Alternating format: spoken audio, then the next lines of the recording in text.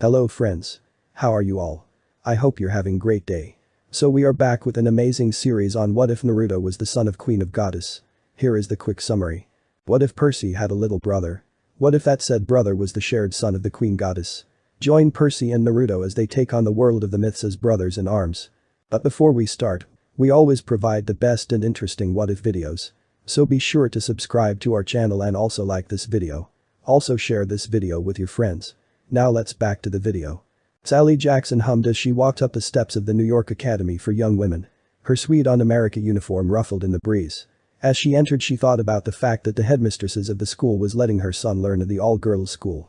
Her dear childhood friend met her as she went through the door of the school by surprising her with a hug. She was wearing a light green dress with a simple touch of makeup. Her blonde hair trailed freely down her back as she held on to Sally. Miss Abigail was the headmistresses of the school and was glad to see her friend. "Sally dear, how was your day?" she inquired as they separated. "No problems at work today?" "I had a fine day today, Abigail," Sally answered. "In fact, my boss gave me the rest of this week and the next off with paid vacation time.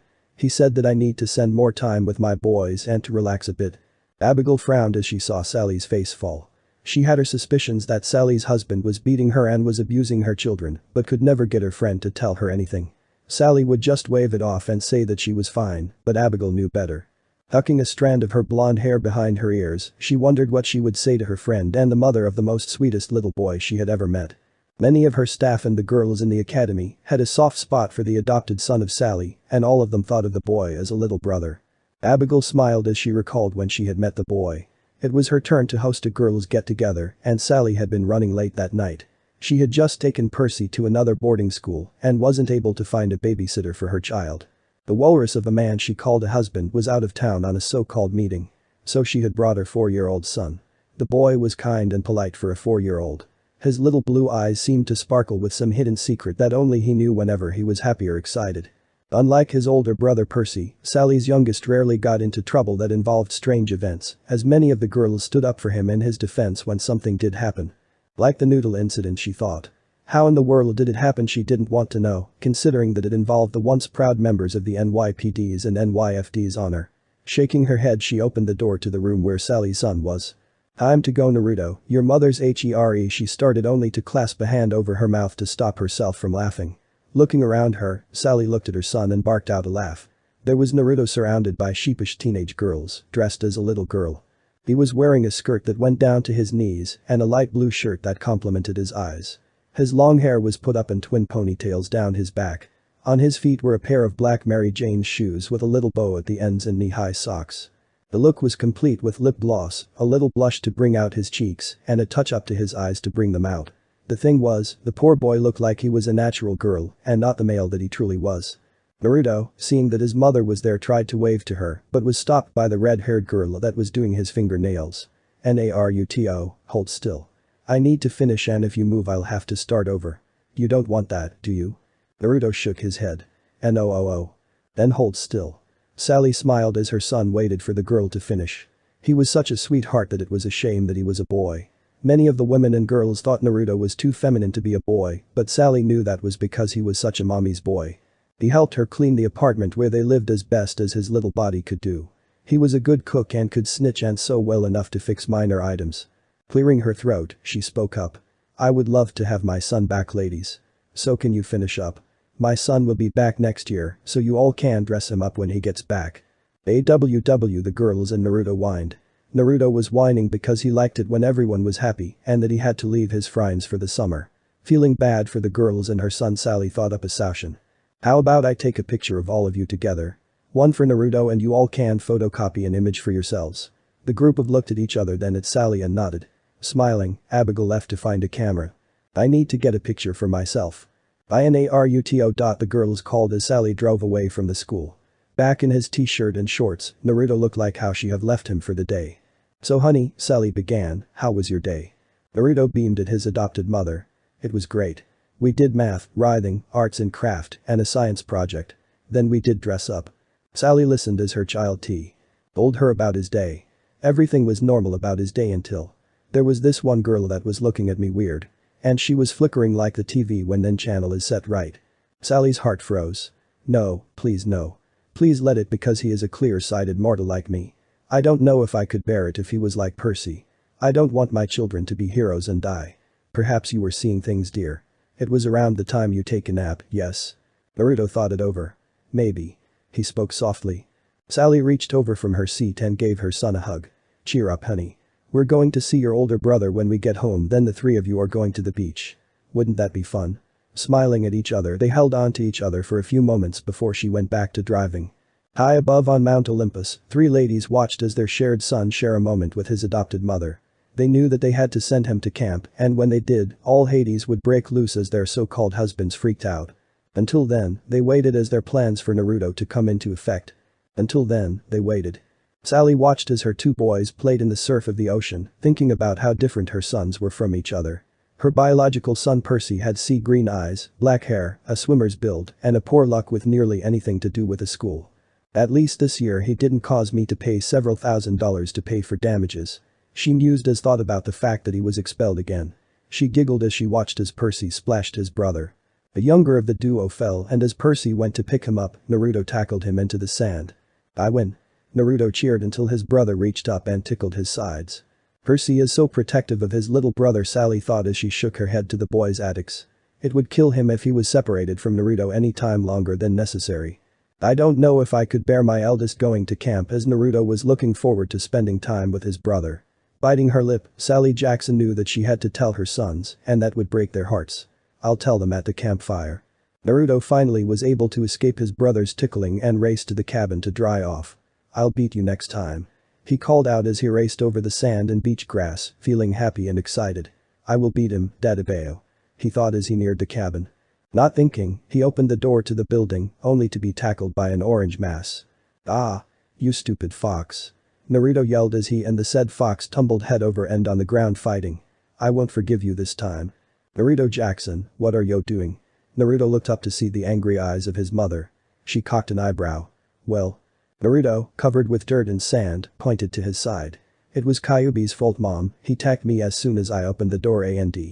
Naruto, Sally began as she put her head into her hand. With her other she pointed at the fox.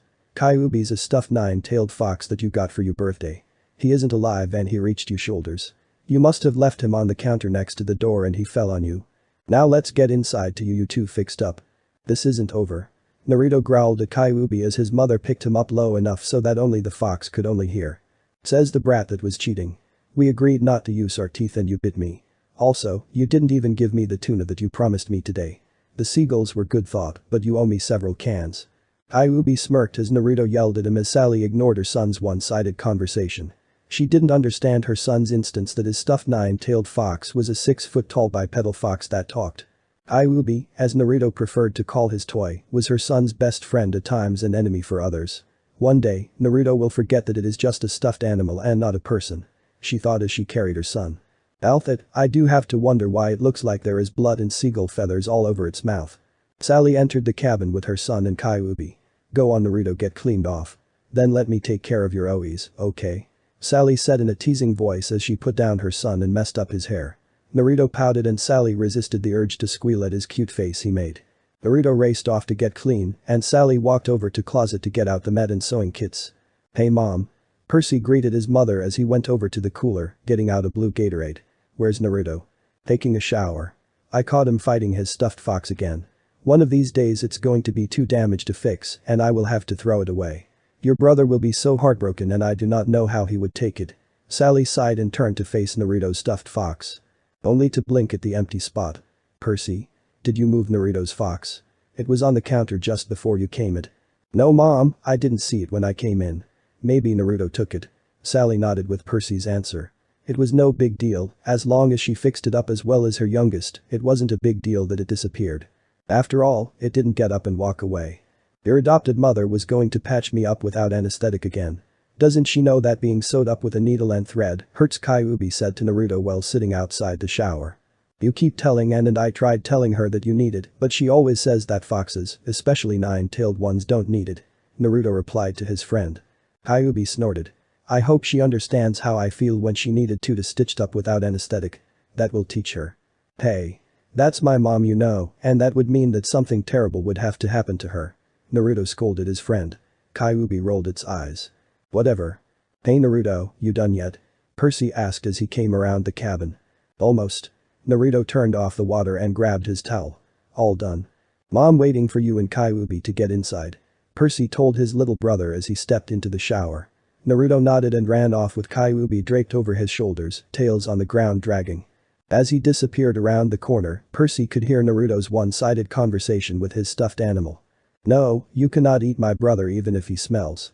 What do you mean I'm weak? See here you.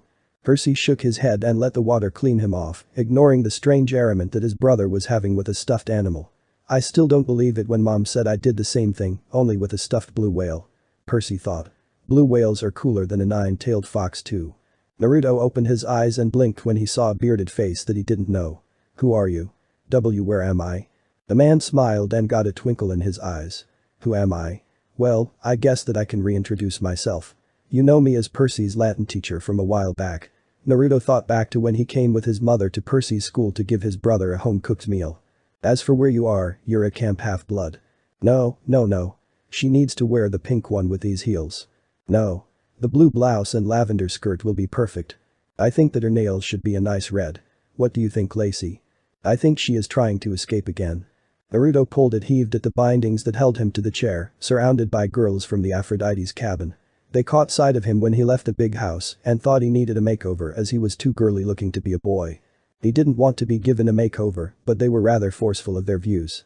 It didn't help that he naturally looked like a young girl too. The girls at the Niga were the only ones that he let giving him a makeover as they said it was for their grades. For some reason they gigged or turned their faces away each time they said that thought. Kyuubi, help me. Naruto yelled out. MPHF. In a bit, kid, these cookies are delicious and the tea is simply too good to pass up.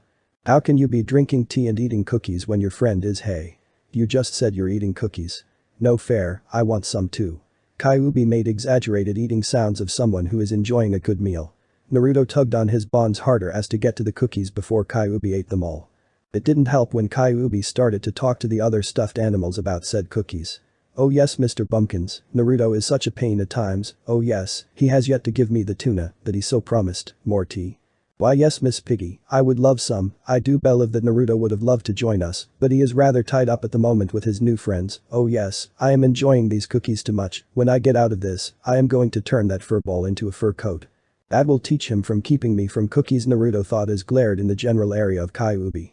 The girls of the cabin didn't pay any attention to Naruto as they were too busy chatting about what Naruto should wear and what kinds of makeup he should be wearing.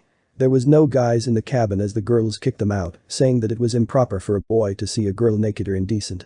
As soon as the last boy was out but Naruto, they locked up the entrance and covered the windows, then provided to strip Naruto to his underwear. They let Naruto keep them on, saying that even if they were boys' underwear, they looked good on him and they looked at least like girl boxers. Now here he was, tied up with chatting girls trying to figure out an outfit that would fit a girl of her stature. 3 guess who the lucky girl was. Naruto's eyes lit up when the bindings for his left hand came undone. His joy was short-lived as a hand came to his cheek and brushed against his whisker markings. Don't purr, oh please don't purr. He thought as he feared the consequence of doing so. Purr, oh no. The chatting stopped as soon as the girls hear the noise. Did she purr? I think so. Struck her markings again. Oh no. The hand that was not moving started up again, this time up and down with feeling of gentleness like a lover does to their other. Naruto started to purr louder and lean into the hand. His eyes glazed over and he relaxed. Oh this is so cute. One girl squealed. Another nodded in agreement. I know. She reminds me of a fox that I raised when I was younger until it died. The purring is more like a cat's thought. That gives me an idea. Why don't we dress her as a fox? I have just the thing. The girl named Lacey squealed out as she raced to her chest.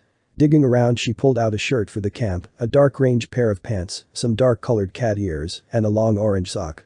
She raced back to the group with the items in hand. Let's use these. In seconds Naruto was dressed up with the sock acting as his tail.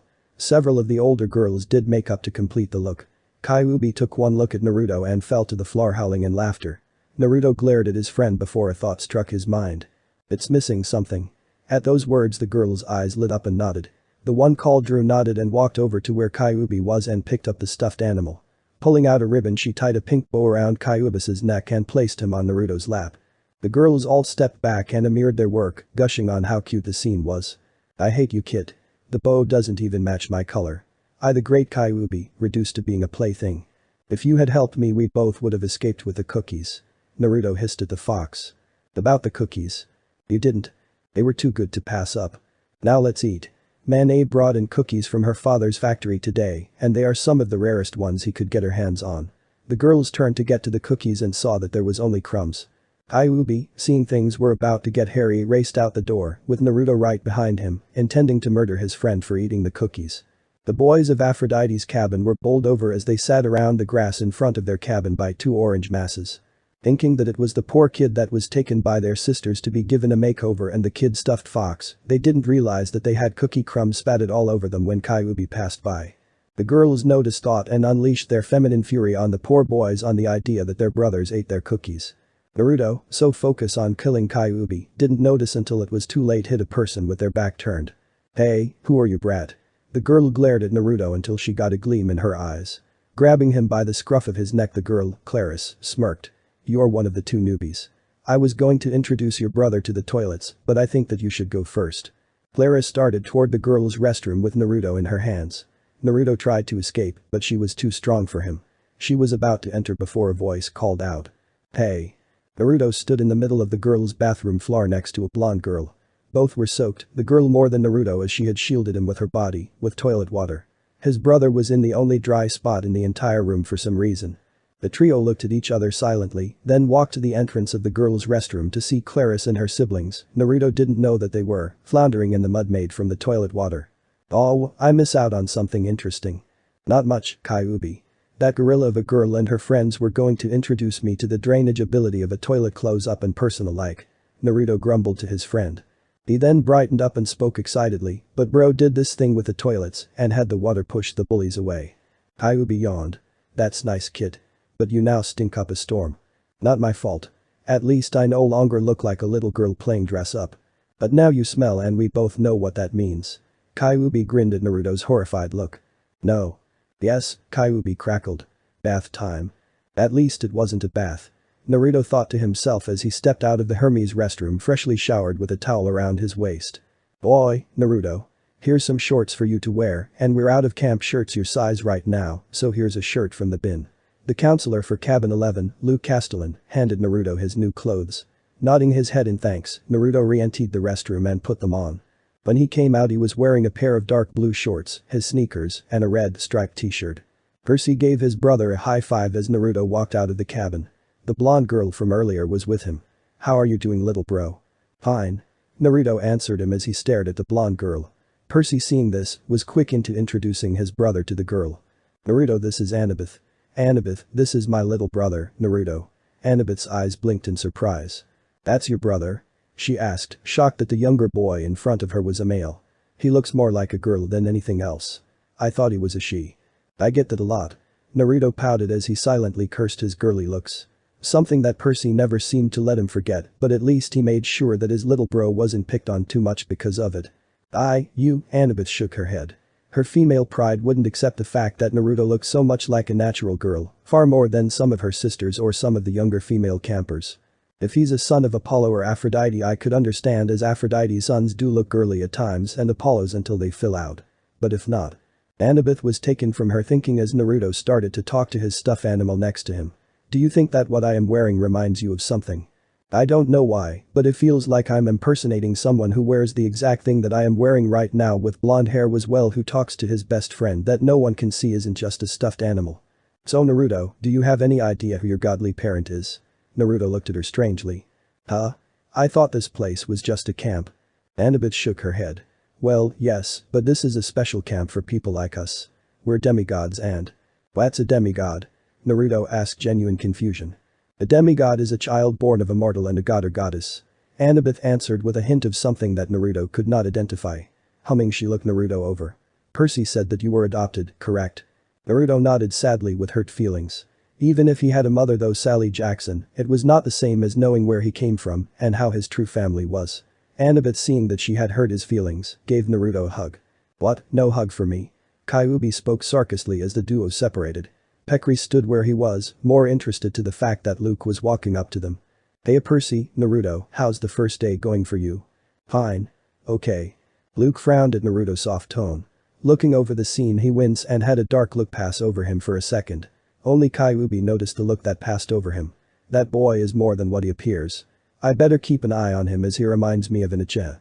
Kyuubi thought with narrow eyes. The next few days were interesting for the two brothers as they went around doing activities while the cabin heads and Chiron tried to figure out Percy's and Naruto's godly parents. Mr. D, as the camp liked to call him as he wanted to be called that for some reason Naruto did not get, was more interested in Naruto than his brother. The two were the talk of the camp as they were the newest campers this year. Naruto enjoyed camp like his brother, but both had a hard time trying to find an activity that fit them. Percy more than Naruto. Archery class with the Apollo kids. High point was when Percy shot Chiron in the ass. Naruto was able to use the bow, but he wasn't strong enough to draw the string back enough to hit the target from an acceptable distance. He had a great grouping that Chiron praised him for. The Apollo campers said he might be one of theirs, but until he was claimed they didn't know if it was in his blood or talent. Kyuubi spent most of the time avoiding being shot at by Percy. Several arrows did hit and piece his tails. One of the Athena girls fixed Kyuubi for Naruto, but she had him promised to model for her in return someday. He agreed to the deal as she was the best seamstress in the camp currently. Foot racing with the Hermes and Dryads. Percy and Naruto were left in the dust by the Dryads.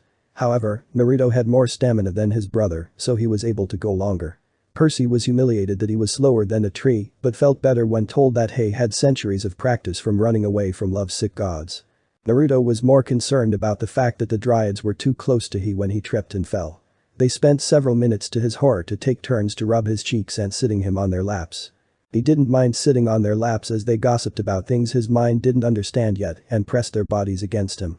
I wonder why the older guys and satyrs are looking like they want to kill me, he wondered as he shifted his weight on the Dryad that was holding him. Arts and crafts with the Hesphatus campers. Naruto didn't have the strength yet to use the Froge, but he helped the rest of the group by tending the fire and racing around to get tools for the Hephaestus campers.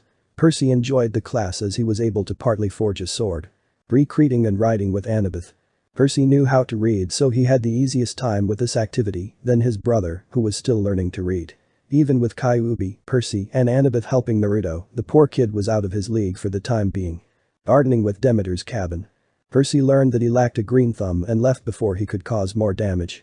Naruto was able to show that he had some talent here, but he got into an argument with one of the boys over several holes where the campers were growing flowers. The boy did not believe Naruto when he was told that it was Kyuubi's fault. Saying that there was not way that a stuffed animal could dig, he had Naruto fill in the holes.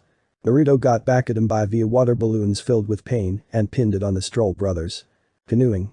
Percy shined in this area while his brother did decently. While his brother got first in the race, Naruto got third as he had a hard time turning around with his boat. Then came the day that all the campers were waiting for. Naruto felt odd in his armor for capture the flag. One of the Strolls was helping him tighten and straighten his armor, while the other was checking the bags that they had brought for the game. Percy was on the other side of the table, trying to find a sword that he could wield. So what are the rules that Chiron forgot to tell us?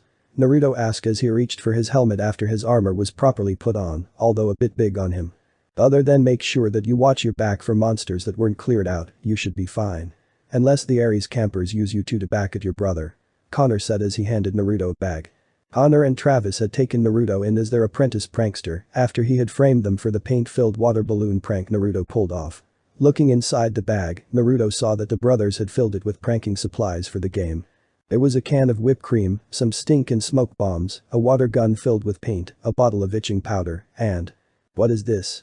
Naruto asked as he took out a box with a word on it he didn't know. Connor turned red in the face as Travis spoke in a tone that sounded serious. "They are balloons, Naruto, a special brand that we smuggled into camp." Mr. D, who happened to be looking in the direction of Naruto, started to snicker into his hand. Naruto, not seeing this, took one of the balloons out. They look strange for balloons. Percy was too busy talking to Luke about something and didn't notice the growing snickers as Naruto spoke in a loud voice. "Why is each a different flavor? Are they for making the water that is put in taste better, or am I supposed to fill it with cream?" Connor was trying to keep from bursting a gut as well as most of the guys who knew what Naruto had said unintentionally. The girls who also knew were too red-faced to tell Naruto what he had could be taken the wrong way. Mr. D was making sure that he got this video taped for blackmail or to use for the annual Funnest Olympus home video showing for the next time the winter solstice. The fun came to end due to Chiron taking away the box of balloons and telling the Scroll brothers that they had to clean the toilets for all the cabins for a week for their stunt. Naruto protested, asking why the trainer was taking his balloons, and to many of the campers snickers watched as Chiron tried to come up with an answer to the innocent boy's request to have what he believed to be balloons. Giving up, he just walked away, with Naruto protesting until Liz, the girl who fixed up Kyuubi, distracted Naruto so that he would forget about the balloons. Naruto quickly forgot about the balloons as Liz told him what he was to be doing. "You will be sticking with me, Naruto. We'll be inside our territory as lookouts and distractions as the red team tries to get out flag." "What about Kyuubi?" Naruto asked as he lifted up his stuffed animal.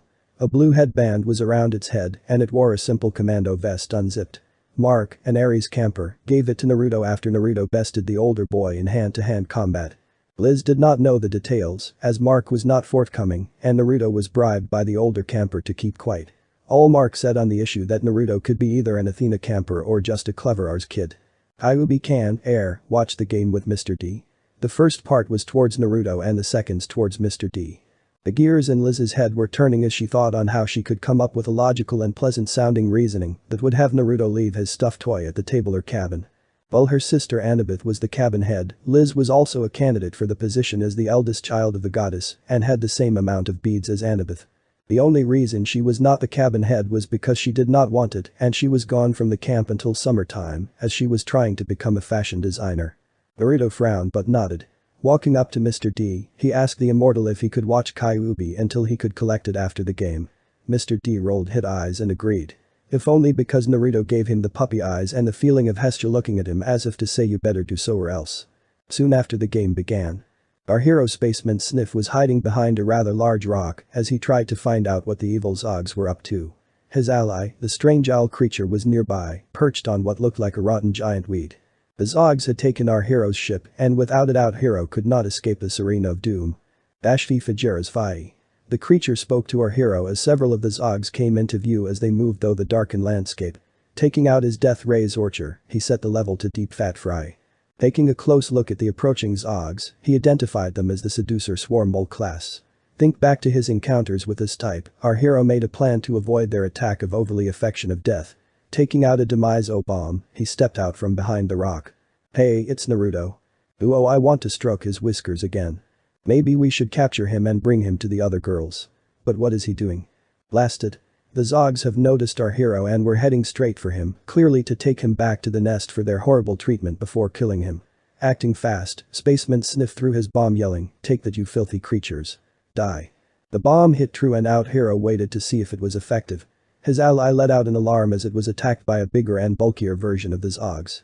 She was doing well, but she was then attacked from the side from another the same class.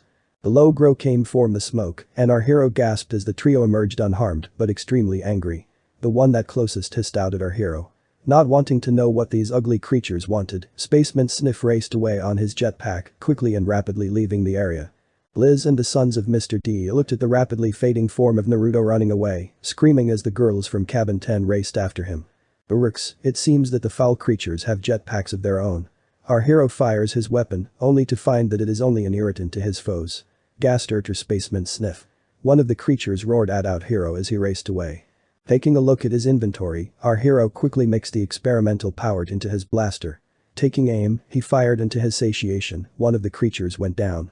Arg. That little brat, if he wasn't so cute I would skin him alive. Yelled Aphrodite's daughter number 1 as she rolled on the ground trying to relive the itching and stink. Her sisters quickly hide behind a tree to avoid being hit. "I think that maybe I should use my charm speak," grumbled girl number 2 as Naruto took pop shots with his water gun. She quickly hit the ground and rolled as a paint-filled water balloon broke over her head. Growling, she came up with a plan. Telling her fellow sister next to her the plan, as their fallen member was out of it, they split up. Spaceman Sniff waited for the last two Zogs to show themselves as their fallen comrade was either dying or just faking its actions. Acting quickly, he raced around the rock to attack the survivors. "Gadfa!" yelled one of the Zogs as it captured our hero in its arms. The other appeared quickly, drawn in by its fellow Zogs' cries of victory. They quickly took our hero's weapon and started to attack our hero by using their evil Zog seductions. Our hero must stay strong. What is he talking about? I have no idea, but I think that revenge is in order. Hold him still as I use my talent to make him surrender and follow us. Well, hurry up, he's starting to kick harder. Spaceman Sniff will never surrender, you evil hags, Naruto yelled as he struggled against the far stronger girl. He did not. He did. I think that he should be proper punished. Reaching out, daughter number 3 stroked his cheeks causing Naruto to start purring. Grinning she reached out and pinched Naruto's cheeks. Oh oh oh oh. Naruto cried as she pulled. Looking at him dead in the eyes she asked with a smile and twinkle in her eyes, I will let go if you promise to apologize for calling us hags. Naruto tried to shake his head, as Spaceman Sniff would never surrender, but the second girl pinched his butt and he cried out in pain. The girl let go and slowly started to rub the area to calm the pain. The girl who was holding his face let go of his left cheek and started to rub his side. Under the stress of the pain and pleasure Naruto surrendered. I'm sorry. I'm sorry. The girls grinned and let him go. No, let's get you to prison, and a horn blew through the woods, signing the end of the game. Rolling her eyes, Selena Beauregard looked at her sister and Naruto with a neutral expression. Never mind, let's go see who won. Naruto sighed as he walked aimlessly around the cabin green. Kyuubi was nowhere to be found as he said that he wanted to spy on the quote, sexy dryads and nymphs who were bathing in the creek around this time, whatever that meant. The Hermes cabin were in the middle of sword fight class. Mr. D's sons were with the Demeter cabin working in the strawberry fields. The children of Athena and Hephaestus were working together on some sort of project. The Apollo and Aphrodite cabins were split between doing a volleyball match, the boys, and getting a tan, the girls. As for the Ares campers, they were taking a special archery class with Chiron after one of the boys from the cabin tried to do a trick shot and nearly shot Chiron. Picking a small rock in his path, Naruto sat down next to the hearth. I'm so bored, he thought as he closed his eyes. Need something? Naruto opened his eyes and looked to his left. There off to the side was a girl that he had never really noticed. She smiled at Naruto as she tucked some of her brown hair out of the way with one of her hands and the other poked at the logs with a prod. Her eyes seemed to reflex the fire in them, but add a softer and friendlier glow. Or was that rock just in the way? Shaking his head, Naruto looked at her then huffed and turned away. It's nothing. Your actions tell me that it is more than nothing. You want to talk about it? I have cookies. Naruto looked out from the corner of his eye and saw that the girl had pulled up a lunchbox and placed it on her lap. Taking out a cookie she teased Naruto by slowly eating one right in front of him. They always taste better with someone to share them with. Naruto's tummy rumbled and he blushed. The girl giggled as he rubbed the back of his head. Walking over to the girl he sat down and took one of the cookies. After a bite his eyes started to water. This, he started, tastes like mom's cookies. I'll take that as a compliment then. The duo ate in silence for a while before she asked, is it okay if I brushed your hair? Knock yourself out. Grinning, she took a brush that Naruto did not notice before and started on his hair. You need to either cut your hair or take better care of your hair. She said as she brushed. Naruto hummed as she stroked his hair with her brush. Naruto jerked as she brushed out a tangle. The girl hit him lightly with her hairbrush. Don't move. Sorry. The duo were quiet for a bit as she brushed his hair. It's about my brother Percy.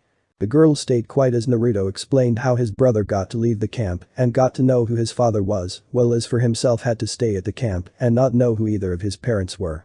It's not fair. The world is, and never was, fair, Naruto. Perhaps your godly parent wants you to grow stronger so that when you are claimed, you are given the honor based on your own merits. Naruto pointed at the Hermes campers in the distance. Many of them were never claimed. Why are some claimed and others not? I understand slightly that the gods do not want to play favorites, but aren't they doing so by claiming some but not others? Why is it that because that we are sired by them we have to listen to the gods? The girl was silent as she thought up an answer to the upset boy. I can see your argument and I agree. But the gods are prideful, so if you want to do something about it, you will have to become a great hero. Then I will become even greater than even the legendary heroes of the past. Naruto declared with his finger raised up. Perhaps Naruto, but for now, let me finish your hair. Escha sang to herself as she cleaned her temple. Ever since she met Naruto she had been feeling happier than usual. And it was showing in the way she moved and worked. Her latest batch of food was just as good as the feast she made for the celebration of the gods' first year of ruling. Her power pulsed of her in waves filled with happiness, making every passing immortal on Olympus wonder what was happening within the temple. And that is another batch of cookies, Hestia gigged as she pulled her batch of chocolate chip cookies off the rack. Using her powers to cool them down, she put them into a lunch box. I hope that Naruto will enjoy these cookies just as well as the last batch. She wondered as she walked into her bedroom. Going to her wardrobe, she hummed as she looked for an outfit to wear. Choosing one, she put it on like a mortal. True, she could use her powers to put it on and have it fit perfectly, but she liked doing it like mortals. Whirling around she looked in the mirror to judge her outfit. Perhaps I should lose the curls. With a pulse of power, she straightened her hair and tied it up with a ribbon and a bow. Nodding to the image, she skipped out to get everything for her lunch date with Naruto. However, before she could head to Camp Half-Blood, there was a knock on her temple doors. Come in. Athena and Artemis stood outside the temple wondering what was going on with their fellow virgin goddess. After days working to keep the peace between her brothers, Hestia suddenly stopped, leaving only Demeter and Hera to try to calm the fighting brothers. No one noticed that she left until the first pulse of power left her temple. Zeus and Poseidon stopped their argument over Zeus's bolt to send them to investigate. At least the two aren't fighting, Artemis said to Athena as they walked towards Hestia's temple. True, but until the bolt is found there's still the threat of war between the two. I hope my daughter will be able to retrieve the bolt even if it is the sea god son's quest. Athena said smugly. Artemis rolled her eyes as Athena started to mutter about how the boy could have stolen the bolt when the boy was so ignorant about his heritage. It makes no sense for my rival to have his son take the bolt.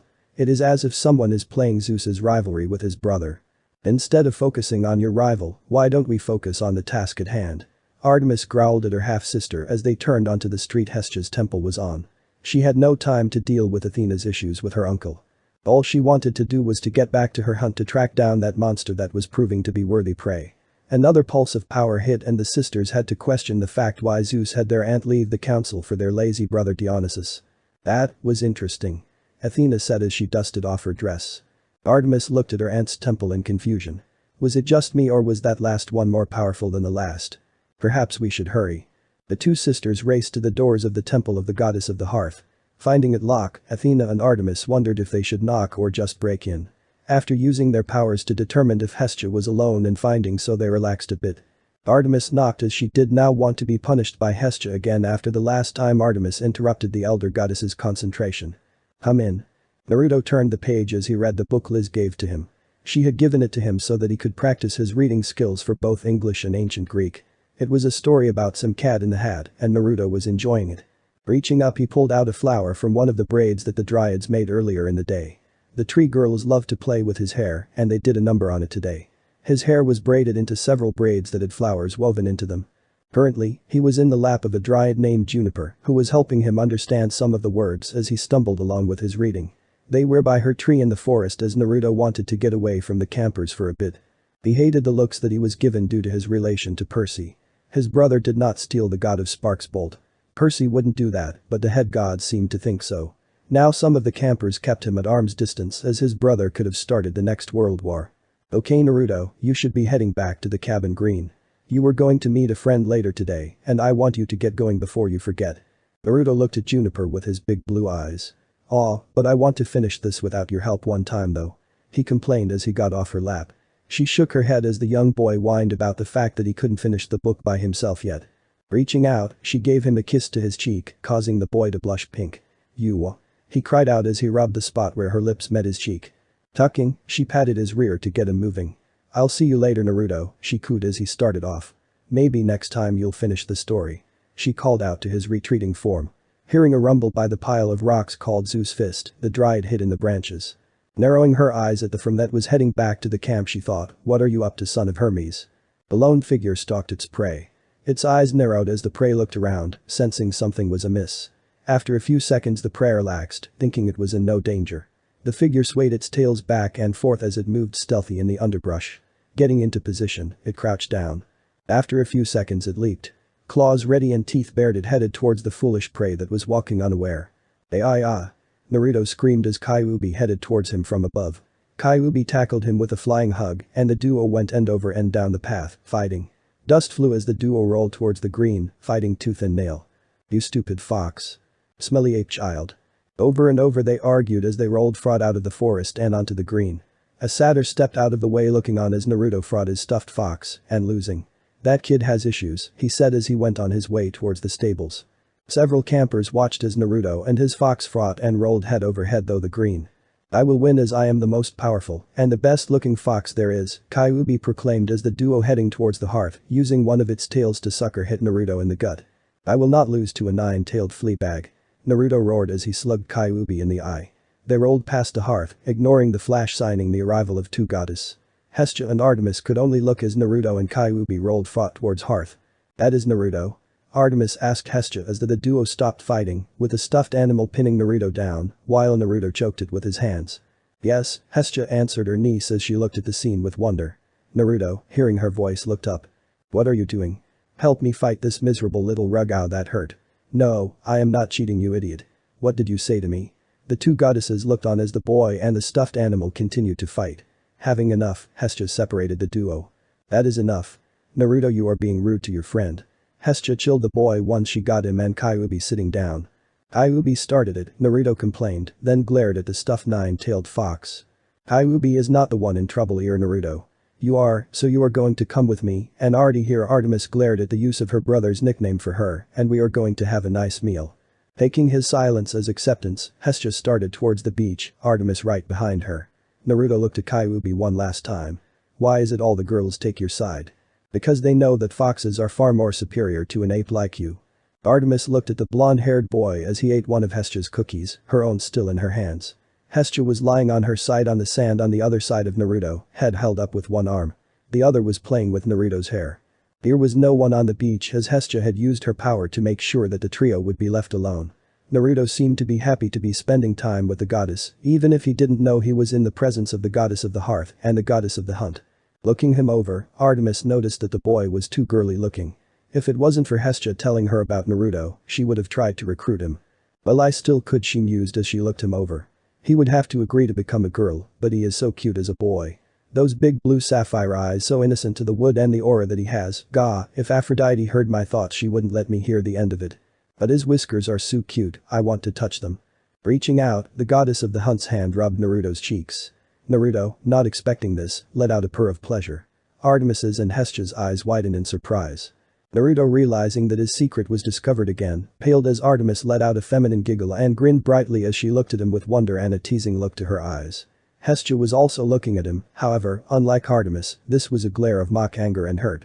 Naruto scampered back as the two goddesses rose up and towered over him. "Oh," Naruto said. Boy gulped as Hestia's voice rang out. "You didn't tell me that you purred. You need to be punished properly. What do you think, Hardy?" "I agree. He should have shared his little secret." Artemis grinned as she looked down at the scared boy. "In fact, he should be glad to let us pet him." "I concur." With that, the two goddesses pounced on Naruto. Athena walked through her temple as her mind raced through the information that Hestia gave her and her half-sister. She had heard of Naruto via her daughters, but at the time she ignored them as she was busy with finding the bolt. Now she was curious about the brother of the sea spawned. Grabbing a pad of paper and a pen, she sat down and wrote what Hestia had said about Naruto. Flashback. Athena, Artemis. Hestia spoke as she looked at her fellow virgin goddesses.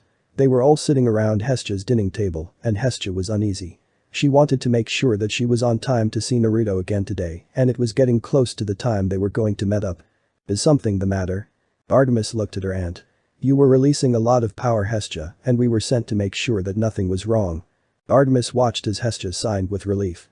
"No, nothing is wrong," she trailed off as she started to worry about how she was going to explain why she was happy. Athena frowned as Hestia trailed off. "Is it about the argument about the bolt? Poseidon's child has been given a quest to find it." "No, it's not about the bolt." "Then what?" Hestia sighed at Artemis' question. "I am happy because I can be. Also, I have taken a liking to one of the campers." "Oh?" Athena was interested now. Hestia had never really had any interest about any of the campers for over a century now. Not saying that she enjoyed the campers' company and helped them out, it was just the fact she had never taken an interest before. "Who is it?" "Percy's younger brother, Naruto." "I do not think I have heard of him." Hestia looked at her niece. "I take it he arrived at the camp with his brother?" Hestia nodded. "Yes, and he is a cutie. Many of the girl campers have taken a shine to him as he is such a little brother type." She giggled. "I find him to be charming, innocent, energetic, outgoing, and handsome." "Should we be afraid, Hestia? Or are we going to have only two virgin goddesses soon?" Hestia threw a pillow that was on the chair next to her at Artemis. "Oh, shush you. Naruto isn't like that. He is just friendly, and if you suggest that again or try to castrate him, I will make you listen to one of Aphrodite's lectures on how to bag a man again." Artemis paled with the threat. Meekly, as Hestia had a dark and evil aura around her, Athena asked, "What does he look like?" Conjuring an image at the center of the table, she showed them. "See for yourselves." Then flashback. Athena looked at what she had put down and frowned. Hestia was unclear on who she thought was his godly parent, as Naruto displayed skills that supported multiple gods. There was also the fact he was adopted, and when she pulled his file from the orphanage, all the papers said was that he was found on the street as a newborn. Which means that he most likely was a child of a goddess or was kidnapped by a monster. Athena looked at the image that she had her daughter send her of Naruto. His blue eyes and blonde hair could be from Hermes, Apollo or herself, but she knew that he was not her child. His whiskers were interesting birthmarks, and she toyed with the idea that he was related to Pan, but dissipated the thought of it. One message waiting. Her eyes darted towards the water fountain that she used when conducting IMs. Walking quickly, she flicked a coin for the goddess of rainbows. Dionysus's face appeared and the god looked at the goddess. "Ah, Athena, got my message, I see. What is it, Dionysus? You aren't one for social calls." Looking at her youngest half-brother with calculating grey eyes, she flicked her hair around her shoulders. "I have work to do." "Do you know of Peter Johnson's brother, Menma?" Dionysus asked. It took her a few moments to figure out who he was talking about. "Yes." "Good." Dionysus gulped down a soda. Burping, he looked at the older goddess. "Then I will make this quick. The brat has been asking me about his brother and similar questions about the quest. As we both know, we immortals cannot interfere due to the laws, but to get him to stop, I had to promise him that I would see what I would do." Athena crossed her arms over her chest. "So you called me? Why?" "Because for one, you are not anywhere in the west right now, making it unlikely you would be the god that is turned." Dionysus took a sip from the can. "Also, you will be able to hold one over your rival if you help his son. I will do what I can on one condition." "I'm listening." "I want you to spy on Naruto for me." Dionysus' eyes narrowed and he leaned back. "Why?" Athena looked at Dionysus in the eyes and said nothing. Dionysus backed down by looking away. "Fine, I will report to you weekly about the brat if you can give aid to his brother, Grover, and your daughter." "Agreed." "Agreed." Kyuubi rested in the middle of the Hermes cabin under the window. Kyuubi enjoyed the spot as the sunlight hit just right. When the cabin was empty, it was rather cozy, if not cluttered. Hearing a noise in one of the corners of the room, Kyuubi jumped up to the rafters and stealthy went over to the area. "Are you sure about this? If the gods found out," a boy's voice. "Why should you care? They have done nothing for us, and with the titans rising, we have the chance to overthrow them and start a new age." Another boy's voice. "You're right. My father won't ever claim me. Even if he the god of..." "Don't use his title. That god is a pawn right now," a bit unknowingly. "The only godly immortals you can trust right now are several of the minor ones. If you are with us, meet us at..." Kyuubi sneezed. "Is someone there? Search the cabin. Find whoever it was and bring them to me. I will use my power to make them forget if they are on the god side. If they are against them, it is no importance as the secret will be safe." A girl's voice rang out. Several footsteps were heard and Kyuubi ducked into the shadows. "Why aren't we going to kill whoever it is?" "Because that would bring the attention of the traveler to us. If blood was drawn in his cabin, the whole rebellion would be in jeopardy." Kyuubi's eyes widened as it felt itself fall. A girl walked over to it and picked it up. "Isn't this Naruto's stuffed animal?" The boys growled at his name. "Yeah, that's his. That girly boy is outright doing something. Why you girls seem to like him is beyond me. Slap Naruto is a better boy than you, Jerry. He has manners and is going to become a hot eye when he grows up. DSK. That weakling is nothing. If you like him so much, why is it you haven't made a claim on him yet? You could use your magic to make him your slave or something. And lose his cuteness that screams hold me, I'm weak and innocent. No, I want him to keep his innocence so I can train him to serve us females." "That girl is crazy," Kyuubi thought as the girl went on about how she would train Naruto. "Hopefully Naruto will escape her claws. I do not want my power to be controlled by anyone, and if my container is a pet slave of girls, then his masters are my masters." Naruto chuckled darkly as he filled up a water balloon. After filling it up, he quickly took out several more and started to fill them up as well. Naruto and Kyuubi were having a water balloon fight and he was determined to win. "I wish that the other campers could get along," he thought as his thoughts went back to the day before. But before he went too far down memory lane, he stopped himself. "I need to focus. Kyuubi will not win this time." "What's you doing?" "Ah!" Naruto screamed and jumped into the air. Matthew gave a low whistle in praise as Naruto cleared 3 feet easily. As soon as he was sure that his heart wasn't going to come out of his chest, Naruto glared at the son of Athena.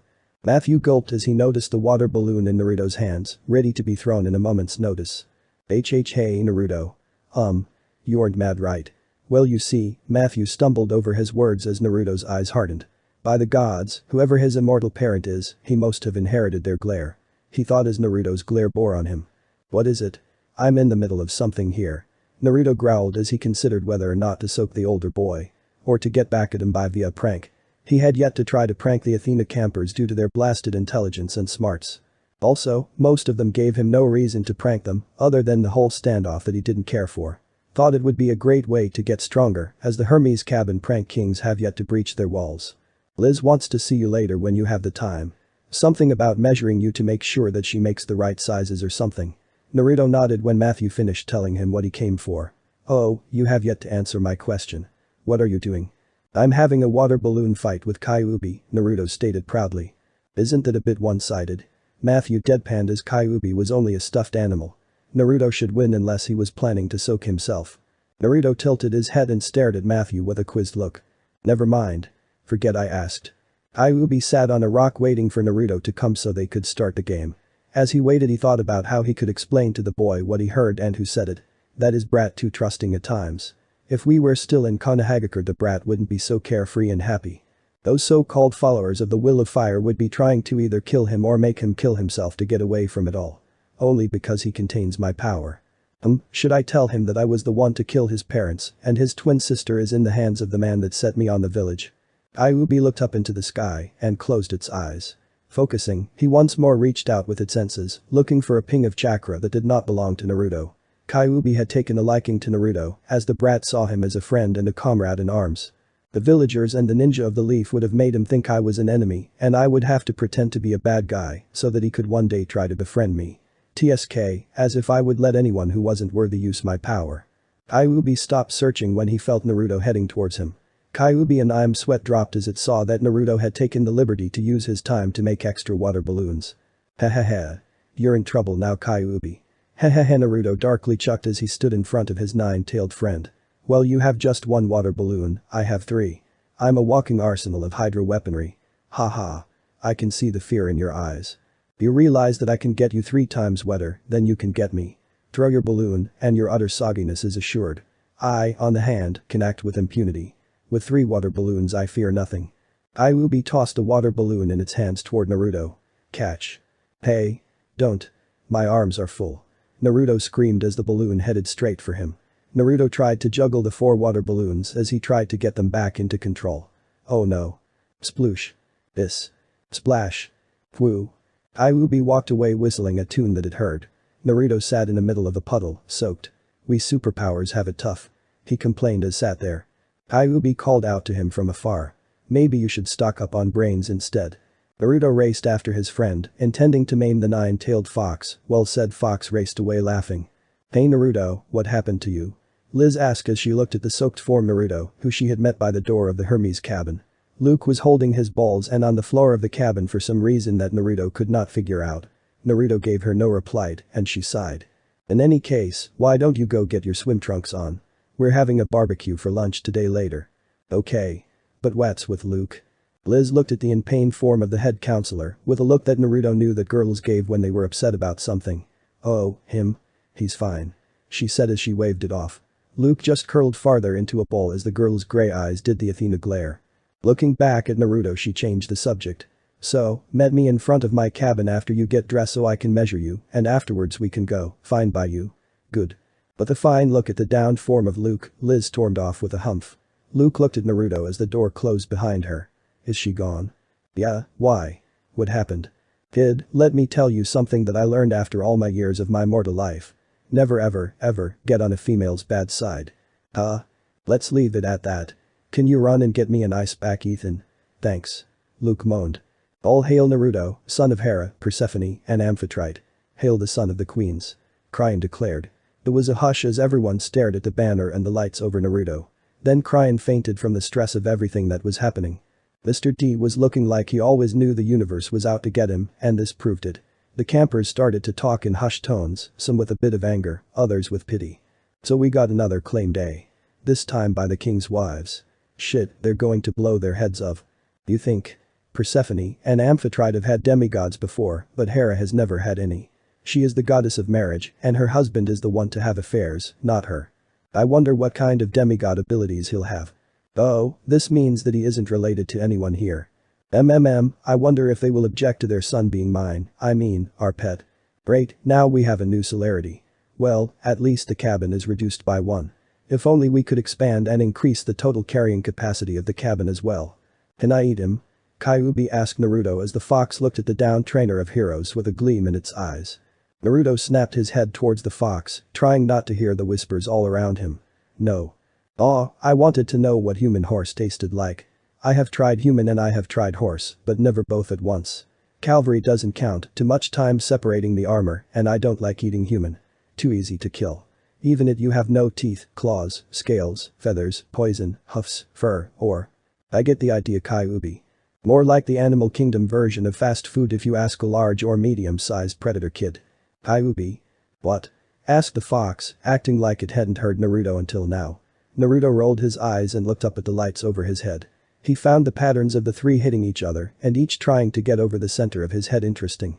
Unbidden, an old memory rose from the back of his mind. It wasn't clear, but he could make out a red eye with 3 commas encircling the iris.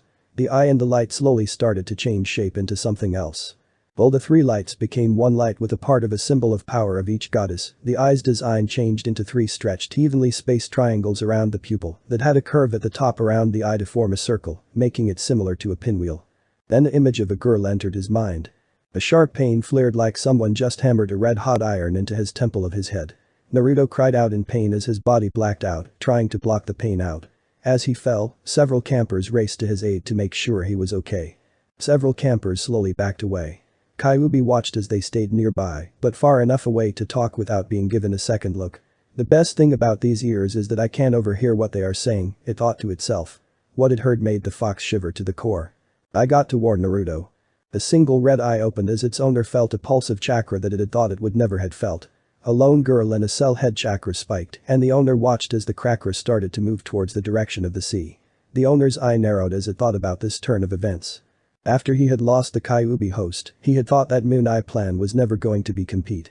Now, he knew an idea of the direction of where the girl's brother was. He cursed as he felt the walls of his prison for the girl shake. The third Zanbu and the Toad Sage were determined to get in. After years of hiding the girl so that he could find the Kyuubi brat, the thrice-damned Leaf Shinobi found out about her general whereabout. Too bad for the fourth, his daughter had lived up to her usefulness. Tobi opened the cell and walked to the girl that had been his prisoner for many years. Taking out a kunai, he slit the girl's throat and used her blood to write the Toad Sage a message. You failed him and now on the eve on your revenge for his death, here lies his daughter. It is a shame, she was a screamer in bed. The things we did were worthy of being in your books. Here's her core. She has outlived her usefulness to me anyway. The Kyuubi is after all waiting for me to collect it. That was what Jiraiya and the Anbu found written on the wall, with the girl's body on the ground, her blood pooling around her. Tyron and Mr. D were out at opposite sides of the living room, each in their own world. Mr. D was rubbing his head in thought of the claiming that happened earlier in the night. Naruto was asleep on the second floor as Luke pointed out that while he could be in the Hermes cabin, as he had 2 minor godparents, the other one of his mothers was Hera. Chiron was in his wheelchair, not trusting his legs to work. This is bad. This is bad. This is bad, the trainer of heroes chanted like he was possessed or in a trance. If this was any other time, Mr. D would have rubbed it in the older immortal's face. However, it was getting annoying. Mr. D's thoughts went back towards Naruto's claiming. Persephone and Amphitrite have had demigods before, but Persephone had kids during her time away from Hades with Demeter's influence, and Amphitrite had them usually if she fell for a young stud that treated her like a jewel, and after a major argument with her husband. Hera was a shock, as the goddesses was not one for affairs. That was the old spark that had a sexual inferiority complex that made him pop kids left and right. But never in most arranged state did the god of wine believe that they would have a son together. Not by choice if the claiming was as chaotic as what it was as. He took a sip of alcohol-laced nectar. Not as good as wine or beer, it was a god's poor man's substitute. I have never seen anything like that. With the deadline hours to minutes away, I can't think while he's like that. I could do that. Mr. D got up and walked around until he was standing in the doorway right behind Chiron. Using his powers, he willed the room to become soundproof and covered the room the boy was in with a soundproof cocoon. Clearing his throat, Mr. D took a deep breath. Chiron, what is the meaning of this? Why has this child been claimed by my wife? Mr. D roared in Zeus's voice. It was something that he, Apollo, Ares, and Hermes had mastered. The art of voice mimicry. It was a great trick for parties after all. Prion screamed loud enough to wake the dead and flew straight up through the ceiling into the second story. He came back down with a crash. He quickly got up and turned to see Dionysus rolling on the floor, laughing at the centaur's expense. Eyebrow twitching, the centaur coughed to get the god's attention. Do you mind? We are at a break of a war between the gods, and you are playing party tricks, he roared. It's all a bit of fun, Chiron. Mr. D took a sip of his drink. And it got you out of that funk you were in. There's nothing to worry about. Nothing to worry about, Chiron roared into the god's face. It took a step back as Chiron's anger and fear started to seep into every corner of the room. "See here, nephew, well, you are a true immortal and have to follow the rules. I have a responsibility to these children. I watch every one of the campers come here over the years, see them grow up and die by a monster, or if they are lucky, old age. I have seen too many die, and that boy is innocent." "Innocent? Chiron, that boy is anything but that. He is different than any other half-blood I have ever seen. I'm not sure if he is even a true half-blood. The only reason I can tell he is a half-blood is because I can tell that half his blood and flesh is human. Even if it feels often seeming like it has been charged by something." The two immortals' eyes stared into each other, one with anger and worry, the other out of boredom. A flash of light stopped the stare down. "Yo, Chiron, bro, Pops wants to see the newly claimed demigod. "'K if I take him?" a tired Hermes stated as he typed on his iPad. Chiron opened his mouth to object, but Dionysus opened his mouth first. "Go right ahead." Hermes nodded and flashed out. After a few seconds, a loud scream that was identifiable as Naruto's filled the night air from the home of the gods. Perverts. Percy Jackson was wondering when did his life become something out of a video game. It all started when he was on a field trip. Mrs. Dodds had taken him aside after Nancy had gotten soaked. Mrs. Dodds was his pre-algebra teacher until she became a fury, which Percy killed with a click-pan-turn-bronze sword that his Latin teacher tossed at him. By luck, he was able to kill the monster, only to have the whole school forget about Mrs. Dodds and a new teacher take her place. After months of wondering if he was insane, Percy was able to get Grover to squeal, just a bit. After telling his friend about the three old ladies at the fruit stand cutting the tread, Grover freaked Percy out by talking about the 6th grade and how they never seemed to survive after that. So Percy ditched him and went home. His younger adopted brother was ecstatic to see him, which lifted Percy's spirits after the scare Grover gave him. Smiley Gabe tried to stop the breach trip that Sally planned, but she was able to convince him that everything would be okay. As if. In the middle of the night, Grover was at the beach, pounding on the door. Naruto was asleep, and Percy was stuck carrying him to the car as his mother was scared. Grover, who happened to be half-goat, was no help at all. Then, of course, some egoistical airhead that spent too much time thinking about his two favorite tools, then to think logically blamed him and or Naruto as thieves for stealing his boomstick. No, not that one as Hera would have mixed feeling if that stick went bye-bye. Moving on. Soon after the quest began, the bus blew up, leaving the group on foot. And thanks to his stomach and Anubis, instead of being feed, they almost became monster chow to Medusa. They were able to get tickets for turning a dog in that had a pink bow, only to hear the lady calling for it to come back as it ran away as soon as they were out of sight, but not up of earshot. Annabeth was excited to see the arch, spewing out every fact and detail that she had in her memory to Percy and Grover as they rode up the elevator to the top. Of course, Percy had Tuta trapped on the top floor with the mother of all monsters, the terrible anteater Echidna. Let it be known that she hates the land down under for naming that anteater after her. Even if it had Western ideals, it was too far away for her to have her revenge, Percy hoped. In another life, Percy would have had been overwhelmed by her son, the Chimera, attacks. He would have had been forced to choose to jump and possibly be killed by the hide or be roosted. But this was not that life.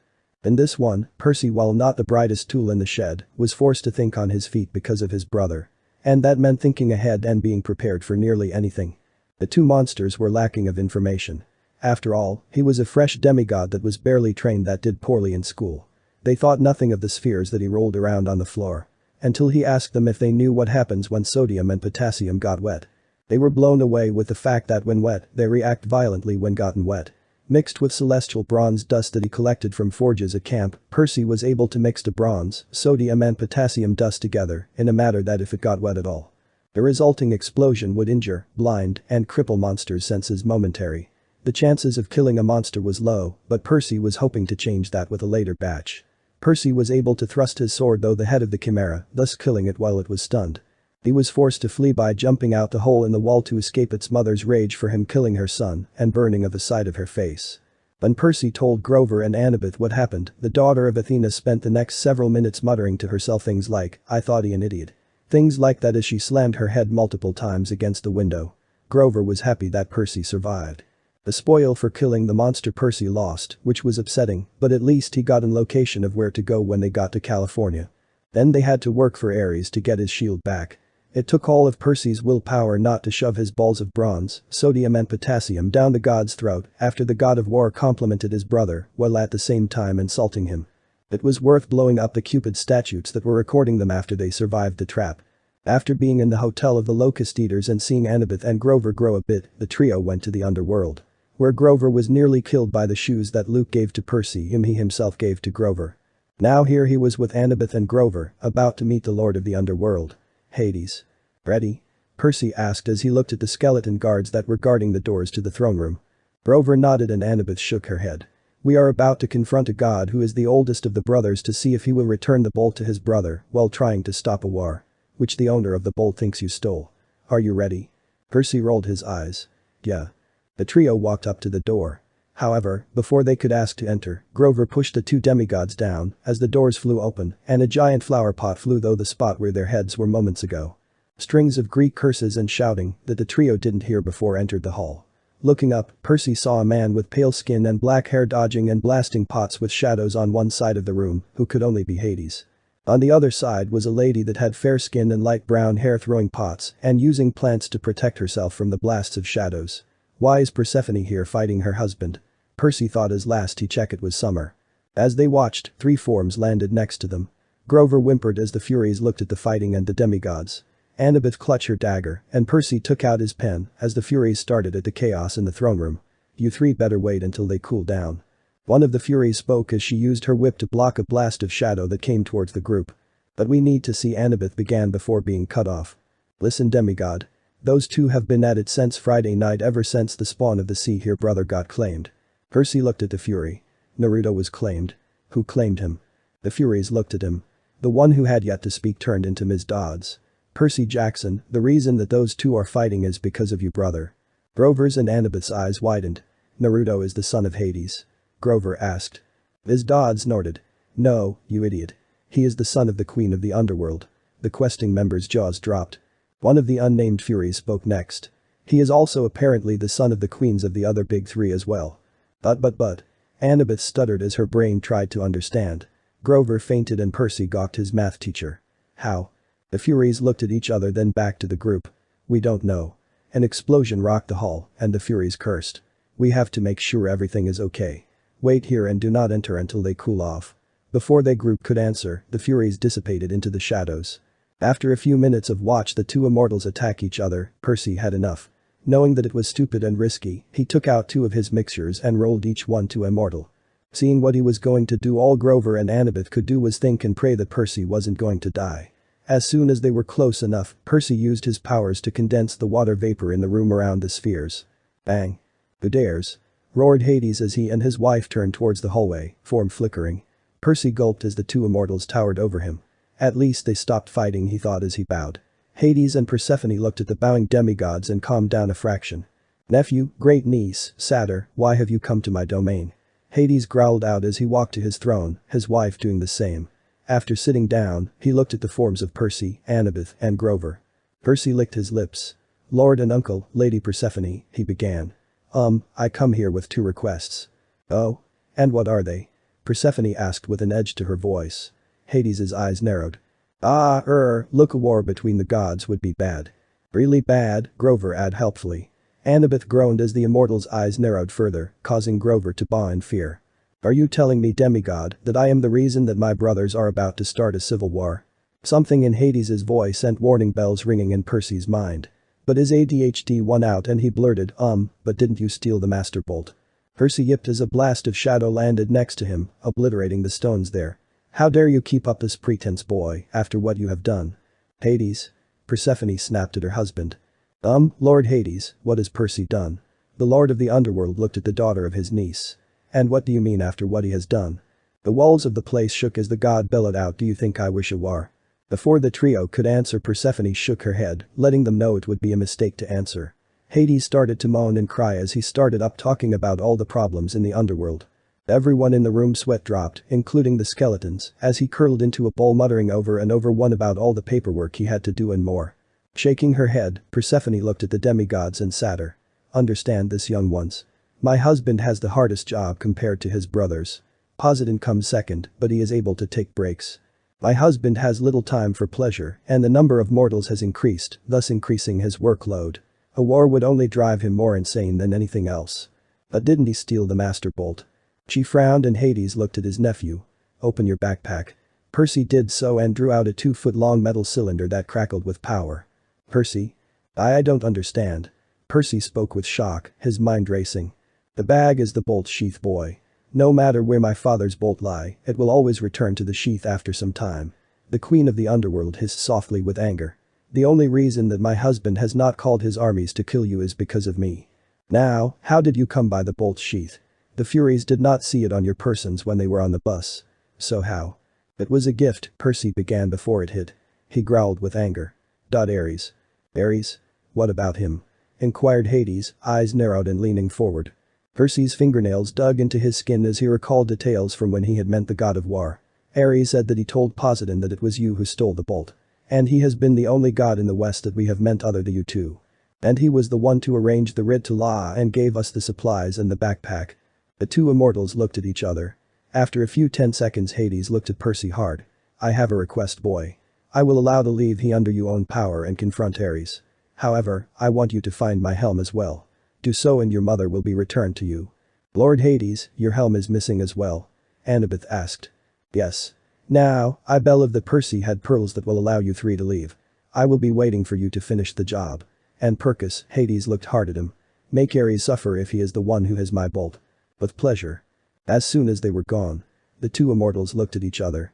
And started to fight again over the subject that they were in the middle of fighting before. Over Persephone's son, Naruto. Time skip. Percy handed the helm to Ms. Dodds and walked towards his friends. A flash of light appeared and an immortal that he didn't know appeared. Mom. Annabeth exclaimed as the goddess stood before them. Annabeth, Grover, Percus. Athena looked at each carefully moving from one to the next. When she looked at Percy, he gulped. You did well, Percy Jackson. Atlas, you could have done better, but because you are new to this life, I will not hold it against you. Now follow me, you three. The summer solstice is nearly upon us, and time is of the most importance. Where are we going? Grover asked. Athena waved her hand, and a black military car appeared with the symbol of an owl on the front. I am taking you and my daughter to camp and Percy to Olympus. Looking at Percy, she smiled at his unease. I will not kill or harm you, son of Poseidon. You have my word as a goddess. Couldn't I take a plane? Athena snorted after hearing his question. My father will shoot you down even if it meant losing his weapon. Your brother has irked Zeus, and in the mood is in he will kill you. So it is true that Naruto is the son of all three of the queen goddesses. Athena looked at her daughter. Yes, but that is not what is angered by father. Percy was afraid to ask. What did Naruto do? Athena blushed as she thought about what happened. Hermes was tasked to bring him before the council for questioning. He was tired and was not paying attention to where your brother was. Because of the lack of attention, Naruto was brought before Zeus when Naruto was going to the restroom. Grover fainted and the two demigods' jaws dropped. Naruto peed on the king of the gods, they yelled together wondering how he was still alive. Athena's blush darkened as the image of Naruto's tool came into her mind. I wonder how big it is going to be, no. Bad Athena, but it's going to be big when he grows up. The sky rumbled, thus shaking Athena from her thoughts. She wiped a trail of ichor that was leaking from her nose. Opening the door she waved the satyr and demigods in. I'll think of it later. Percy clung onto his seat in fear as the sky rumbled around the group as Athena drove through the grey clouds. Annabeth was next to him opposite of Grover, looking around the vehicle with a mixture of awe and fear.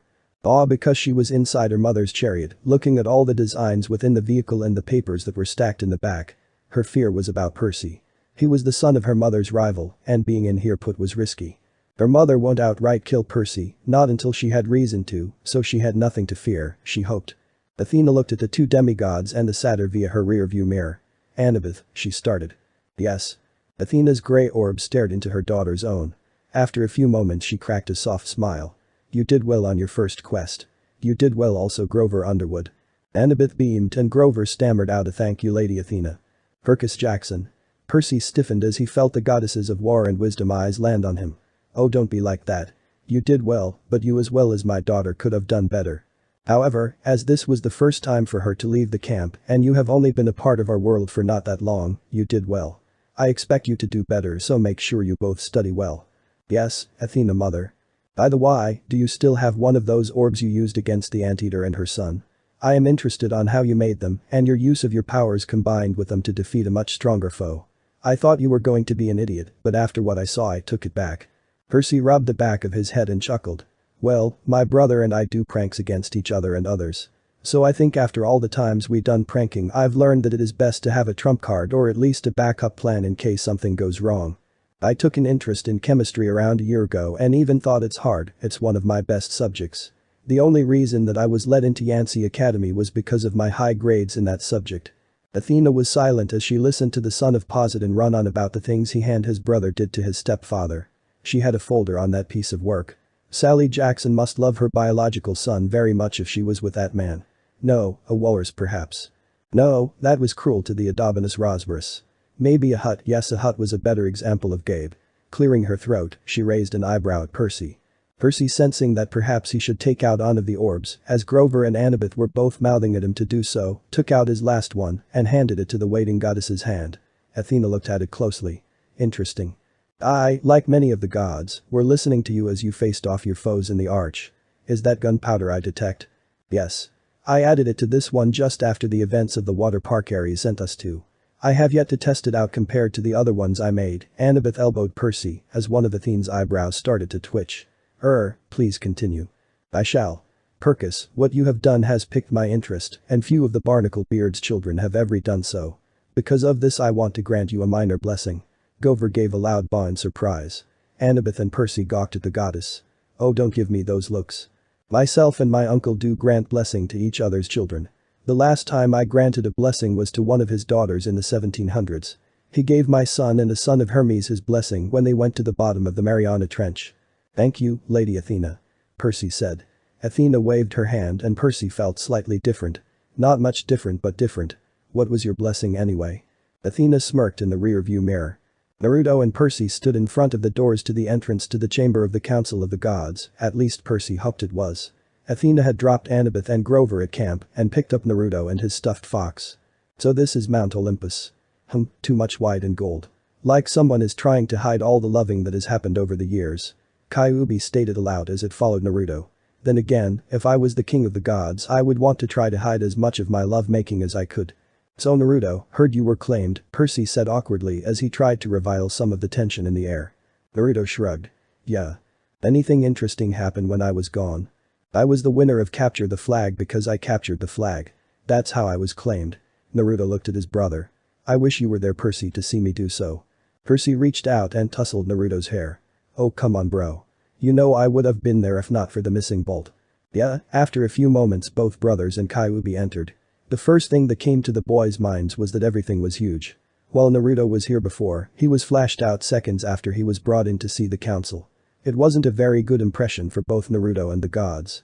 Percy hoped that this time it would be different. Heck, he was saying a prayer to the goddess of luck so that Zeus wouldn't try to blast them. Looking around with his eyes, Percy noted that all the members of the council were here, including Hades.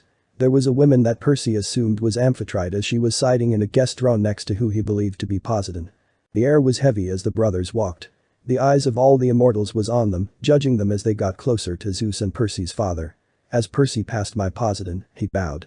After a few seconds, he started to walk again, then dropped to one knee in front of the king of the gods. The tension was so thick in the air that Percy would have sworn that he could feel it as a physical sensation. Boy. Pervy king. Naruto yelled at the king of the gods. Snickers were quickly silenced as soon as Zeus glared left and right. You still haven't said that you're sorry. Mom said that you should say sorry to those that you have wronged. So say sorry to me. Why should I say sorry, brat? You went and peed on me. Zeus thundered and glared at Naruto.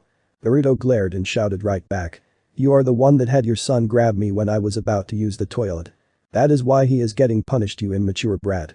Immature. You're older than me by several thousand years. I reserve the right to act my age, what about you? Naruto yelled as he shook his finger at the god. Burn. A blonde-haired man stage whispered, but the words still were loud enough to reach everyone's ears. Kyuubi snickered at Zeus' infuriated face as the god tried to come up with a comeback. Good one, kid. Thanks, Kyuubi. Naruto said to his friend before looking back at Zeus. And also, if I'm the immature one, what does that make you, you big perverty jerk? Percy, acting quickly before Naruto could really get the thunder god upset, grabbed him by his collar and pulled him back. Are you trying to get us both killed? Percy hissed at his brother. Before Naruto could answer, Poseidon cleared his throat. Perhaps Percy, it would be best if you return my brother's bolt. Knowing that it was properly the best course of action, Percy laid the bolt and its sheath on the floor in front of Zeus's feet. The bolt leapt from the bag into Zeus's hands. The king let out a sign as he held onto his weapon before looking at Percy. You have my thanks, demigod, for returning my bolt. Percy bowed and forced Naruto to bow as well. I thank you, my lord. A blast of lightning went from the bolt and struck Ares, sending him flying. Smoking, Ares got up and was about to open his mouth before he closed it with a click. Most would think that Ares was not a smart god, which was true compared to Athena and Apollo, but nevertheless, he was far from stupid. And he knew it would be best not to enrage his father's wrath any more than it was. Now on to other business. What to do here with the son of the queens? Naruto paced the deck of the ship as her caretaker Obito steered. She was bored and the last time she was on land was when they left the harbor. Flopping down, she let out a frustrated moan. "Obi, when are we going to get where we are going anyway? I'm bored." The bishop let out a groan as the girl started to whine and complain. Why did I listen to sensei when he tasked me to take care of his kids? Abisha wondered as he watched the girl puff up her cheeks and wave her arms. Naruto's red hair rose and she glared at her caretaker. I want to know, sensei. She half-growled shouted. The bishop shivered as the girl reminded him of Minato's late wife, Kushina Uzumaki, when she was upset. Take care of her, Abisho, he said. Don't let the elders use her, he said. Don't let my traitorous student lay his hands on my daughter, he said. How was I supposed to know that he had a son until I saw the third seal the Kyuubi into him after Kushina gave birth to him and then kill sensei's wife? The bishop shook his head as he tried not to remember that night that he had failed his sensei. If the Moon Eye plan works the way that I planned it, I will be able to redeem myself to his eyes, he thought as he altered the ship's course by a few degrees. We are heading off the edge of the map where ships sail, Naruto. So we are going into unknown waters? Naruto asked. No. Abisha was silent for a few moments. No one that has sailed where we are going has ever made it past the line of known and unknown sea waters alive before. The only information that we have is based on old maps and rumors from sailors that dove into safe waters before the ships were lost. Does the uncharted sea have a name? Before Abisho could answer, another voice joined the conversation. It's called the Sea of Monsters, little girl. It is the sea that surrounds the elemental nations. Kakuzu stated as he walked on deck. The missing ninja of Takigakure took a seat on a barrel as he looked out over the waters. When I was a young starting out ninja, my team and I were sent on a mission to track down and kill a man. The man was the leader of a bandit group. Normally we would have let him go after he had fled outside the border, but he had taken the son of our then future lady daimyo. After several days we found out that he had stolen a ship and was heading out to sea. So then what? Naruto asked as she rocked side to side. Bikuzu chucked at the girl's actions. She was a piece of work that he would say that scared him. She was one of the most dangerous females or Uzumaki that he had ever had the misfortune of crossing. At first glance she seemed like an carefree airhead. Few have ever survived when the girl got serious in a fight or when she put her mind to something. Once, she let herself be captured by bandits so that she could behead the leader herself. She then went through the camp naked, killing all the members of that party, using her body and innocent mask as bait. Her latest piece of work was making a blood clone, then leaving it at the base she was hiding in with Toby. Then she had rumors spread thought the Toad Sage's network of the location. Bikuzu wished he could have seen the looks on the Konoha ninjas' faces when they read the message that she had told Toby to write on the wall with the blood. Of course, the sage would have sealed the body to be taken to the village. However, the man didn't know that Naruto had placed a seal that would cause an explosion as soon as the body was unsealed, damaging the area it was in. We followed them, of course, but by the time we reached them, they were crossing the border in order to escape. My sensei ordered the captain of the ship we had bought to pursue the man. I had a bad feeling and in the cover of the setting sun, stole a rowboat and some supplies and cast off. When I got a fair but far distance away did I look back. Only to see the ship sinking by something attacking it. When I made it back to port, I was half mad with fever and thirst. That is why I am going as far at the last port. I do not want to enter that sea. I may be immortal, but I am far from stupid. My lord, the heroes were successful of retrieving the bolt. Also, it seems that the war is off. Tell me, Castellan, do you think that I am a fool not to notice? Oh, of course not, my lord. I only thought. You thought, pathetic. My form I still be trapped in the pit, but that does not mean my mind is. Perhaps if you were thinking, you would have given the sea child and the girl you see as a sister, the monster bait I had crafted. I couldn't risk the discovery of myself being the thief. Why couldn't you have had number do it? She has proven herself far more helpful than you. Her plan was what nearly caused my children to go to war, not you stealing and bringing the bolt to one of my brethren. She is too intertwined in her interest, Percy's brother, Naruto. Just like most of the girls are. Naruto? The son of Hera, Persephone and Amphitrite. Ah yes. You told me of him, but I had dismissed the information as I was paying attention to the arrival of my grandson. Tell me, how close are the brothers? Close Lord. It may be Percy Jackson's weakness as the two share a bond. Number wants to use him in her quest to bring down the gods. He is something would break the will of my grandson then. Do as you must. And while she is the greatest asset, there are other ways to bring down the gods. You know what to do. Crystal. Naruto and Zeus glared at each other as the queens took spots around their son. Percy found himself next to his father's legs, on a guest sit. 3 of the gods. Aphrodite, Dionysus, and Hephaestus weren't even looking at his brother. Well, the goddess of love was staring into space, the smith god was tinkering with something, and Mr. D looked like he was slightly worried for Naruto. Aphrodite is probably thinking of what sort of love life my brother will have. Hephaestus doesn't seem to care, not sure that I blame him or not. But what's Mr. D's angle in this? He keeps calling all of us demigods by wrong names, and I can't think of any reason for him to have an interest that is in Naruto's favor. Considering that Naruto took all of his and Chiron's betting money, several gems, 2 packs of sodas, and the trainer's record albums. Percy was slightly scared for his brother. If it came down to it, Percy knew that he would somehow steal his brother's soul from his uncle, or trade his own for his brother's. Artemis looked at her father with worry. After spending that day with Naruto, she had thought of the boy as a hunter's puppy that wanted to play and impress its mistress, or a little brother. Better than her twin, who was a major idiot for a god of intellect and pervert. Artemis idly wondered if she could trade brothers with Percy, but knew that she was stuck with Apollo. Who, even thought was a pain, was still family and someone that she could count on when she needed it. Looking to her brother, Artemis was going to ask him if he would like to do a hunt together, just the 2 of them, before seeing what was playing on this device.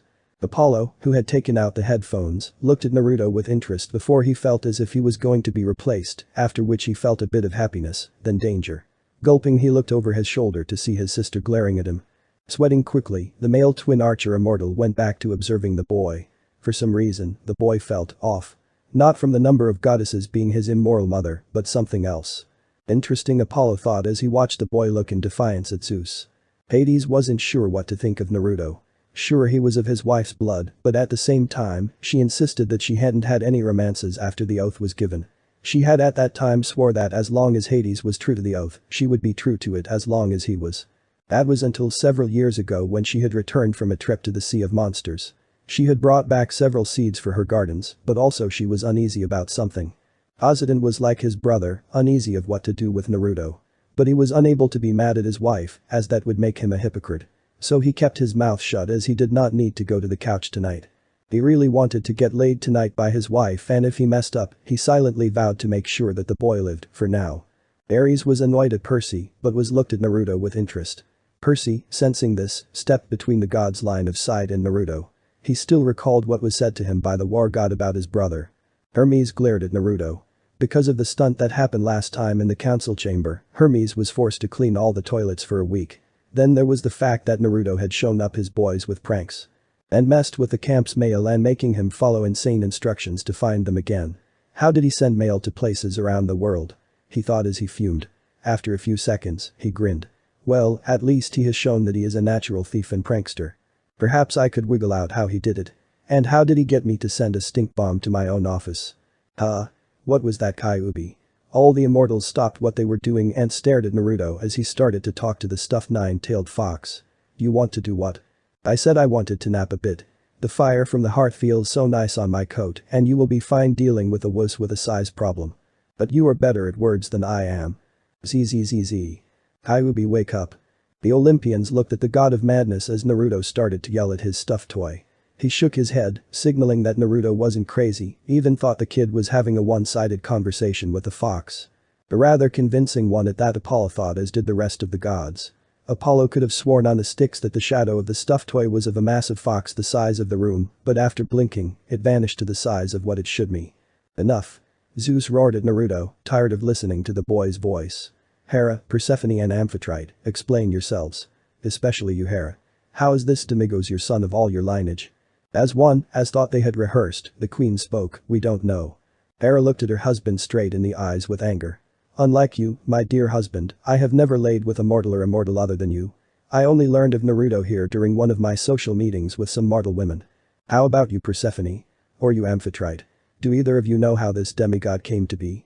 I became aware of him when my husband claimed Purchas there. Poseidon rubbed his head sheepishly as his wife sent him a small glare. But I have no idea. Persephone, do you have any idea? The queen of the underworld was silent. I discovered Naruto here when he was a newborn near a village that was inflamed. Thanatos was summoned there by a mortal for some deed that he has not let past his lips. I was in the area in what the locals call the Forest of Death when I felt as if something was different. Intrigued, I followed the feeling to a clearing where a baby laid, a man hovering over him with a knife held up to kill. Before I could interfere, an old man stopped him. After a few words the men took the baby to the village. So I knocked them out and took Naruto. I then teleported Naruto to New York and went back to the clearing to look for any reason why I felt my power in the boy. Did you? Questioned Zeus. As the gods listened, Naruto had discovered Hestia and was munching on a cookie that she gave him. Percy deadpanned at his brother while wishing for a cookie himself. A blue chocolate chip one at that. His daughter shook her head. All I found were two bodies of a man and woman. Both mortals, but… What is it? Asked Athena. When I checked the woman's body, I felt traces of an immortal. So we have a mystery on our hands. Do you think that whoever the immortal was he or she had a hand of Naruto's birth? Apollo asked the question that was on the minds of all present. The immortals were more worried than the two brothers. The demigod whose coming into being that was a result of interference meant someone was hoping to use the boy for something in the future. But for what? Seeing that this meeting only brought up more questions than answers, Zeus chose to dismiss the demigods. However. Hey perverted old guy. Why are you upset that I am the child of your wife anyway? Last I checked you are the unfaithful one of the marriage, not her. I will enjoy making him suffer. Zeus thought as he glared at Naruto before flashing out. Several of the gods also flashed out, leaving only Poseidon in the room along with the queens. Percy and Naruto looked at the four immortals, who were no longer 10 feet tall, but were still taller than the brothers. The Sea King cleared his throat. You did well, my son. Thank you, sir. Amphitrite looked over the son of her husband. I am still not sure what to think of you, Percus, as you are the product of my husband's lack of restraint. And no, you will not say your favorite saying in front of me right now. Poseidon deflated at that remark. But you are also the brother of my son, so I ask that you keep an eye on him. I will, Lady Amphitrite. Percy said with a bow. Hera was silent. She studied the brothers. Naruto was leaning on his brother, falling asleep. Perhaps having him won't be so bad, she thought as she looked at her and her fellow queen's son. It will give me a chance to understand why the rest of the council has demigods. Artemis might not have children of her own, but her hunters are like her daughters, so I say it counts. So Athena blessed you while Ares cursed you, huh? I wonder what she gave you. Poseidon said softly as looked at the duo. Percy rubbed his brother's back as Naruto slowly fell into the graces of Morpheus's domain. Sensing that the boys were tired, he teleported them to camp.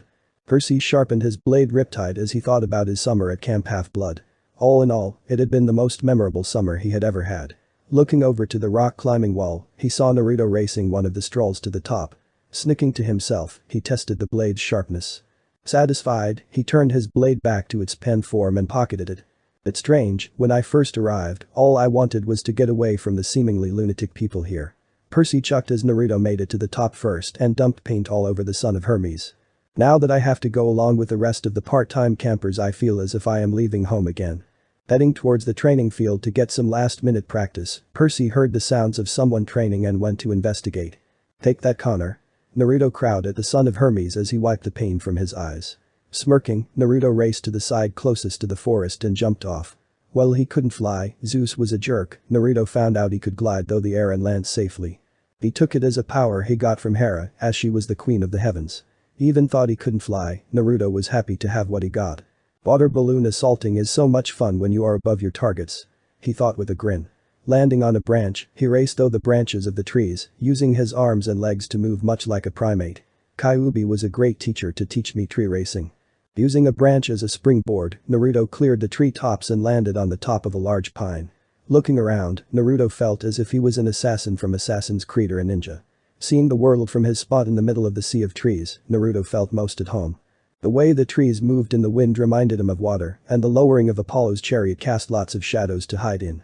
Closing his eyes, Naruto tried doing the trick that Kyuubi called chakra sensing and tried to find the fox. Feeling the 9-tailed critter, Naruto leaped from his spot and landed near its hiding spot. What's up, kid? Dust was enjoying the view before we have to go back home to mom. Naruto took out a pair of ham sandwiches and gave one to Kyuubi. Kyuubi said thanks and started to eat the one it was given. I'll miss it here. School isn't as fun as it is here. The girls at the school are too formal at times and don't like to roughhouse as much as the girls here. They're just mortals, very weak ones at that, kid. They also have to protect the reputation of the school too. Yeah, Mom said in her letters to me that I may be going to the same school as Big Bro this coming school year as they had a opening. But she has to deal with the paperwork and I will be going to the one I have been going to until it's all cleared. Kyuubi lazily took a bite out of its food as Naruto talked. Then, Kyuubi. There's a giant caterpillar about to take a bite off your butt. What? Where? Yelled Kyuubi as it tried to find the caterpillar tails together as it tried moved one way then another. Kill it. Naruto slammed his foot on the ends of Kyuubi's tails, causing the tailed beast to scream in pain. You know what? You don't appreciate it a joke. Naruto stated as he raced away from Kyuubi, who was enraged and wanting blood. Ducking behind a tree, Naruto watched as his mad friend raced into the distance. That was close. Seeing as he was near the creek, Naruto headed towards it to say hi to the nymph that lived there. As he walked, he noticed that something was off. Thinking it was his nerves, Naruto walked to the edge of the forest and came upon Luke and his brother. Raising his hand, Naruto stepped out and called out to the older boys. Percy's eyes widened as he recalled what the oracle told him. You shall go west and face the god who has turned. You shall find what was stolen and see it safely returned. You shall be betrayed by one who calls you a friend. And you shall fail to save what matters most in the end. Naruto run.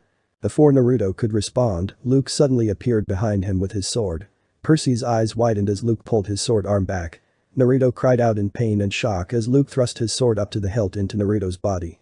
Dabbing Naruto by his hair to keep him from falling, Luke called out to Percy. Sorry Percy, but it looks like you failed to protect your family after all. Percy Naruto called out to his brother weakly as his body tried to keep him alive. Luke pulled on Naruto's hair, causing the younger boy to cry out. Percy's heart lurched in his chest as Naruto blood started to show through his clothes. Help me. You know, I was going to summon a monster to kill you, but this is so much better. Luke gloated. But when Naruto came to our little spot I recalled what you told me when we first met, how your mother tasked you to protect your brother. I wonder how she will look at you when you tell her he died. All that work to make sure that your brother was safe from a war, such a waste. Percy's blood froze as Luke shifted the blade, causing Naruto to cough up blood. You know, I really wish you did take up my offer to join me and the Titans. But then I won't have gotten the chance to kill Naruto here. Luke grinned darkly as he saw the rage in Percy's eyes. But I really must be going. You aren't going anywhere. Percy screamed at Luke as he wiped out his sword. TSK Percy. Don't you care what happens to your brother? Percy looked at Naruto, who looked at his brother in the eyes. Do it, bro, her. Naruto's eyes closed as the pain overwhelmed his senses as he used the last of his energy to speak. As darkness closed on Naruto he could see his brother heading straight for him and Luke. Nearby Kyuubi watched as Naruto fell unconscious by blood lost. Troublesome ape child. What a day it is, thought Kyuubi as the fox lazed on the grass under an oak tree blowing bubbles.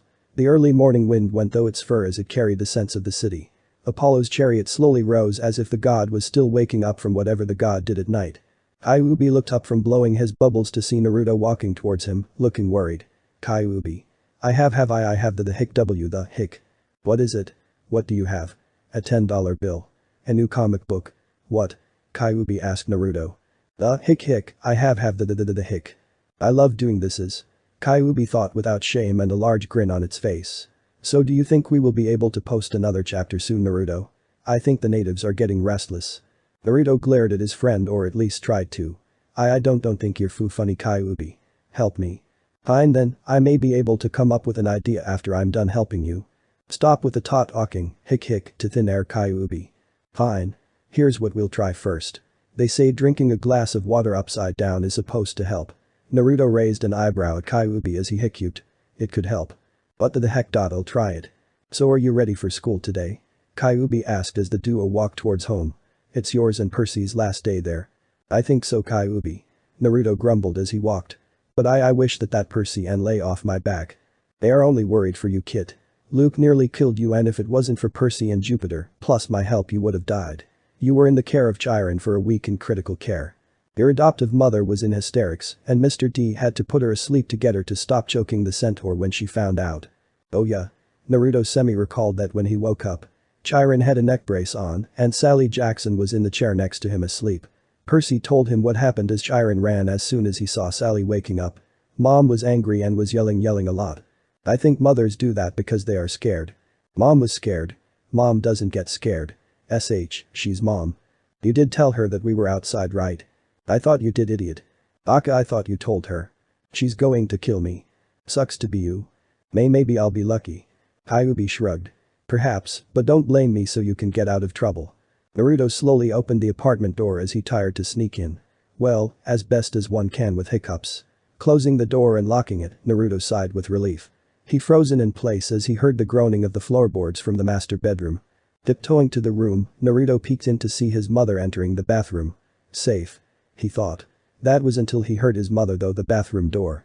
Naruto, go wake up your brother will you please? Why yes, mom. Naruto said as he clenched his heart as he tried to clam down. You have the hiccups honey. Try to drink a glass of water and if that doesn't work I'll give you a spoonful of sugar. Don't do it yourself you hear me young man? Yes mom. With a sigh and a hic, Naruto walked to the kitchen and grabbed a cup after filling it he looked at Kyuubi. How the heck am I supposed to drink this upside down Kyu? I think you are meant to lean over the drink from the other side. Oh. Kyuubi bit the side of his mouth to stop from laughing as Naruto was drenched from head to toe. Thanks Kyuubi but I have water up my nose. What do you want to try next? Try to scare me. Okay, I think I can do that. Clearing its throat, Kyuubi began to list of things. There is a hole in the ozone that is bombarding the land with UV radiation. Terrorists are trying to find new ways to cause mass devastation. We are polluting the sources of water we use to drink and the air we breathe with gases that would tour the world into a sauna. The government is spying on its people and is stockpiling the information to plan for the subjugation of the nation's new generations by dumping down the current masses. The gods are preparing for a new world war with the Titans and Rouge gods. There are mass shootings every month or so. I mean surprise me. Naruto grumbled with a sour look on his face. Those don't scare you? Wow, here I thought that you would be affected by what is being talked about on the media. Ring ring. Naruto and Kyuubi looked at the telephone. Before Naruto could answer, his mom walked in and answered. Hello, oh hello Chiron, I see, Naruto saw her looking over her shoulder. I understand, they will be upset you know, no I understand perfectly, goodbye. What was that about mom? Naruto asked. Sally Jackson sighed and pulled her son into a hug. I'll tell you after Percy wakes up. Is that okay honey? Sally said softly as she rubbed Naruto's back with her hands with love. He needs to hear this too. Okay. Sally laughed and stood up. You still have the hiccups sunshine. Let's see if I can take care of that. Going though the kitchen to get what she needed to help Naruto and make breakfast, she noticed that Naruto had a worried expression on his face. Honey is something wrong? Is that bully picking on you again? Mom? Naruto cried out as he watched her get the sugar out. I said that I'll take care of it. I see. Naruto scowled as his mother nodded her head. So that kid was picking on you and you're worried that he will do something today. I thought I told you to tell a teacher or do what that anti-bullying stuff. I tried mom. He won't stop. He and his group call me a wuss and make fun of me cause I play with the girls. I see, but don't you like playing with the girls honey? Sally tried to come up with the right words to tell her upset son. I know that so of them enjoy your company very much. Naruto's expression went to downcast. That's not the point.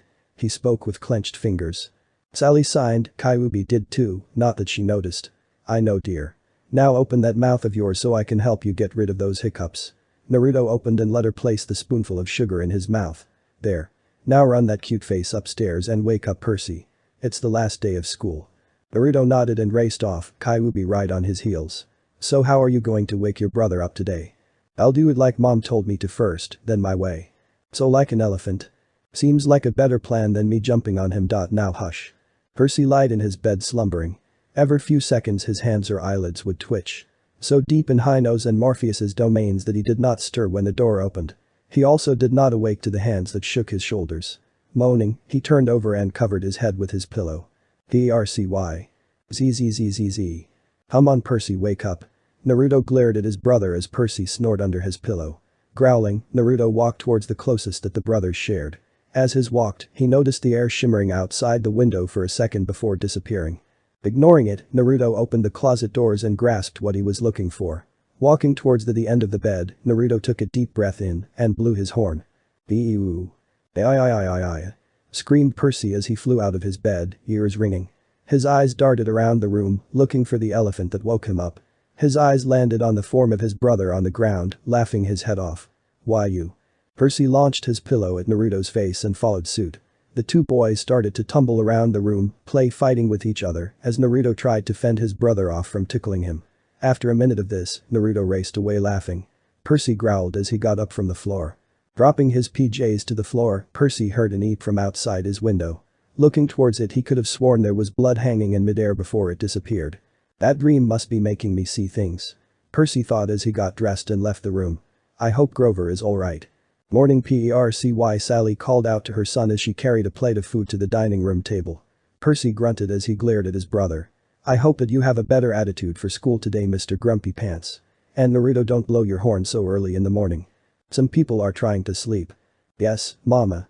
Percy narrowed his eyes at the innocent angel look Naruto was giving his mother. Reaching over, he swatted the back of Naruto's head. Ow, Percy. That's for waking me up like you did. Percy stated as he started to eat waffle.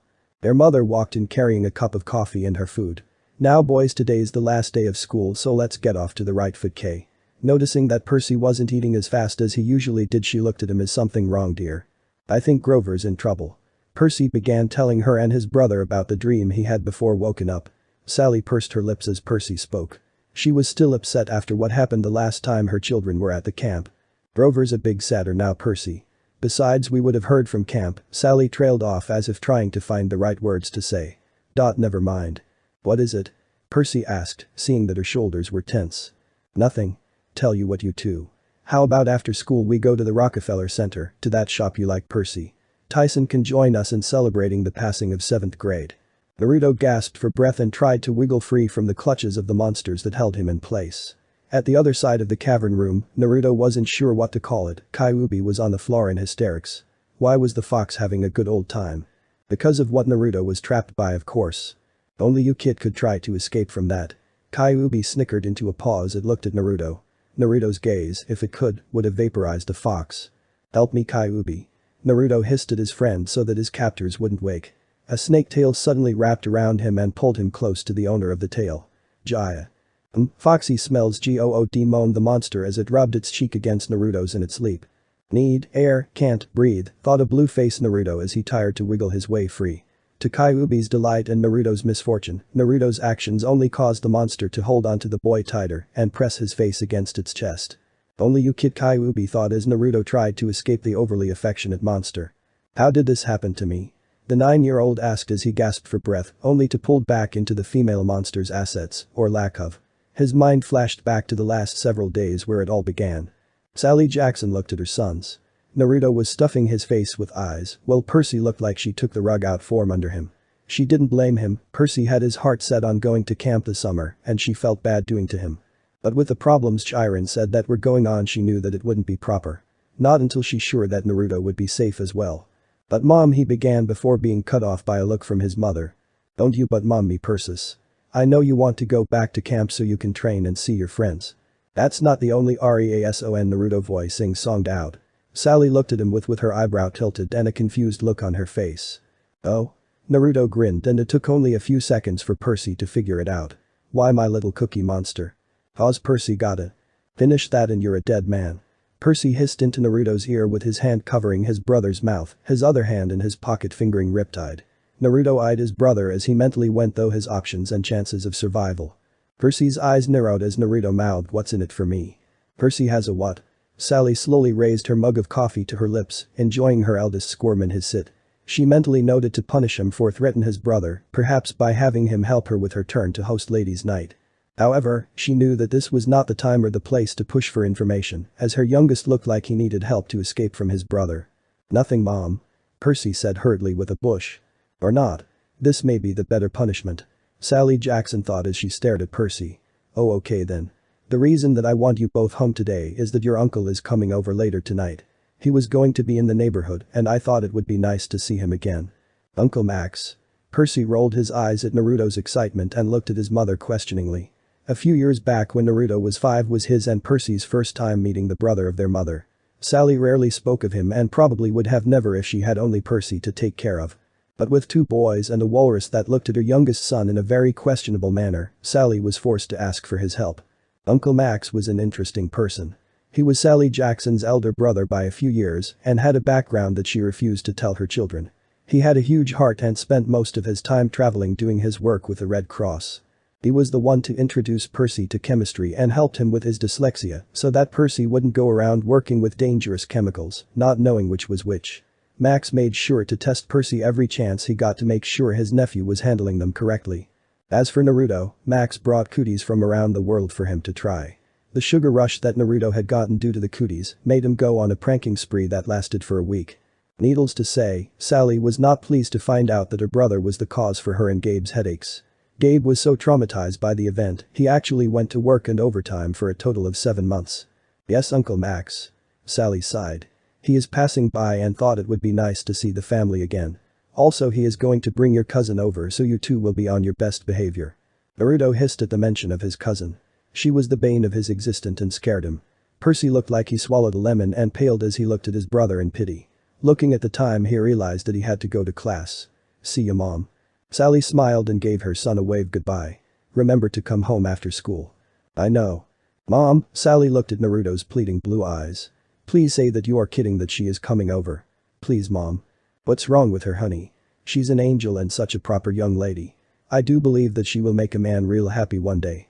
Sally smiled as she thought of her niece. Patting Naruto's head and not seeing the expression on his face, she continued to talk.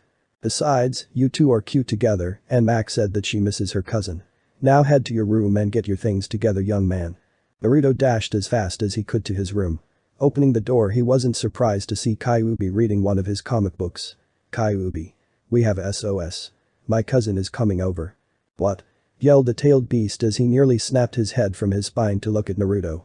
The one that is a fury in mortal flesh. The same. Both of them shuddered in fear. What are we going to do? As soon as I get home there will be a meeting for all the members of GROSS, Naruto declared as he got his books into his bag. Now help me get ready for school, you wimp. The wimp? Who here locked themselves inside the closet the last time she was here? You hid in the washer and dryer for most of the time she was here. Not my fault, it was bath day. Unlike you, I try to stay on a steady schedule for them. Baths are evil and you know it. Kyuubi rolled its eyes at Naruto. So do you have a plan to get rid of her this time? Of course I do. Naruto declared. At least I will. He said sheepishly. Kyuubi snorted and smacked its head with a tail. A few hours later. Naruto slammed his head into his desk. So bored. He moaned as he just left his head there. The students around him rolled their eyes as the teacher droned on and on about the test they took the day before. Naruto tilted his head to the side to look at his seat neighbor to the right of his desk. His neighbor giggled as she tried not to pay attention to Naruto's face.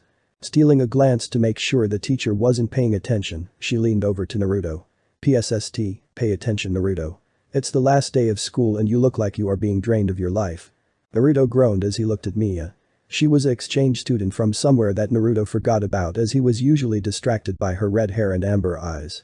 Like today, her eyes were so pretty and as the sunlight from the window shined in her hair, it practically glowed. Says you. You're the ace student here and the teacher's pet. Mia blushed and then glared at Naruto. Shut up and pay attention, and are you coming this weekend? Naruto rolled his eyes and looked at Mia, then shrugged. I don't know.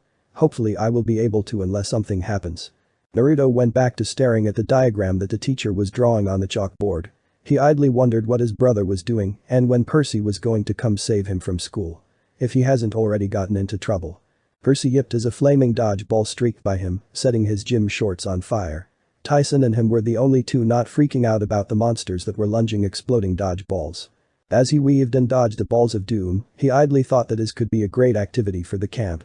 The flaming dodgeballs, not the whole monster eating the demigod's burned flesh part. Twisting his body, Percy narrowly got missed by a ball for Skull Crusher.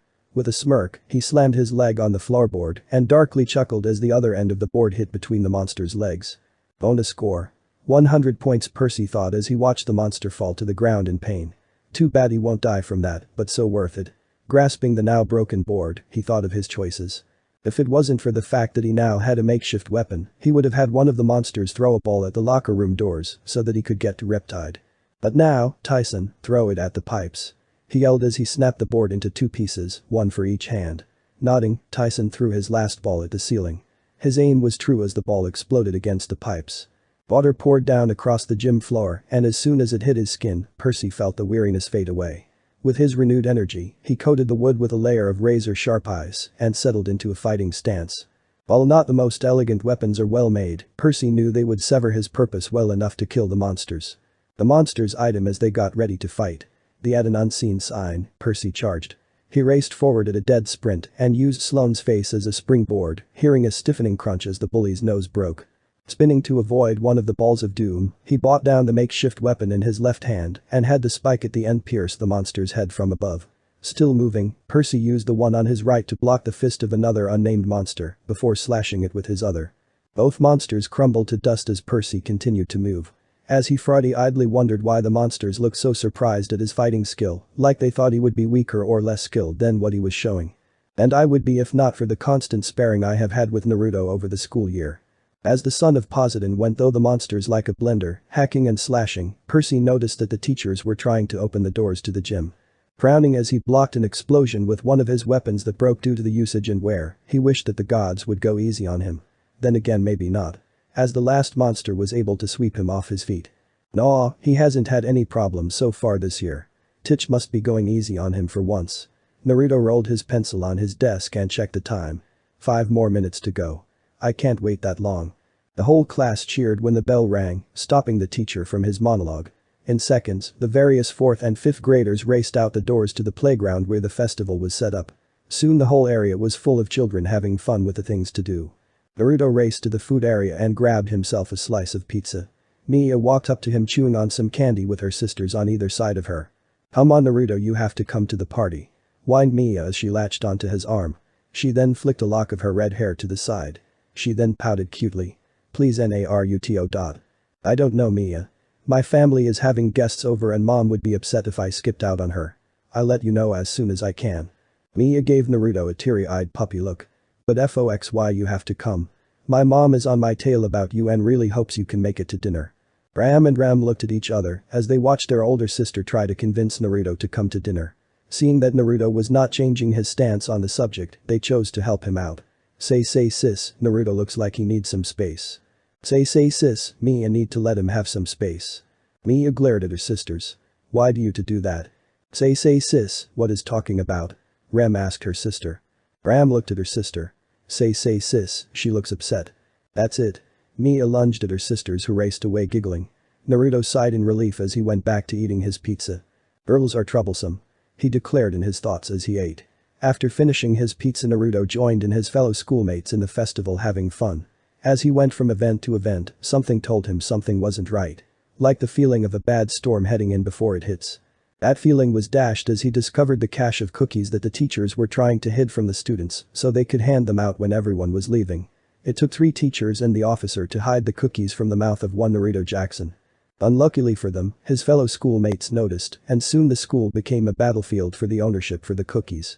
No one was hurt too badly and nothing was damaged, but the students were forced to head home as they had been worn out from all the running and fighting. Naruto said his goodbyes to his fellow classmates and friends and wished them luck over the summer. Sitting by the front door with his bag, Naruto waited for Percy to pick him up from his way home from school. After a while however, Naruto found himself in front of his mother who was not happy. Tartarus. The pit of the underworld in Chasm. It is a place where no god or demigod dare enter. It was the home of the enemies of the gods and the primordial who was the pit itself. No one other than the denizens of the place knew what Tartarus looked like. The 6 original gods had an idea on what it looked like when they freed their relatives from the Carav camp during the last year. However, that was from an age long past, and even the first 6 had more or less forgot what was in the pit. Only Hades had a clearer memory than his brothers and sisters. And also knew that there were things in the pit that were far worse than anything the gods had ever faced. Now it was the home of the Titan Lord himself, broken but very much aware of his surroundings and the outside world. However, the Titans were not the only ones who are enemies of the gods. 2 orbs glowed in the dim light of the pit as the owner looked at his prey with hunger. He did not know how long he had been in the pit, but he knew that it was a long time. Raising his meat cleaver, he killed the monster and started to divvy up the meat before it could dispel. Not enough, he thought as he started to eat. How he, the bane of the fates, now had to survive on meager scraps when once he was feared by mortals and monsters alike. Using the rib bone of a hellhound to pick his teeth, Thune thoughts went back to his project and how it would aid him against the fates. It was worth the years spent in the pit. When he and his fellow gigantes had first arose, he had found something the sun god had lost. Vials of immortal blood. And not just any blood, blood from when the gods were young. Of course the fates had stopped him and destroyed the majority of the vials, but he was the bane of fate. He had hid several of the vials just in case of that event. Prometheus was also a help, having traded secrets to demigods of the past to gain samples of gods and his fellow titans that were trapped by the gods. And now I am here in the pit trapped. Father was able to give me a few minutes to leave and talk to him and come back before the gods noticed I was free. Toon sighed. Now I have to wait until the titans are done weakening the gods so we can arise. Perhaps this will allow my projects to grow stronger before I revel to its destiny. The surrounding area echoed as Thun chucked darkly. Prometheus would set each one of the experiments against each other to see which one was worthy of become his, the giant of anti-fate, champion. Naruto cowered in the seat as his mother drove him home. He did not know what was wrong, but Naruto knew by judging by her face that she was livid with someone. Hopefully not me, Naruto prayed in his head as his mother turned the car onto their street. Sally Jackson glanced at the rear-view mirror. Have you seen Percy at all today? Naruto shivered at his adopted mother's tone. I haven't seen him since he left for school, Mom. Sally Jackson's hands tightened around the steering wheel. Even with non-mortal means. No, Naruto looked at the back of High Mother's head as he was riding in the back. Why are you asking me? Are you mad at me? Because of what your brother did earlier I am upset, honey. Sally's face relaxed as she let out a sigh. I was hoping for a ladies' day out and pampering before your guests come tonight. However, the police came and brought me into questioning about your brother being a terrorist. And let me tell you, I was hoping for that spa appointment today for the past year. She finished with a bitter tone. Naruto nodded as he got out of the car. When Sally was released by Hades, he had gifted her with an all-expensive paid spa, massage treatment and makeover at New York's finest. When his mother found out, she went into hysterics over the news. After all, even if it was until a year, it was more than what she could ever afford, as the price would have been at least $1 million due to the line to get in. Now she would never get to have her special day. Percy suddenly felt as that he should avoid his mother and any female immortal for the next several weeks. He gulped as Annabeth slowly reached for a baseball bat with a glint in her eyes when he had told her that he had forgotten to bring his brother home from school. Was it his fault that she had asked what would happen if he didn't do so, and he answered. Traitors. He roared in his mind as the child of Athena's shadow seemed to fill the room and cover her features. The said traitors were Chiron and Tyson, who had fled as soon as he had finished explaining to his fellow demigod. Annabeth, can't we talk about this? Their face, if possible, darkened more. No.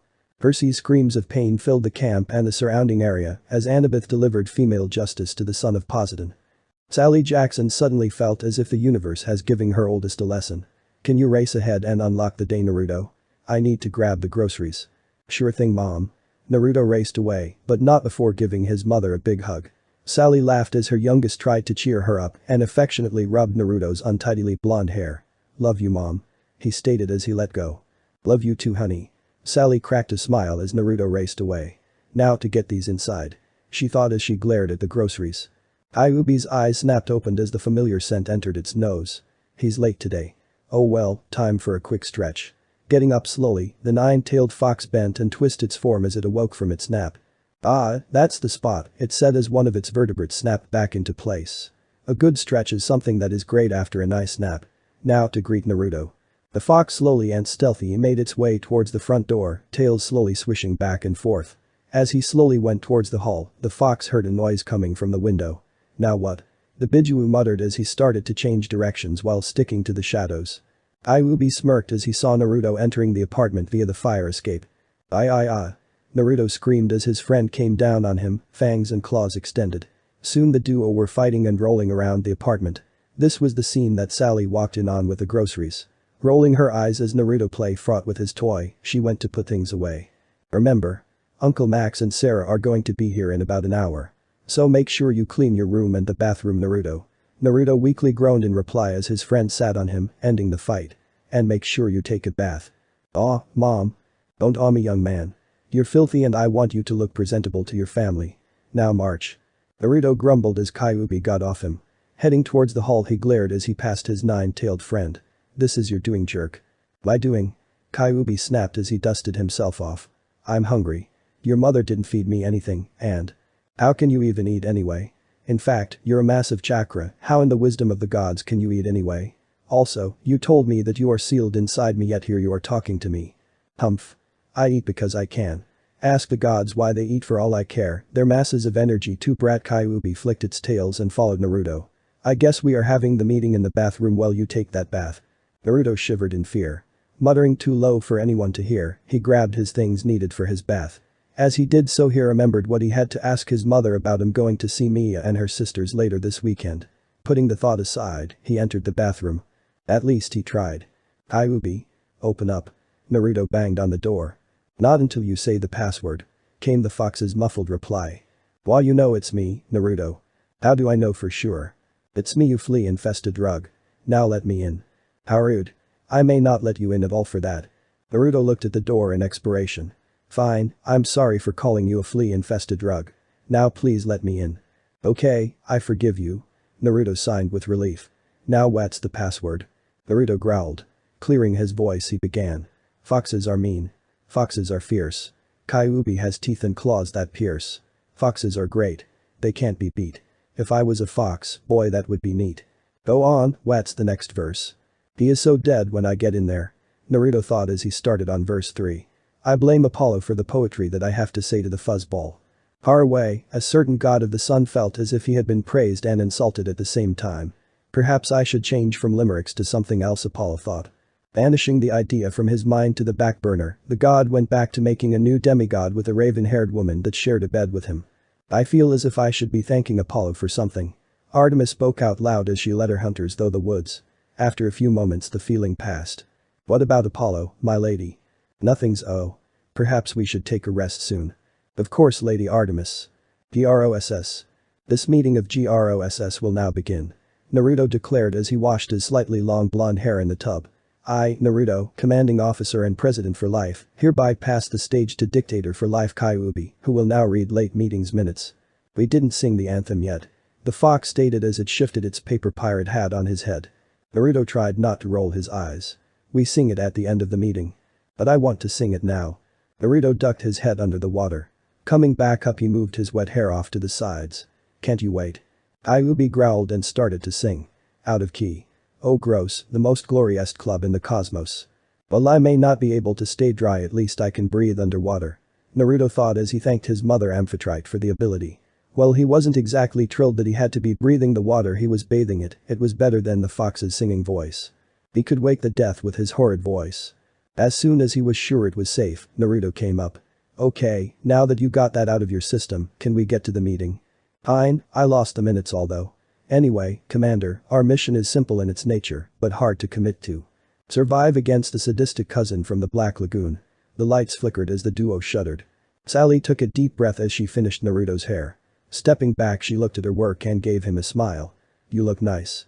Naruto shifted his weight in his clean shorts and yellow shirt that had a black zigzag going horizontal across his middle. He griped his stuffed animal in terror as he watched the clock tick down the seconds until his adopted uncle and cousin came. Did you think on what I asked you about seeing Mia this weekend? I did. Sally was quiet for a moment. And I think that it is alright. You more than earned it, honey. Your brother on the other hand, well, as soon as I dropped you off I will be going to the camp to collect him and forbid him from ever leaving his room until the end of time or until I forgive him. Knock knock. They're here. Sally and Naruto said, each with different emotions in their voices.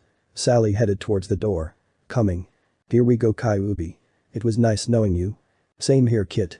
For what it's worth, you were my best friend. Same here. A male voice came from the doorway. Sally. It's been too long. Sally. It's been too long. Sally Jackson felt herself being engulfed by a hug from her brother as soon as she opened the door. Max grinned as he released his sister. How have you been, sis? The boys giving you any trouble lately? Sally gave her elder brother a lopsided grin. I've been good, Max. The boys have been interesting as of late. They spent last summer at a Greek mythology camp ran by Perry's Latin teacher Mr. Brunner. I think they got a little into it as they came home more rambunctious than normal. Max's grin if anything grew wider. That's good to hear, Sal. I'll have to have Percy and Naruto tell me all about it then. Don't call me that. Sally playfully slapped her brother's chest. Where's your daughter? She's finishing a phone call with one of her client's daughters. Some girl named Piper or something. She was a great influence on the girl, and her father has Sarah babysit or come over to help out his daughter every once in a while. She's a sweet kid from what I heard from my daughter. Max frowned for a second and started to talk in a whisper to Sally. But I'm worried for her, Sally. I'm hoping that spending time with her cousin and adopted cousin will help her. Thanks for taking your time to help out. Of course, Sally moved her hair out of her face. You know that I will help out the best I can. I will hold you to it, sis. Max looked over his sister's shoulder. Is that who I think it is? Come here and give your uncle a hug, Naruto. Uncle Max. Naruto ran and jumped into his uncle's arms. His stuffed animal in Naruto's hands as he gave his adopted uncle a hug. Snuggling his face into his uncle's chest, his muffled voice was almost unheard. I missed you. Missed you too, sport. Hello to you too, Kyuubi, have you been terrorizing the pigeons again? Naruto looked at his uncle aghast. Kyuubi doesn't terrorize pigeons, he strikes fear in the hearts of ninjas and his enemies. He is the most powerful Biju there is. Max nodded his head. Of course he is. I see the killer eye he holds, but if strikes fear in ninja, why aren't you afraid, Naruto? Naruto puffed up his chest, and Sally snickered into her hand as Naruto proudly proclaimed that he was his friend and he wasn't scared of him. The sound of steps came from the hallway and Max turned his head to see his daughter. There you Sarah, come say hello to your aunt and Naruto. Naruto started to shake in fear as Sarah came through the doorway. Aunt Sally, it is good to see you once again. Came the silky voice of Sarah as she gave her aunt a curtsy and handshake. And you too, Sarah. I love that outfit you are wearing, you must tell me where you got it. Please model it for me, dear. Sarah smiled as did so, showing off her outfit. It was a soft green shirt with a darker green jacket. She also was wearing a dark almost black purple leggings and a flower patterned skirt. Her shoes were a nice softer color to match her shirt and leggings. It's fabulous. I must get one for myself. I'm afraid it's one of a kind right now, but it is going into the market soon. I'll see if I can't get you one for free for my wonderful aunt. Think of it as an early present from your niece. Turning her head, she spotted Naruto. Oh, Naruto, you've grown so much. Come here and give your cousin a hug. Naruto backed away from his cousin and looked at his mother in fear. Why didn't she see that Sarah was a dangerous person anyway? But no, all his mother was a young becoming woman with a career in modeling. But he knew the truth, that under that pretty girl face and polite-mannered charm was a monster that was waiting to strike. One that relished the chance to making him feel pain from it. But his mother didn't know. Naruto, give your cousin a hug, she's missed you. Naruto opened his mouth then closed it. He slowly and hesitantly approached his nemesis from the Black Lagoon. As slowly came to his cousin, he looked her over to see if she was hiding something. Having enough of his shyness, Sarah pulled him into a hug. Naruto. Oh, I missed you, she exclaimed as she hugged him, completely ignoring the sound of breaking bones as she tightened her grip on her favorite cousin. Looking down at him as his face was pressed in her cleavage, she gave him a soft smile. Naruto tried not to cry out in pain as Sarah slowly crushed him. His feet dangled as Sarah was a lot taller than him and he was afraid what would happen if she noticed where his face was. I missed you too, can't breathe. Oops. Sarah released Naruto and rubbed the back of her head.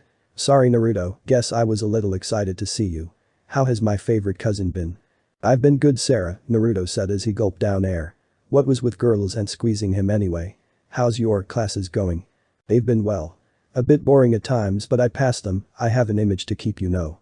She flicked her ponytail off so it fell freely down her back. But I stayed top of my division this year again, so that's good. Naruto nodded his head slowly. So what did you learn this year? Sarah gave him a wicked grin. Leaning over so that her lips were almost brushing his ear, she whispered, I'll show you personally in the ring, twerp. You should have kissed me by hand and showed me the manners of a gentleman to a lady like me. Looks like I have to beat that lesson in again, brat. I'll consider going easy on you if you remember the other lessons and manners I have beaten into your pathetic little ass. Naruto looked to see if his mother was listening, but she and Max had moved to the living room and couldn't hear Sarah and him talking. Look at me when I'm talking to you. After the last time I was here I would think you would know better. I need a sparring partner and you will say. Yes, Lady Sarah. Naruto spoke with a hint of defiance. Sarah rolled her eyes and licked her lips as she studied her adopted cousin. Naruto hid a shuddered as his adopted cousin's eyes roamed over his body, feeling dirty even after taking a bath. Your tone could use some work, but I'll leave it to being in fear of being noticed in my space. A finger tilted his head upwards and she gave him a soft kiss. You're one of the few males that I consider worthy, Naruto, even if you're a brat and a twerp. In a few more years perhaps, well, I'll make sure that you will never leave me. Naruto's stomach twisted and he shuddered. Now, Sarah turned and headed to the living room, let us join up with our respected parents and see if I can't take you to the gym to practice. I want to keep in shape and you're the only one around here that can keep up with me. The last wanted man who tried blacked out after the 3rd round and at least you can last till round 10. Hopefully one day you or someone else will push me to the limit. As she walked away she grasped Naruto's stuffed fox and looked at it. Throwing it to the ground she comments that he needs to grow up and steps on it as she walks away. Bummer Naruto, Kyuubi said without shame. He winced in pain as he felt his ribs heal. I'll wish you luck, but I want to avoid her for a bit. I understand Kyuubi, Naruto told his friend as the fox slowly went to the bedroom. Prepare plan number 12 in case we need it. The fox nodded and Naruto headed to the living room to join his family. I'm going to kill Percy when I see him next. Percy shivered in fear as he held a bag of ice between his legs as the door to the cabin was pounded on. Tyson was fast asleep as the young Cyclops discovered the wonders of Cabin 3's beds. For the past several hours the girls of Camp Half-Blood were out for his blood and his fellow male campers were either avoiding the girls or being forced to help the irradiated females beat him up. The sound of the fountain did little for his nerves as the pounding grew louder. Percy, the son of Poseidon, was not afraid to admit he whimpered as the sound of Annabeth's voice came through the door. "You can't stay in there forever, you know. You will have to leave out sometime to eat. We promise that we will not hurt you a little bit." "I'm not falling for that, Annabeth," Percy called from where he was on the bed. He shifted his weight on the bed and moved the ice around. "You and the rest of you will only hurt me a lot instead of a little bit." The silence behind the door confirmed what he thought. After all, what kind of idiot would fall for that trick anyway? He pondered as he tried to heal his body. All of a sudden for an instant he thought of perhaps another version of himself that raised his hand in the throne room of the gods with the gods and several demigods pointing at that version. Either I'm crazy or just slightly out of it. Losing the idea of a dumber version, Percy started to think how he could get out of his more pressing issue. On how to get the females to stop wanting to beat him up. Growling, he flung his pillow to the floor. The sound that came from the floor gave him pause. Moving the pillow over he found that part of the floorboards had moved. Uncapping Riptide, he slowly moved the board over to reveal what was underneath. "Thank you, Titch," he said with a grin as the light revealed what was stored underneath. "Looks like the harpies didn't find them when they cleaned the cabins last summer. Only fixed the boards." "So do you have a plan, Annabeth?" asked a member of Demeter's cabin, because Lily's last plan sucked. "How was I supposed to know that he knew to check if we were telling the truth about hurting him that way?" the daughter of Apollo snapped. Annabeth studied the cabin, looking for some weakness to help them drive Percy from the cabin. While a demigod of another god are not in favor could not enter another god's domain, physical objects could, as the Stroll brothers and Naruto had shown many times when they went on a prank spree. But the windows and door were closed, and if they broke them or the roof, the sea god would notice and demand an answer to why they attacked his territory. "I have nothing at this time. Anyone find anything that could be of help?" asked the daughter of Athena as she rubbed her head.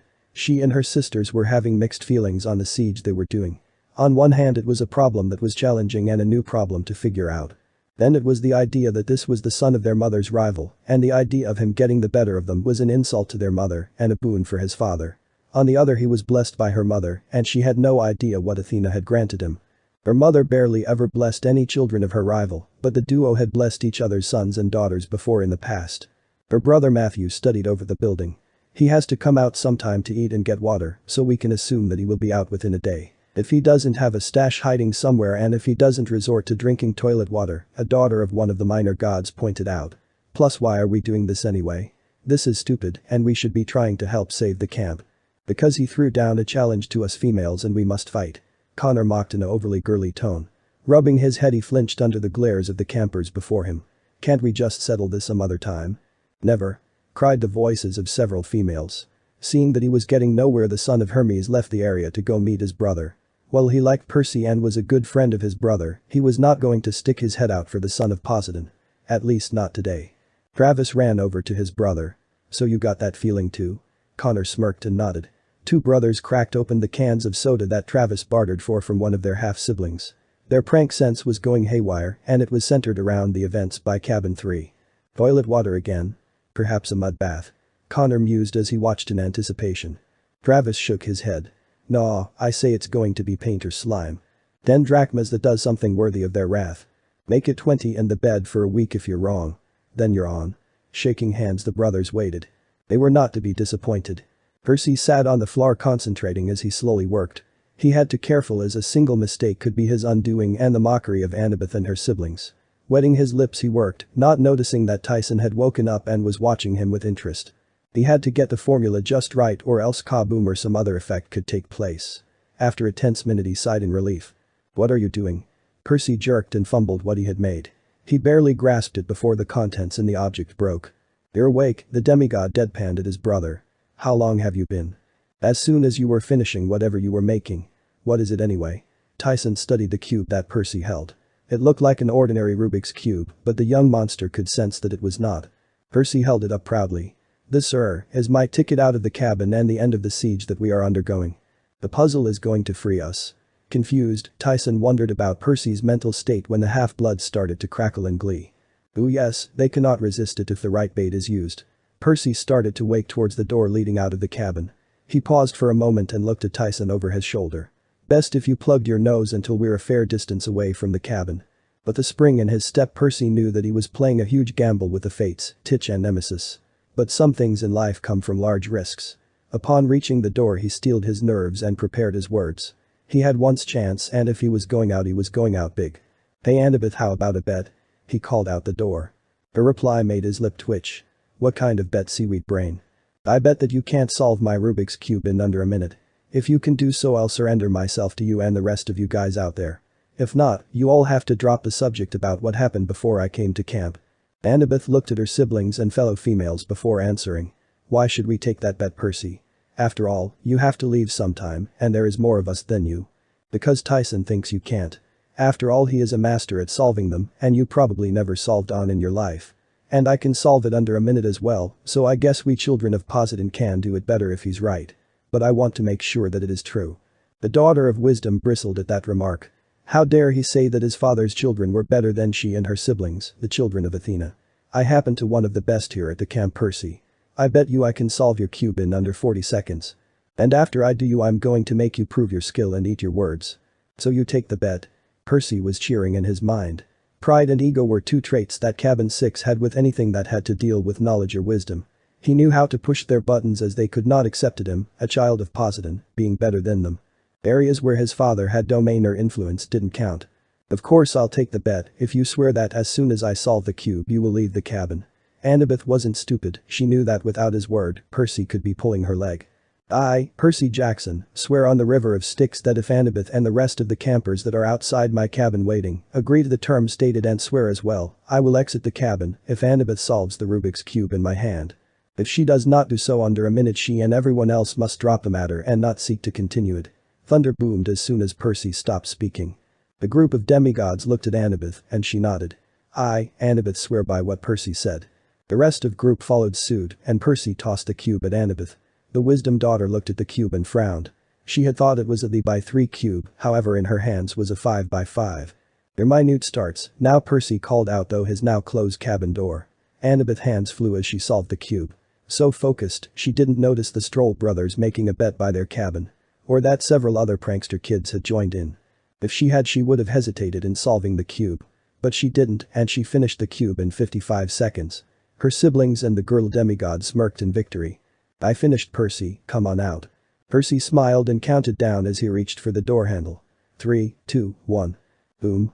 Opening the door, he and Tyson almost started to laugh at the scene before them. There was Annabeth and the rest of the siege force, covered with slime and the odor of skunk spray. Tyson raced towards the tree line along with the satyrs who were nearby so that they could breathe. The Stroll brothers and the rest of the camp started to crack up as they saw what happened. Several of the girls shrieked, primarily the ones from cabin 10, and raced away. But what sold the image was Annabeth and her siblings, who were closest to the blast. They were stunned silly with their expressions frozen on their faces as slime dripped down their bodies. "So worth it," Percy stated before fleeing the area. The war cries from the enraged cabin 6 filled his ears as he raced away.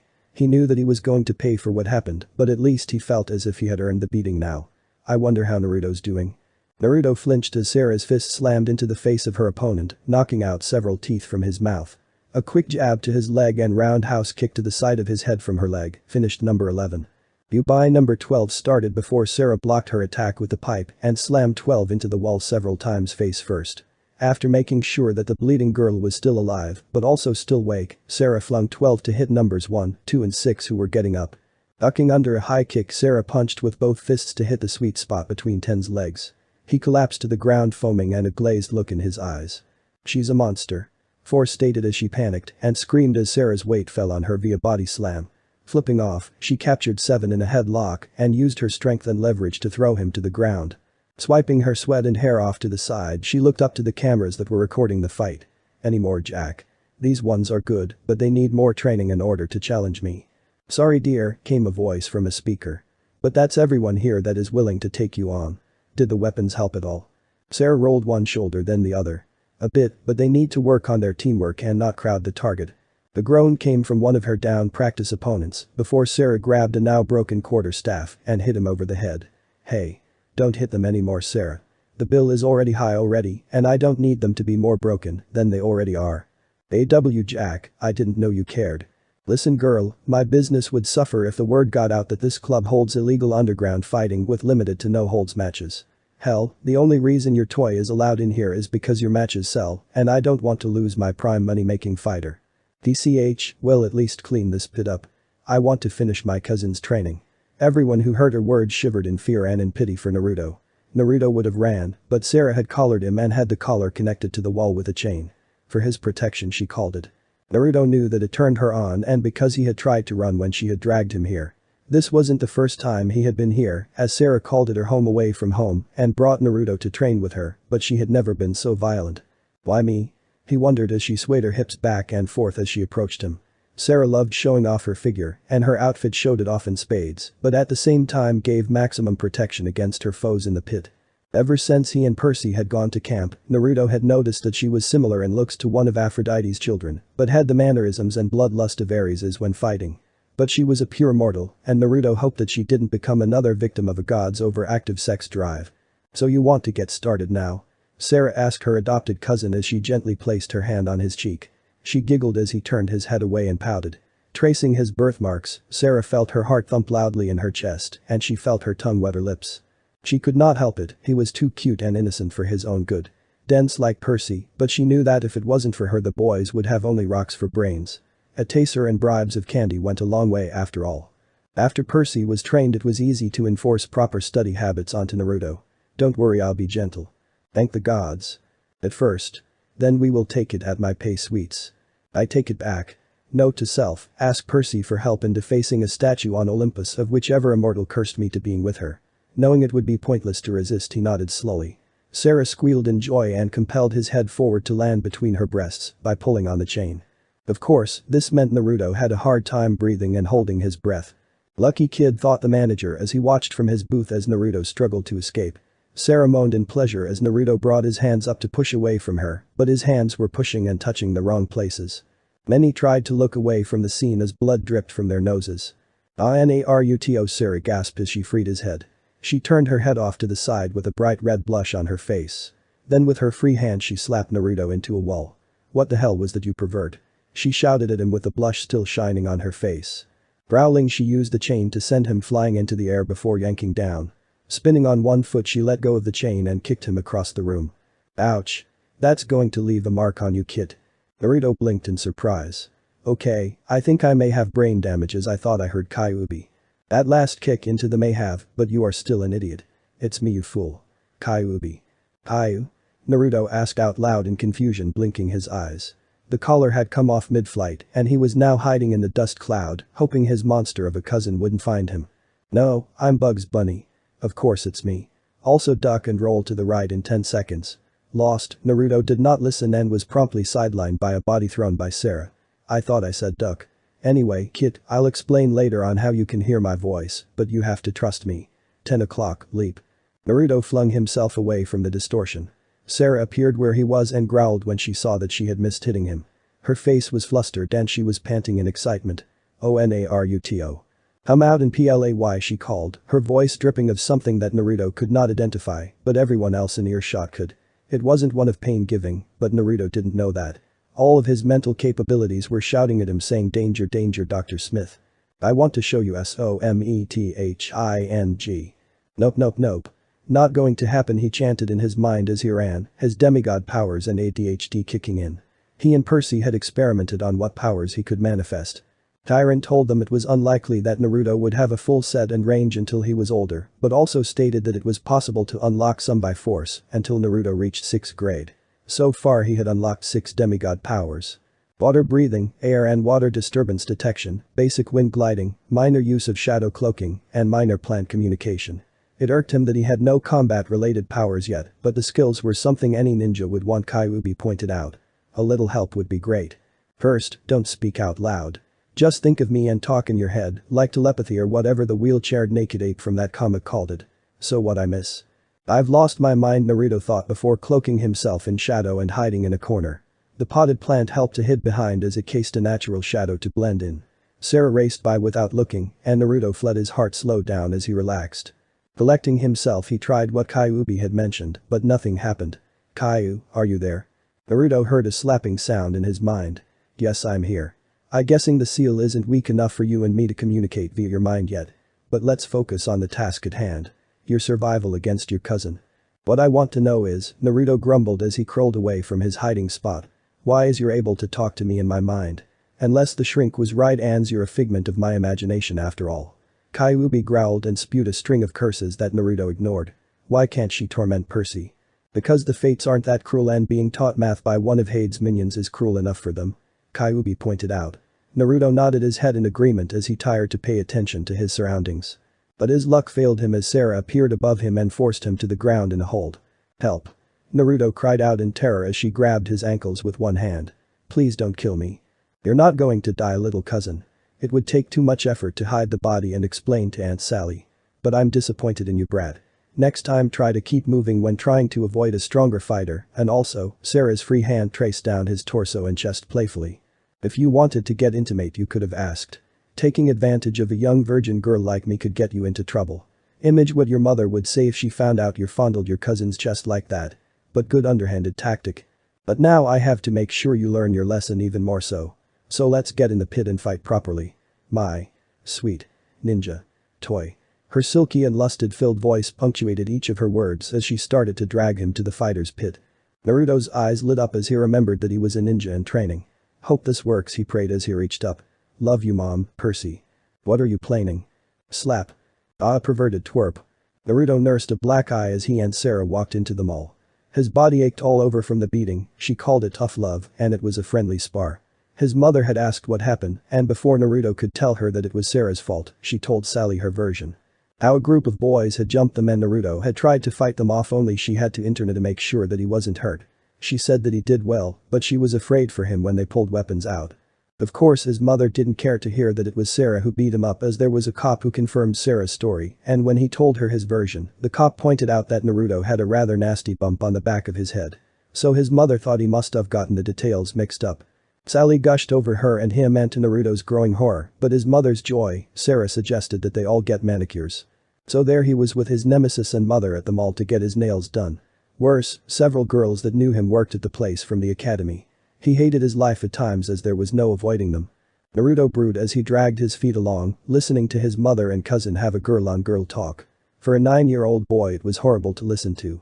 He never really understood the female need to talk about such random stuff, and the only reason he could even semi-understand was due to his schooling at the girls' academy. As it was a Friday afternoon, so the mall was packed and his mother kept him close to arm's length. He hated being treated like he was going to be taken away and wanted to explore the mall without his mom or brother hounding on him. But no, he was too irresponsible and young to go out on his own in the eyes of his mother. Excuse me? Naruto blinked and turned around. There, sitting on a bench, was a man in a suit and another in a tracksuit. The one in the suit he didn't recognize, but he recognized the second. Hermes. Naruto tugged on his adopted mother's hand, and when she looked over to where he was pointing, her eyes widened. Go take care of that. I'll distract your cousin and get us in line. Don't be held up too long as I need to get you to your friend's home after our manicures. Naruto blushed when he heard Hermes and the unknown snicker in his direction. Gathering what little dignity he had left, he marched up to Hermes. The god gave him a wicked grin. Yo Naruto. How's it going? Don't mock me, Hermes, Naruto snapped at the god. Naruto still was mad at the god, and he was number 1 of god on Naruto's shit list. What do you want? Straight to the point of the back. Naruto looked at the man who spoke, but he knew that this was an immortal, but not one he knew. Seeing Naruto's lack of knowledge of who he was, the unknown immortal reached out with his hand. Prometheus. Nice to meet you. Naruto looked at the Titan with interest and respect. The Titan's face was covered with marks that Naruto knew came from the Titan's punishment before Hercules freed him. However, Naruto could see that the Titan had a tracking device and a shock collar hidden behind the mist. I'm guessing this is not a chance meeting. The Titan of Forethought shook his head while Hermes rubbed his temples. Nope, this is request that we need you to do. You see Hermes here. Hey. Snapped the now irritated god of messages. Prometheus ignored the interruption. Lost something of value. You do recall the story of how the Council of the Gods got revenge on humanity after I gave you lot fire, right? Something about a jar, Pandora, and your brother. Naruto said as he tried to recall the story. Percy had to do a report on the myth when he was taking Chiron's Latin class, and Naruto had gotten sick of hearing that story. Yep, that's the one. The god of dimwits here lost the jar after my brother sent it to Artemis on the western coast. He was too busy with a girl and so lost the jar. Hermes came under the glares of Naruto and Prometheus for different reasons. Prometheus continued, so this is where you come in. We would like you to head west and find the jar before some random idiot mortal finds the jar and opens it. Naruto brightened. Like a quest. The two immortals nodded and Naruto let out a cheer of enticement. It was quickly stopped when he remembered where he was. When do I start? As soon as you are able. Hermes growled as he gave Naruto a look. The god was still miffed after what happened the last time he was with Naruto and was mostly neural to the young demigod. But Hermes also did not like Naruto after Zeus punished him for the fiasco. Cleaning the toilets without powers was not fun. This must be taken care of as soon as possible. I shouldn't have to deal with the postman losing his mail and sending a boy to look for it. Naruto pointed out to the god. Also I'm a dude and we three know how Artemis feels about mails even on a good day. I hope you give refunds cause you suck. Prometheus cleared his throat before Hermes could hurt the demigod. So best of luck to you boy. As you don't have a weapon I'll start by looking at your friend's home after they go to sleep. Mia's home? Questioned the confused demigod. Prometheus shrugged his shoulders while Hermes rolled his eyes. Yes. Inside there should be something that will work well for you. Now I'm guessing that we have used up your time here. So good luck and see you soon. With a flash the two immortals disappeared, leaving behind a piece of paper. Picking it up Naruto read it. Have fun with your manicure. Hermes P. Arg. Naruto tore up the paper. I will get you Hermeses. He vowed as he was dragged into the stall by his impatient cousin, whereupon the mass descended on him with giggling flair. Naruto. Mia yelled as he walked up the steps to her home. He gulped as his classmate raced forward and jumped. I've been waiting for you. Ah. Naruto and Mia fell to the ground in a tangle of limbs. The redhead girl held onto Naruto and sniffed him deeply. Naruto blushed as the girl licked her lips and looked at him. So how are you Mia? I'm well but hungry. My sisters are in the living room and my mom is making us something to eat. The girl got up and gave Naruto another hug once he was up. I missed you Naruto. It hasn't even been that long Mia, Naruto pointed out to his excited classmate. Grabbing Kyuubi and his things both kids entered the house. So what do you want to do first? He asked as he followed Mia to her room. Mia bit her lip. Naruto, sorry about this, but it's for your own good. Before he could ask what she meant a giant snake tail slapped him into the wall where he was knocked unconscious. Sweet dreams Naruto. Percy looked out on the bay staring up at the night sky sipping his soda. Mr. D had forbidden him from leaving the camp to go on the quest and to save his friend Grover. While Tantalus had chosen Claris as the champion even if it was Percy's idea, Mr. D told Percy he couldn't go as his mother was heading to the camp to pick him up in the morning. This sucks. Glaring at the waters of the bay Percy flicked a stone that bounced twice before sinking into the depths of Poseidon's domain. His blood stirred like the ripples of the water, seeking clam but could not. He hissed as his arm flared up in pain again. Setting down his soda he looked at his left arm that was wrapped in bandages. Usually it was covered in the mist so that those who weren't clear-sighted could only see a regular healthy arm, but now that shield had fallen along with the magic that was healing it. Hissing in pain Percy slowly unwrapped his arm and looked at the gift Luke had given him before he had left the camp. Gleaming in the light of Artemis's chariot's light was the pulsing scars from when he had ruptured his veins and arteries to expel the poison from the pit scorpion.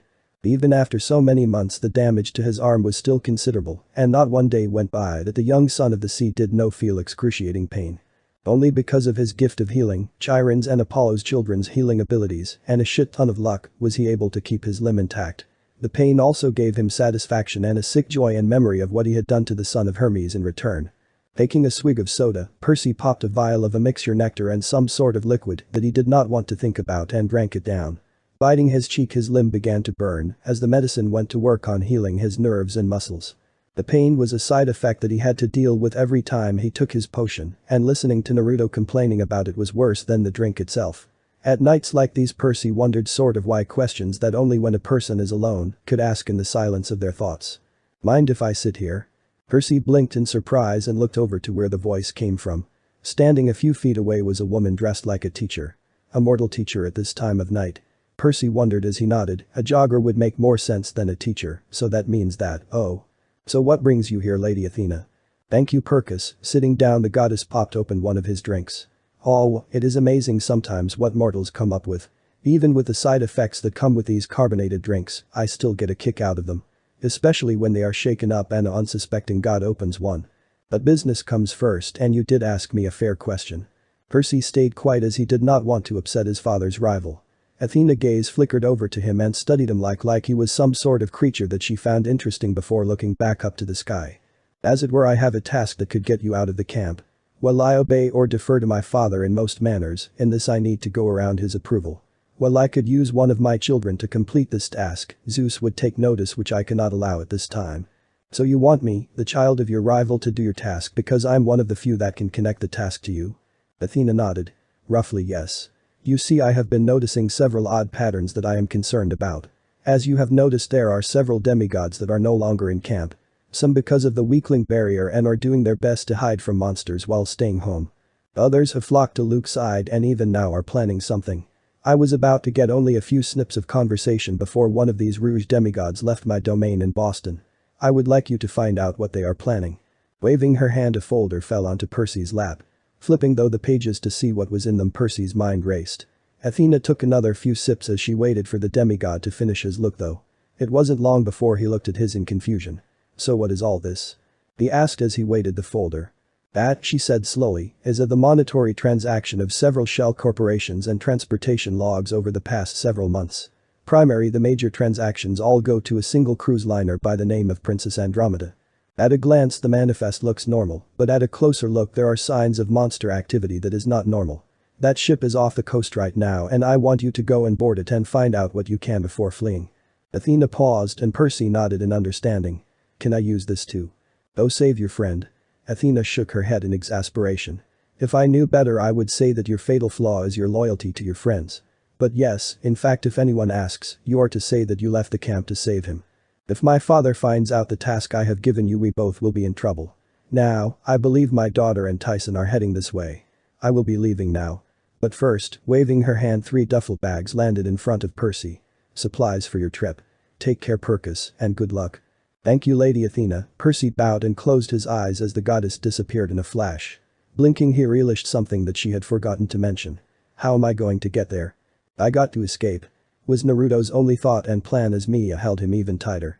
The Lamina moaned in her sleep as her tail crushed him as it tightened.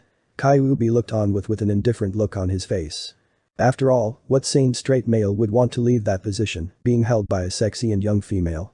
Granted, it was a monster girl, but who wouldn't want to hit with her once she grew up? Wonder if he got his shyness from his father.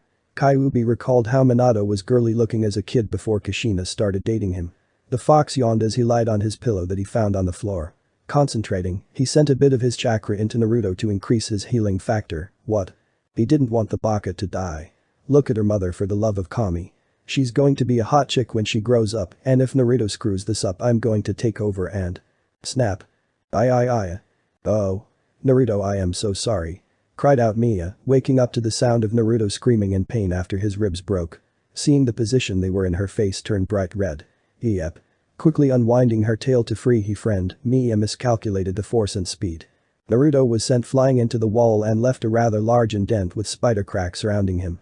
Mia and Kyuubi winced at the sight of Naruto slowly being peeled off the wall by gravity. I am going to die. Naruto hit the floor with a thud and lay still as Mia slithered up to him. Boy. What's going on in there? His eyes blurry by the impact, Naruto looked to see Mia's mother at the entrance. His face went beet red as soon as he became aware what Mia's mom was wearing. Kyuubi's jaw dropped as Mia's mother entered the room sexily as possible for a half-woman snake person. Ram and Ram entered behind her with their PJs rubbing their eyes. Do you know what time it is, Sweet Fangs? I know you want to spend time with your friend, but you'll get the chance after the elder blesses him for the ceremony. Yeah, sis. We want a piece of him too. Yelled Ram as she coiled her tail under her. Ram's tail vibrated and rattled as she stared at her elder sister. You just want him cause he smells so much like your pet fox that you ate in your sleep last year. Mia's tail lashed out and sent stone shards flying in her agitation. You don't speak about little Coco. He was a great pet and he ran away. Mia's mother and I'm sweat dropped and opened her mouth to correct her daughter, but chose not to correct her. Of course, honey. Ah, I see the young man is up. Hello again, it is good to see you again. Oh dear, your ropes seem to have fallen off. Shit. And those clothes seem too tight to sleep in. Honesty, Mia dear, look at his face, he is probably overheating. Girls, make sure to strip him down to his underwear please before you tie him up again. Naruto scrambled backwardness as the 3 young Lamina cheered and reached for him. Kyuubi would have laughed, but he was knocked out under a pile of stone shards. Faraway males everywhere were wishing they were in Naruto's place with a group of attractive females in their underwear PJs, you get the idea. But Naruto wasn't like that. Strip him of his pants. No. Stop struggling Naru. They are coming off. Oh. Rocket pattern underwear. I didn't know you liked that Naruto, it looks so cute on you. Look at him blush. Give those back. Hold still. Ow. I got his arms. Rem, get his legs. That's it, girls. Rub your scent over him so that other monsters know you claimed him. What's that rising in his underpants? Is it a weapon? I'll check. Don't touch that. Jiraiya looked up from his writing and frowned. It was as if a great disturbance had disturbed the perverseness of the world. It would not do. Packing his bags, the toad sage frowned as he looked at the map of the nations. From what he could tell, the unpleasant feeling of a ninja that had not accepted the ways of the pervert. The last one was Minato, was that meant. Minato's heir lives. The sage yelled as he danced with joy. Soon another will join our brotherhood in the ways of the pervert. Ma ha ha. Lady Artemis. That feeling's back of a super pervert. Permission to eliminate the source before it infects others. There you go, Naruto, that wasn't too hard, was it? Mia's mother asked as she looked at the very embarrassed demigod. The four Lamina licked their lips and they stared at Naruto's form. Naruto covered his body with his hands and arms and tried not to think about what happened to him. Being striped by girls was something that he was used to, not that he was proud of it. Modeling for the girls at the academy meant that he spent several hours being around girls half to nearly naked. But never so violently and by monsters. Mia's mother made her way to Naruto and circled him, studying him like a fine meal. Her forked tongue flickered in and out of her mouth and her eyes narrowed in thought. Reaching out, she pinched his butt cheek and Naruto squeaked. He will make fine stock, Mia. You should be proud of him. Mia's face went crimson in color to the point it was brighter than her own hair. Mother. Laughing, Mia's mother slithered away from Naruto. Oh honey, you are so easy. Now, I must go and inform our other guest that we have the demigod and he is in good heath. Tatie.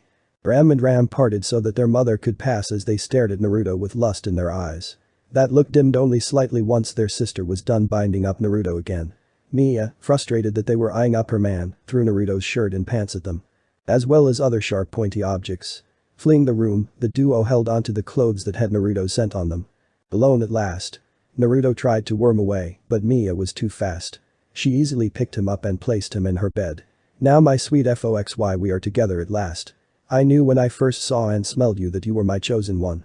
You smell so good that if I didn't claim you, some other monster would have taken you. But you are safe here once the ceremony is complete and the queen binds us together. Oh joy. Naruto thought sarcastically. As he couldn't move again, he was forced to listen to Mia's plans for after they were bound together. After what felt like hours, he noticed that she had fallen asleep. Kyuubi. He hissed to his friend. Ugh, what hit me? The fox asked as he stood up in the middle of the pile.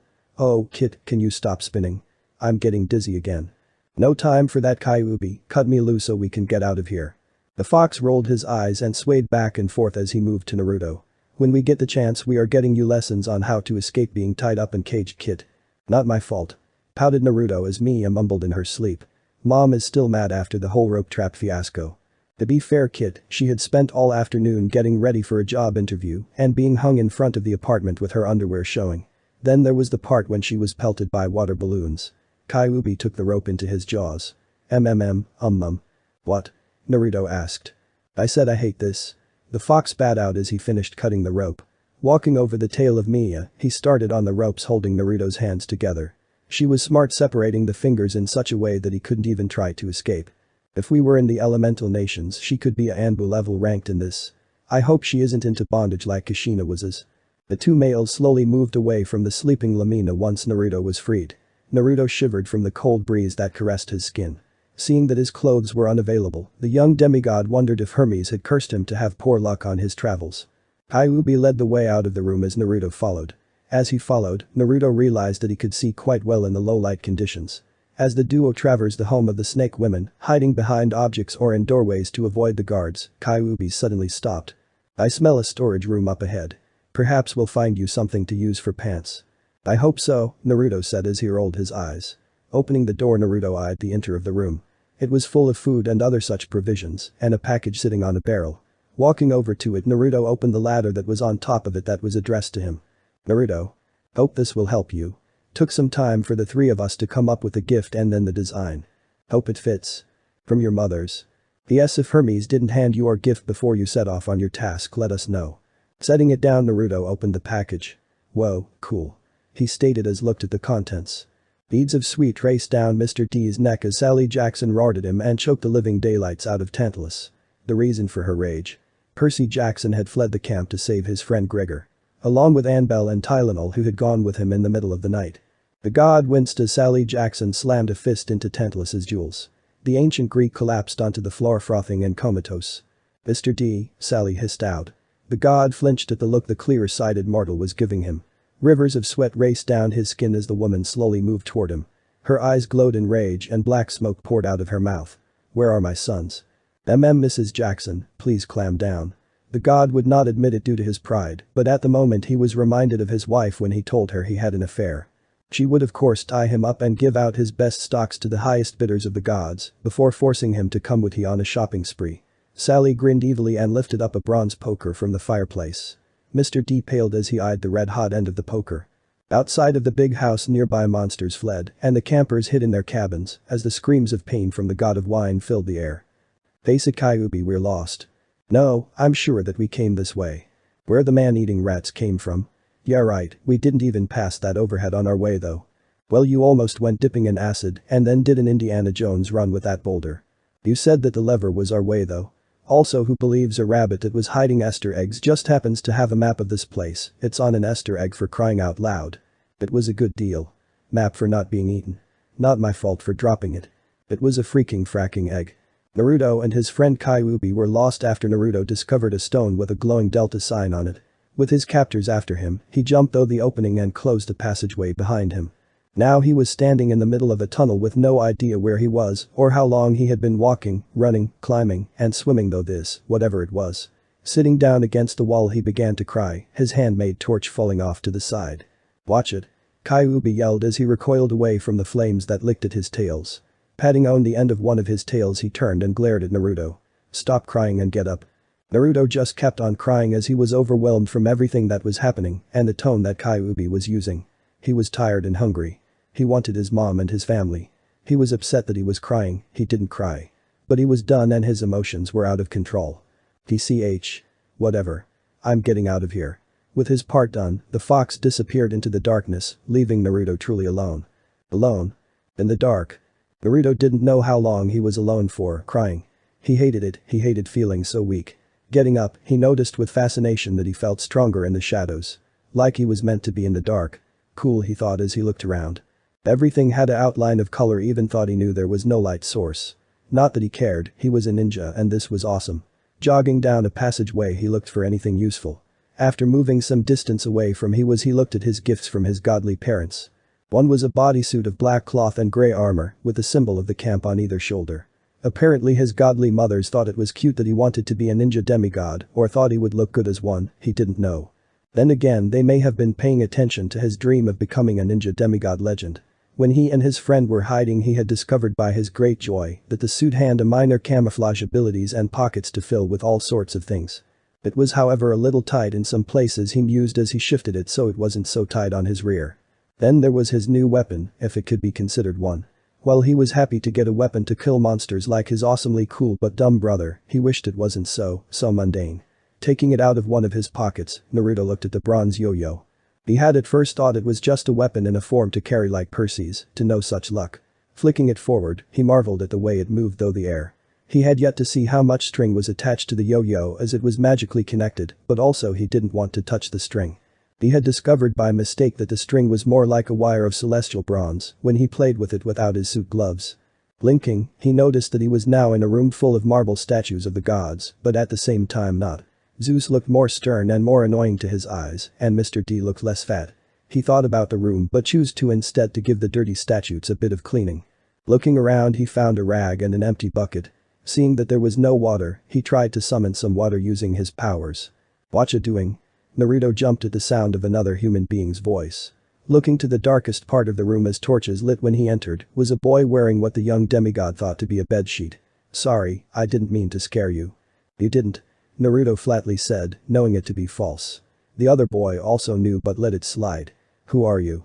The boy shrugged. Just another person in this place. I was raised here and this is my home. Not many visitors here as they usually die or something horrible happens to the unlucky ones. You're lucky if you've been in here for so long or just entered a while ago. Just entered to escape an overly affectingly Lamina and her family.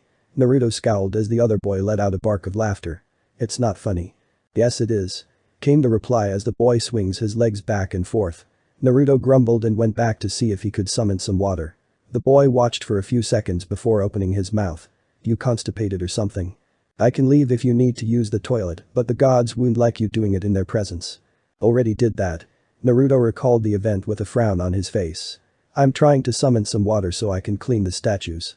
Why not use that pond? Blinking, Naruto looked where the boy pointed and his mouth dropped. There in the opposite side of the room was a pond with a spring bubbling where none was before. Snapping his head towards the boy, Naruto's face said it all. See? Much easier to do so now, right? Thanks. I'm Naruto, son of the queens. You? Naruto asked as he raised his hand. Just call me Sarasi, descendant of Athena. The now named Sarasi stated as he stood up and took Naruto's hand. So, Naruto, shall we get to work? Okay.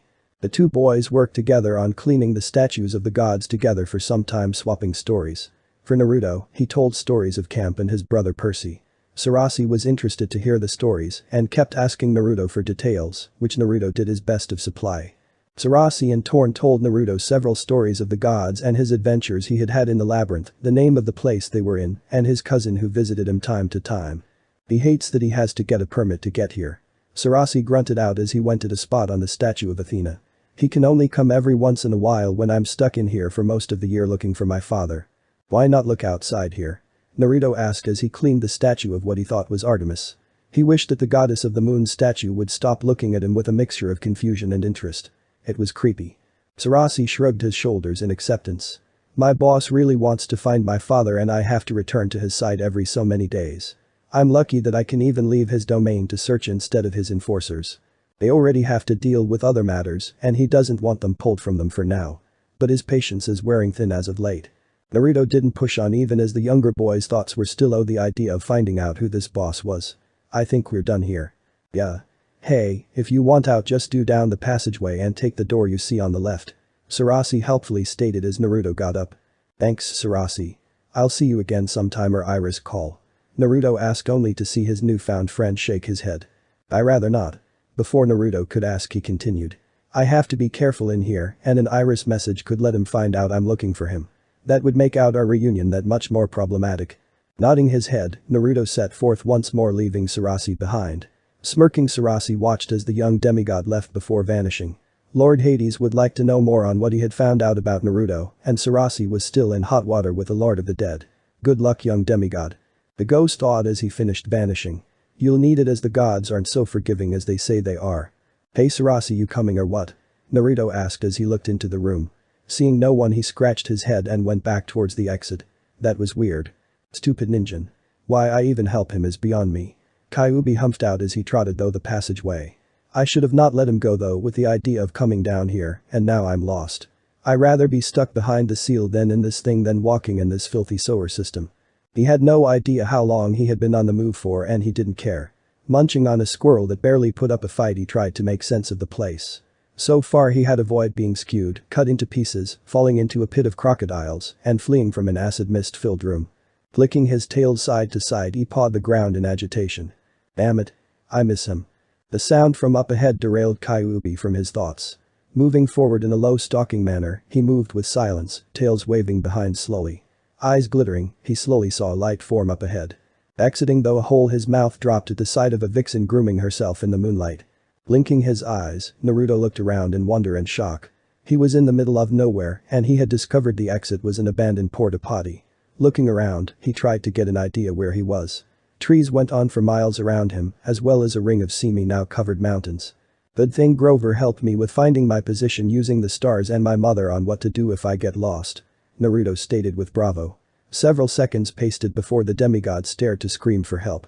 After several minutes that felt like hours, he stopped as his throat was sore. Rubbing it as it was painfully sore, he began to walk towards the west based off the stars. I bet the Kyuubi is still lost in that place. He ideally thought with a snicker as he hopped across a stream. Hearing a noise off to the right of him, Naruto froze. It wasn't the herd of American bison that were sleeping that gave him pause. No, it was the massive bronze bulls that were looking at his direction. Aw FK. The largest bull let out a mechanical roar before charging along with its siblings. If not for his throat being too sore to scream, Naruto took off with one of silence. The herd of American bison scattered and Naruto was lucky none of them were moving towards him. However, he still had 13 angry demigod-hating bronze bulls of the Smith god after him. The earth trembled as they moved, and Naruto was lucky he could still find traction due to training. But there was a problem, he was running out of forest, and there was a large plain ahead of him full of hot springs. Seeing that he had no choice in the matter, seeing as the trees that were between him and the bulls were being uprooted or smashed though, Naruto pressed on. Jumping into the air, he avoided being speared though by several buzzsaws and used the steam from one of the hot springs to glide over unstable land. Glancing back, he grinned nervously at the sight of one of the bulls melting in the waters. So avoid being killed by bronze bulls in acid hot springs. Joy. He then yipped as a plasma charge went by him. And now also more ranged weaponry. Thank you Hephaestus for such deadly monsters. Nod. Landing, Naruto winced as his ankle twisted at an unnatural angle as the ground gave way. Pushing though the pain, he kept on moving with an increasingly painful limp. Taking out his yo-yo, he attacked the nearest bull and entangled the legs, making it fall to the ground and being gored by one of its brothers. Calling the end of the yo-yo, Naruto missed the rock in his path. He went down with a tumble and the pain increased tenfold. He raised his arms preparation for his death by trampling and realized with a stupid thought that he had the toll for Thanos on him. I love you Mom, Percy. Closing his eyes, he waited for the god of death to take him. It was not to be. Several silver arrows whizzed by his head striking the bulls. The bulls let out mechanical noises in pain and frustration as they were denied their kill as the arrows pieced their hides. Noticing he wasn't dead, Naruto sat up as several girls raced by him with timber wolves chasing after the fleeing monsters. One stopped next to him and leaned forward and looked at his leg.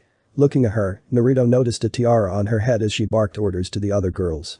His hearing was messed up due to a ringing in his ears, but it was slowly fading. Who are you? He asked in a raspy voice. Or at least he tried. His throat was so sore that it was painful to make the words, and when they came out his was a pathetic wheeze. The girl smiled. It's alright miss. We're the hunters of Artemis and you're safe now. Looking over him, she leaned over and touched his leg. Naruto hissed and the girl clicked her tongue. It's severely sprained. I'll have to take you to camp to fix you up. So up you go. Naruto felt his heart sink at the sight of her smiling face as she lifted him up. He knew the stories from ancient Greece and from the other campers about the hunters and their anti-boy status. His voice was too gone to plead for mercy as the unnamed huntress carried him like a sack of grain to correct her that he was a boy, not a girl. It's okay girl. You'll be feeling better in no time. The hunter tried to calm Naruto down as he started to cry.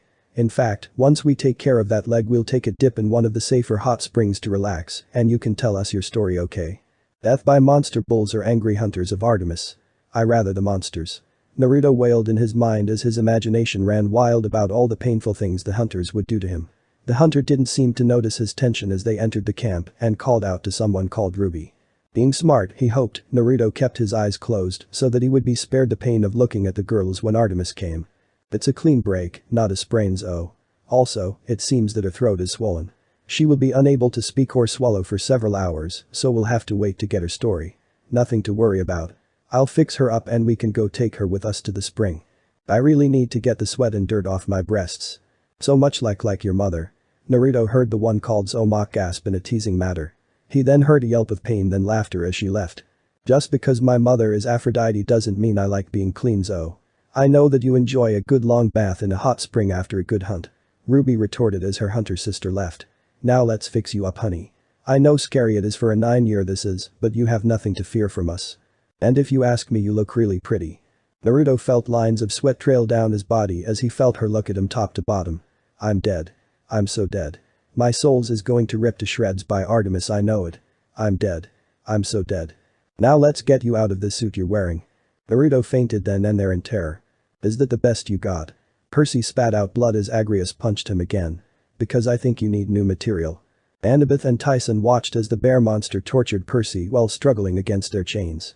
They were ambushed while exploring the ship by Luke's demigod allies and have had the last few days being worked over by Luke's enforcers' tender mercies. Dehydrated, hungry and weakened, the two could only watch as Percy was subjected to being the punching bag to several demigods and monsters, then being healed with water, only to start over again. You may talk tough demigod, but I can smell that you are tiring. Percy narrowed his eyes before spiting out another glob of blood that hit the monster's eye. He smirked before the monster's next punch hit him between the eyes, breaking his nose. Percy's head jerked back from the blow as the blood sprayed out. Big talk for demigod. Percy twisted his face into something that resembled a cocky smile. Enough Agrius.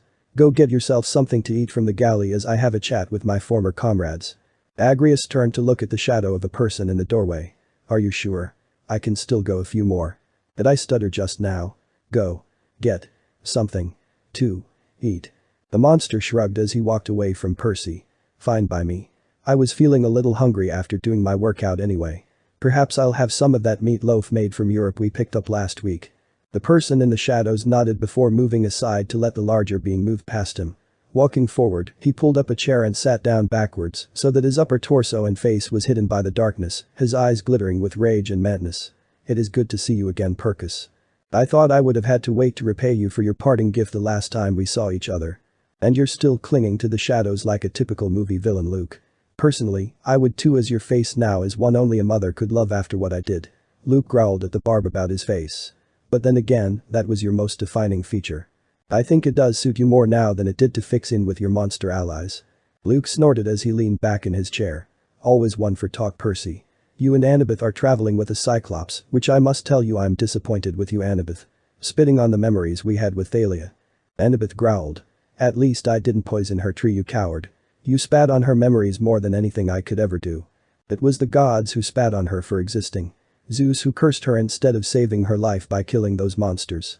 Or are you forgetting that the camp was under siege for over a month before it received help from the gods? Or how many died from the arrows that pierced the new formed barrier before Hecate added more enchantments and Mr. D's power to boost them? I haven't, and I still see their faces.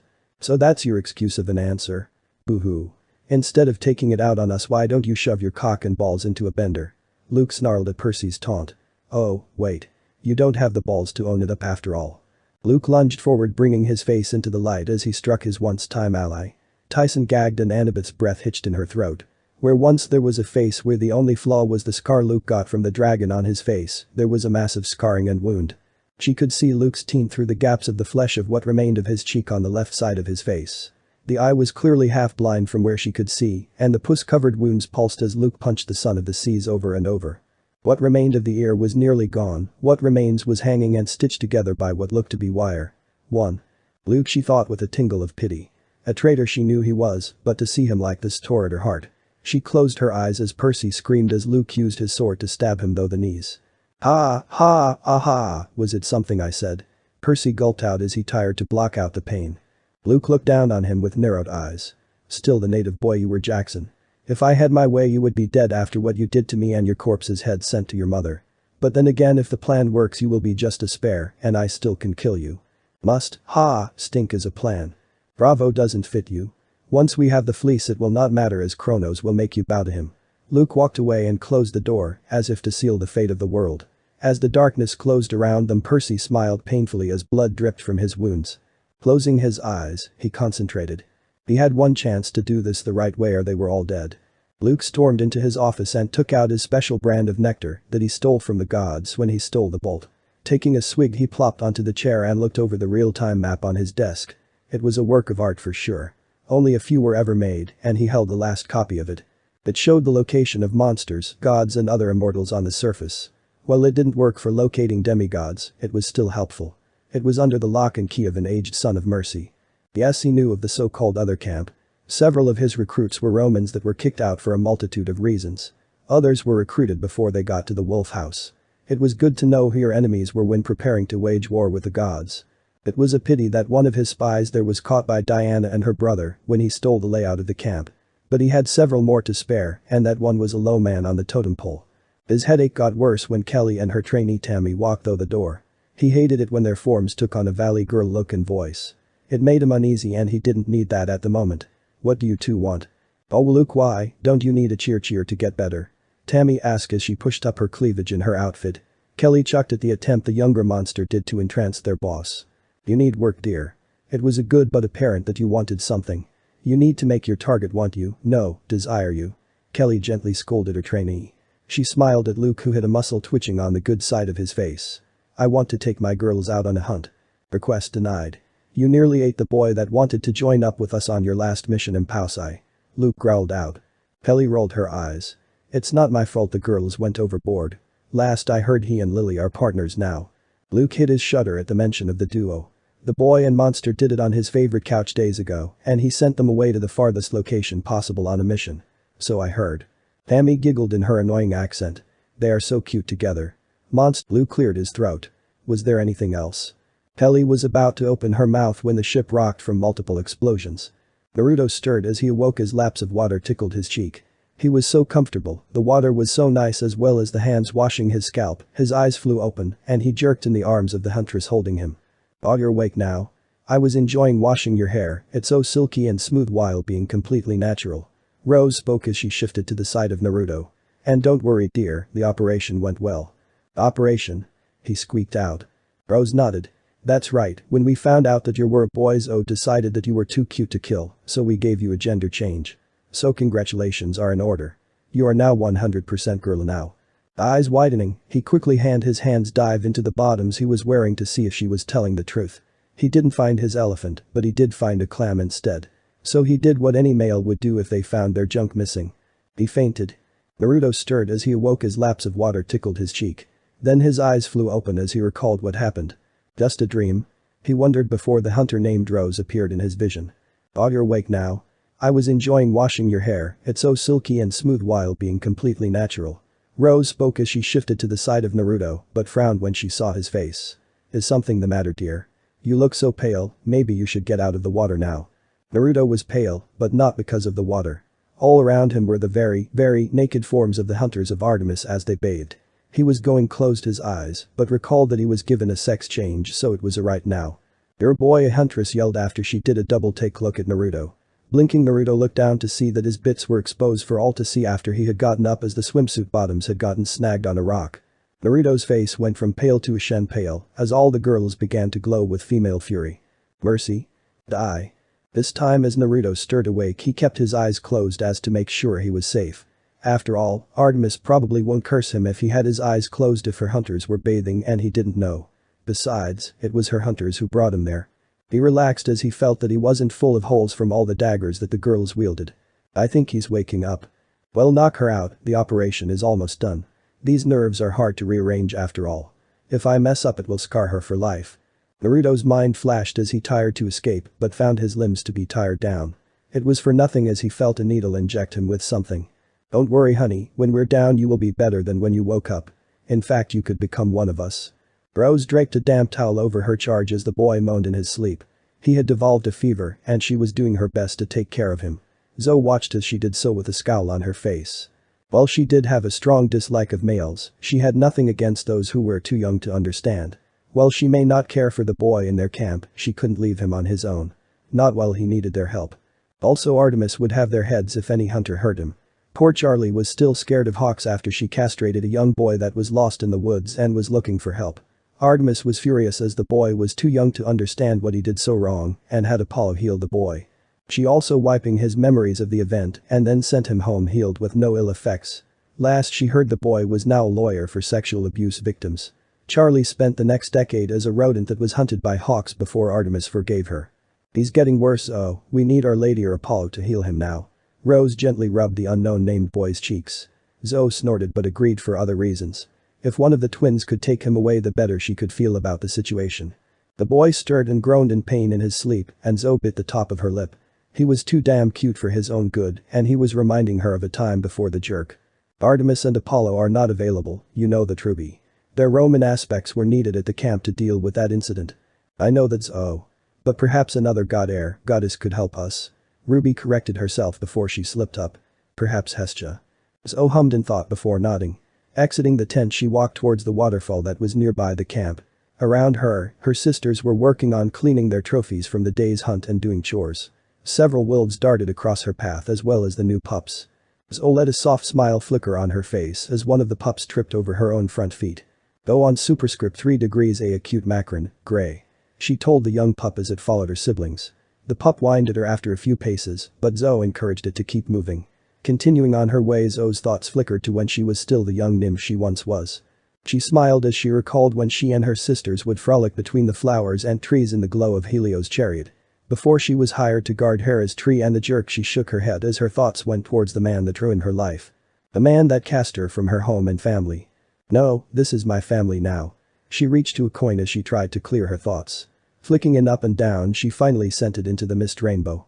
Hestia, please, Lady Iris. I'm sorry, Lady Hestia is unavailable at his movement zone. Wouldn't you like to contact someone else, dear? Iris's image glowed in the rainbow as she bounced a drachma in her palm. I know. How about your mistress? Lady Artemis is unavailable, Iris. Diana is in charge right now and… Okay dear, one call to Diana right. Oh. No wait. Why are you calling me Lieutenant? Zoe gulped as Diana's eyes narrowed at her own. This may not end well. Kyuubi and his new girlfriend were enjoying a nice meal together in the rising sun's light. It had been some time since he had a good fuck and she was amazing. She said that she was called the Tumeshan fox in the olden days because the Greeks and Romans were gender bias. She told Kyuubi to call her Vix and he told her to call him by his name. So I have been meaning to ask, how did you escape the sky? Last I checked, you and that hunting dog were placed there by the god of nightlights. Vix flicked her ears and let out a yip. Ah, the fact that he forgot your ability to escape from any trap was why. Also the fact he didn't think to check that it was you is hilarious. So who is up there? Another yip and then several barks before Vix took a bite out of their meal. Just some fox that was trying to have sex with you even after you said no. Am I going to end up like him then? The vixen rubbed her head under Kyuubi's before giving him a lick and a small bark. Kyuubi blushed though his furrier claimed that they were mates now. I would love to be with you until the world ends, but there is a small problem. You see. As Kyuubi told her the truth about him, the moon's light grew in strength before fading. Neither one noticed as they were too busy with each other swapping stories. Naruto hurtled over the side of the boat as it bobbed up and down on the water. She was separated from the ship after a freak storm appeared and whirlpool wrecked it. She was thrown overboard and had been floating for several days. Wiping her face, she went back to her log. Day 10ish or something. It's getting hard to remember the days. I have spent the last days floating on this boat I unsealed. I guess the last laugh is on me cause no one thought I would need it. Supplies are running low and I think I have only a few more days to go. If I ration the food to only one meal a day, I can add another 2 days when my water runs out. Yesterday I thought I saw a large man heading sheep on an island, but the fog could have been playing tricks on me as he was over 10 feet tall. In the distance I can see what looks like a resort of some kind. Perhaps I can get help there. Setting down her brush, Naruto used a technique to fast dry the ink and sealed up the bottle and brush. Grasping the oars, she began to row again towards the island in the distance. Gulls called out in the air as they rose and fell on the thermals as she got closer. She could make out marble pillars shone in the light and could hear the sound of many ladies and girls chatting or giggling. Squinting her eyes, she read the sign in the distance. CC. Spa and Resort. At least it is land. Ares sharpened his sword as he watched as his daughter save her fellow campers with a scowl. He had to admit that the sea spawn did a great job at damaging the cruise ship with his explosives several days ago, but the god wasn't going to say so out loud. His uncle sat nearby as he waited for Hephaestus to finish with an order he had asked to be done for his wife. So your brat nearly sunk that vessel. Ares commented to his uncle. I still don't see why the old man wouldn't let you sink it anyway. Poseidon shrugged his shoulders. My brother isn't the best at looking at the long-term effects of his actions, Ares. Besides, can imagine his reaction of a ship sinking full of demigods that haven't, I quote, only lost their way. Or how about, they are only being irrational. Sometimes I wonder if it's just him slowly turning into a more American god of lighting or just his more annoying root self. At least you can say you had nothing to do with it. Poseidon could not answer Ares as it was unnecessary.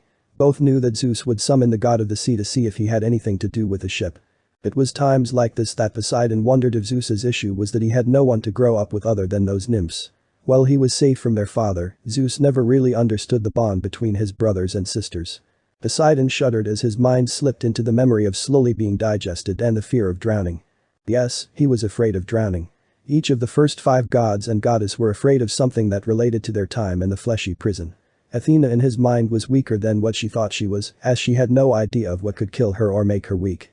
He knew his weakness and was stronger because of it. At times he hated his domain as he was forced to confront his fear. He let a small uneasy smile cross his face that his nephew didn't see at the irony. It was amusing that none of the Greeks of old didn't know that part of his story. Of why he was so angry and wrathful in the past. Event he Romans didn't even know.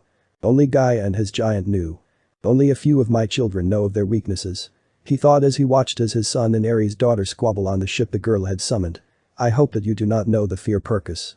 For once you do, you will never be the same. He is going to have to take the ship to a yard to get it seaworthy again. What you say, Hep? About a week.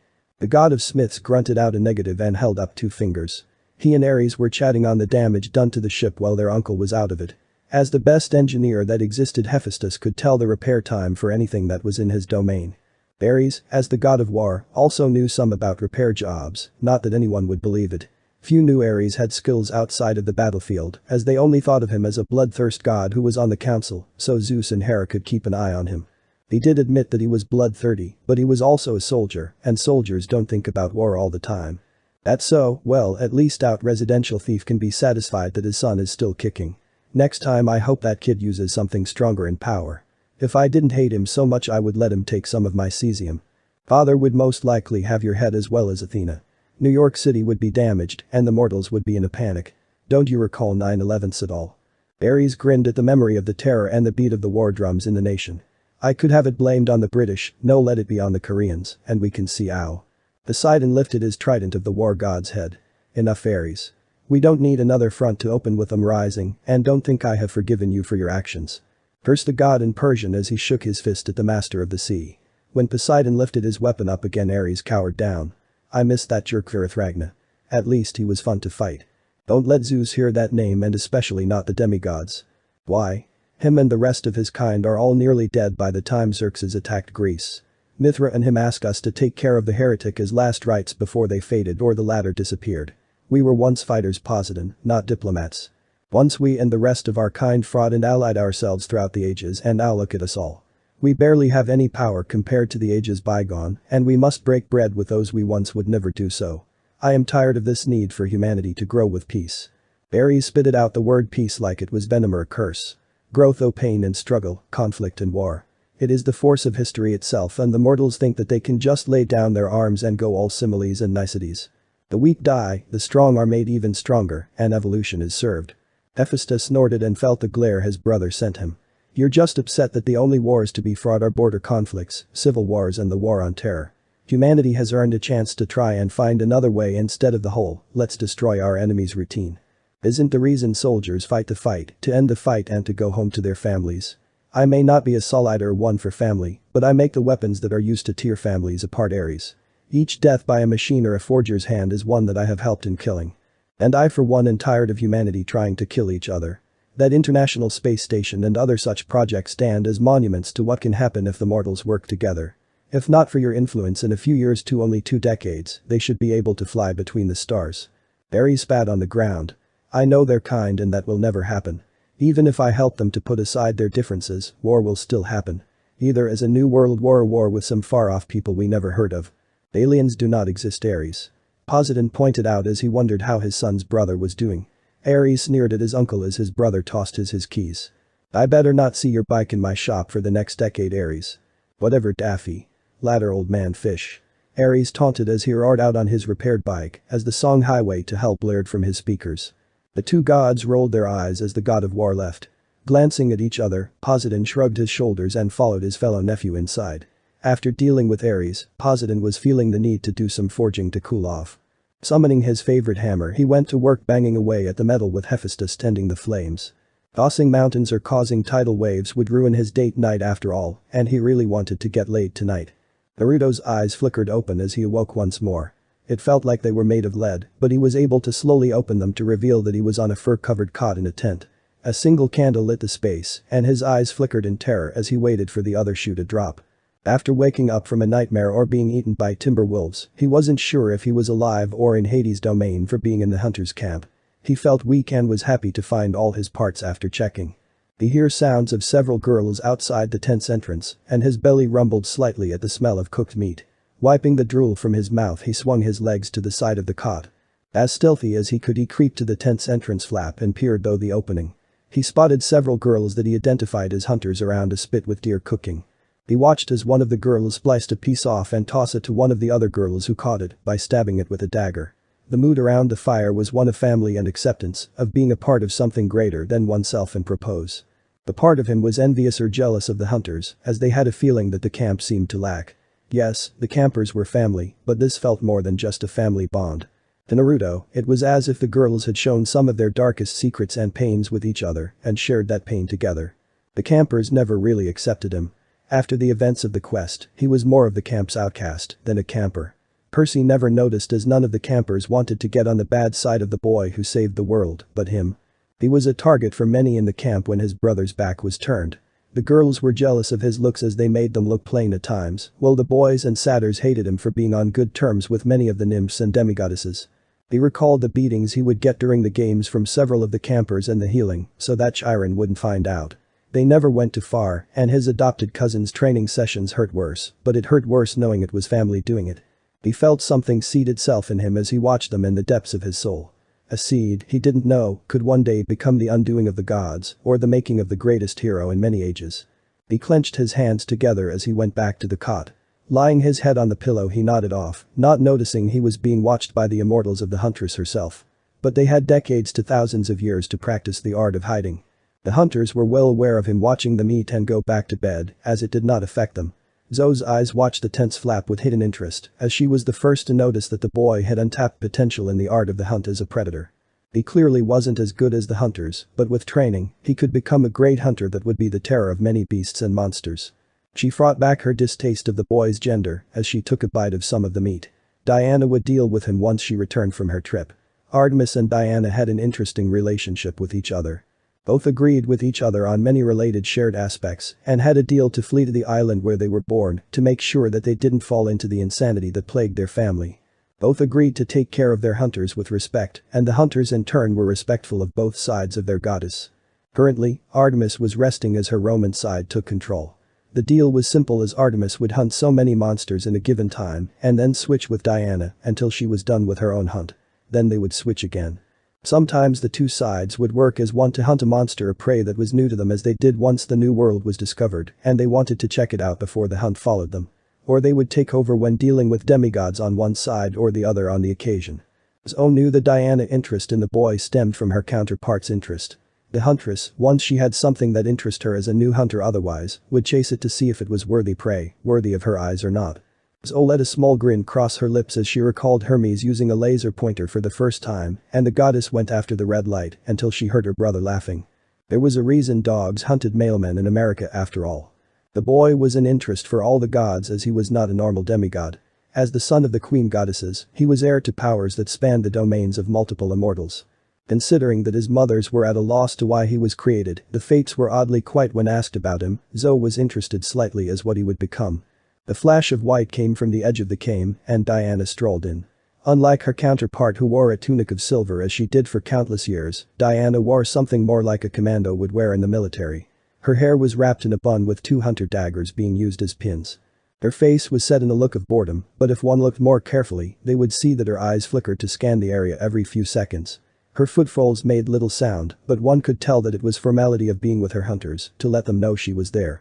Otherwise one would not hear her move though the dry grass. The hunt's noise lowered considerably as they watched their mistress walk towards them. Zoe knew that something must have happened as her lady was clearing her hands with a rag. With a shiver, she realized it was the t-shirt of a Camp Jupiter camper and she was cleaning the blood from her hands. The nymph shivered more as she recalled that Diana only did something like that if she gave her target a chance to live by avoiding her for 3 days. One day was without powers and weapons. The second was with a knife, and the last was with her bow. This was the chance she gave Roman demigods to live if they avoided her if they failed in her eyes. A near impossible chance to live. Monsters would not go near demigod when they were marked as prey by the goddess as they would become her target and the demigod would only be raised to finish her hunt. She thought that she could get away from me to avoid punishment. A pity that she lasted only till the sun began to set. Diana commented as she threw the now bloody garment into the fire. Facing towards the tent she glanced at her right-hand girl. So that's him. I would have thought that Juno's counterpart would have hit him struck him down, if not her then her husband. He is the child of 2 other goddesses my lady. Perhaps she didn't want to offend them. Perhaps. I sense that he is more than what he appears and I can sense why Artemis is interested.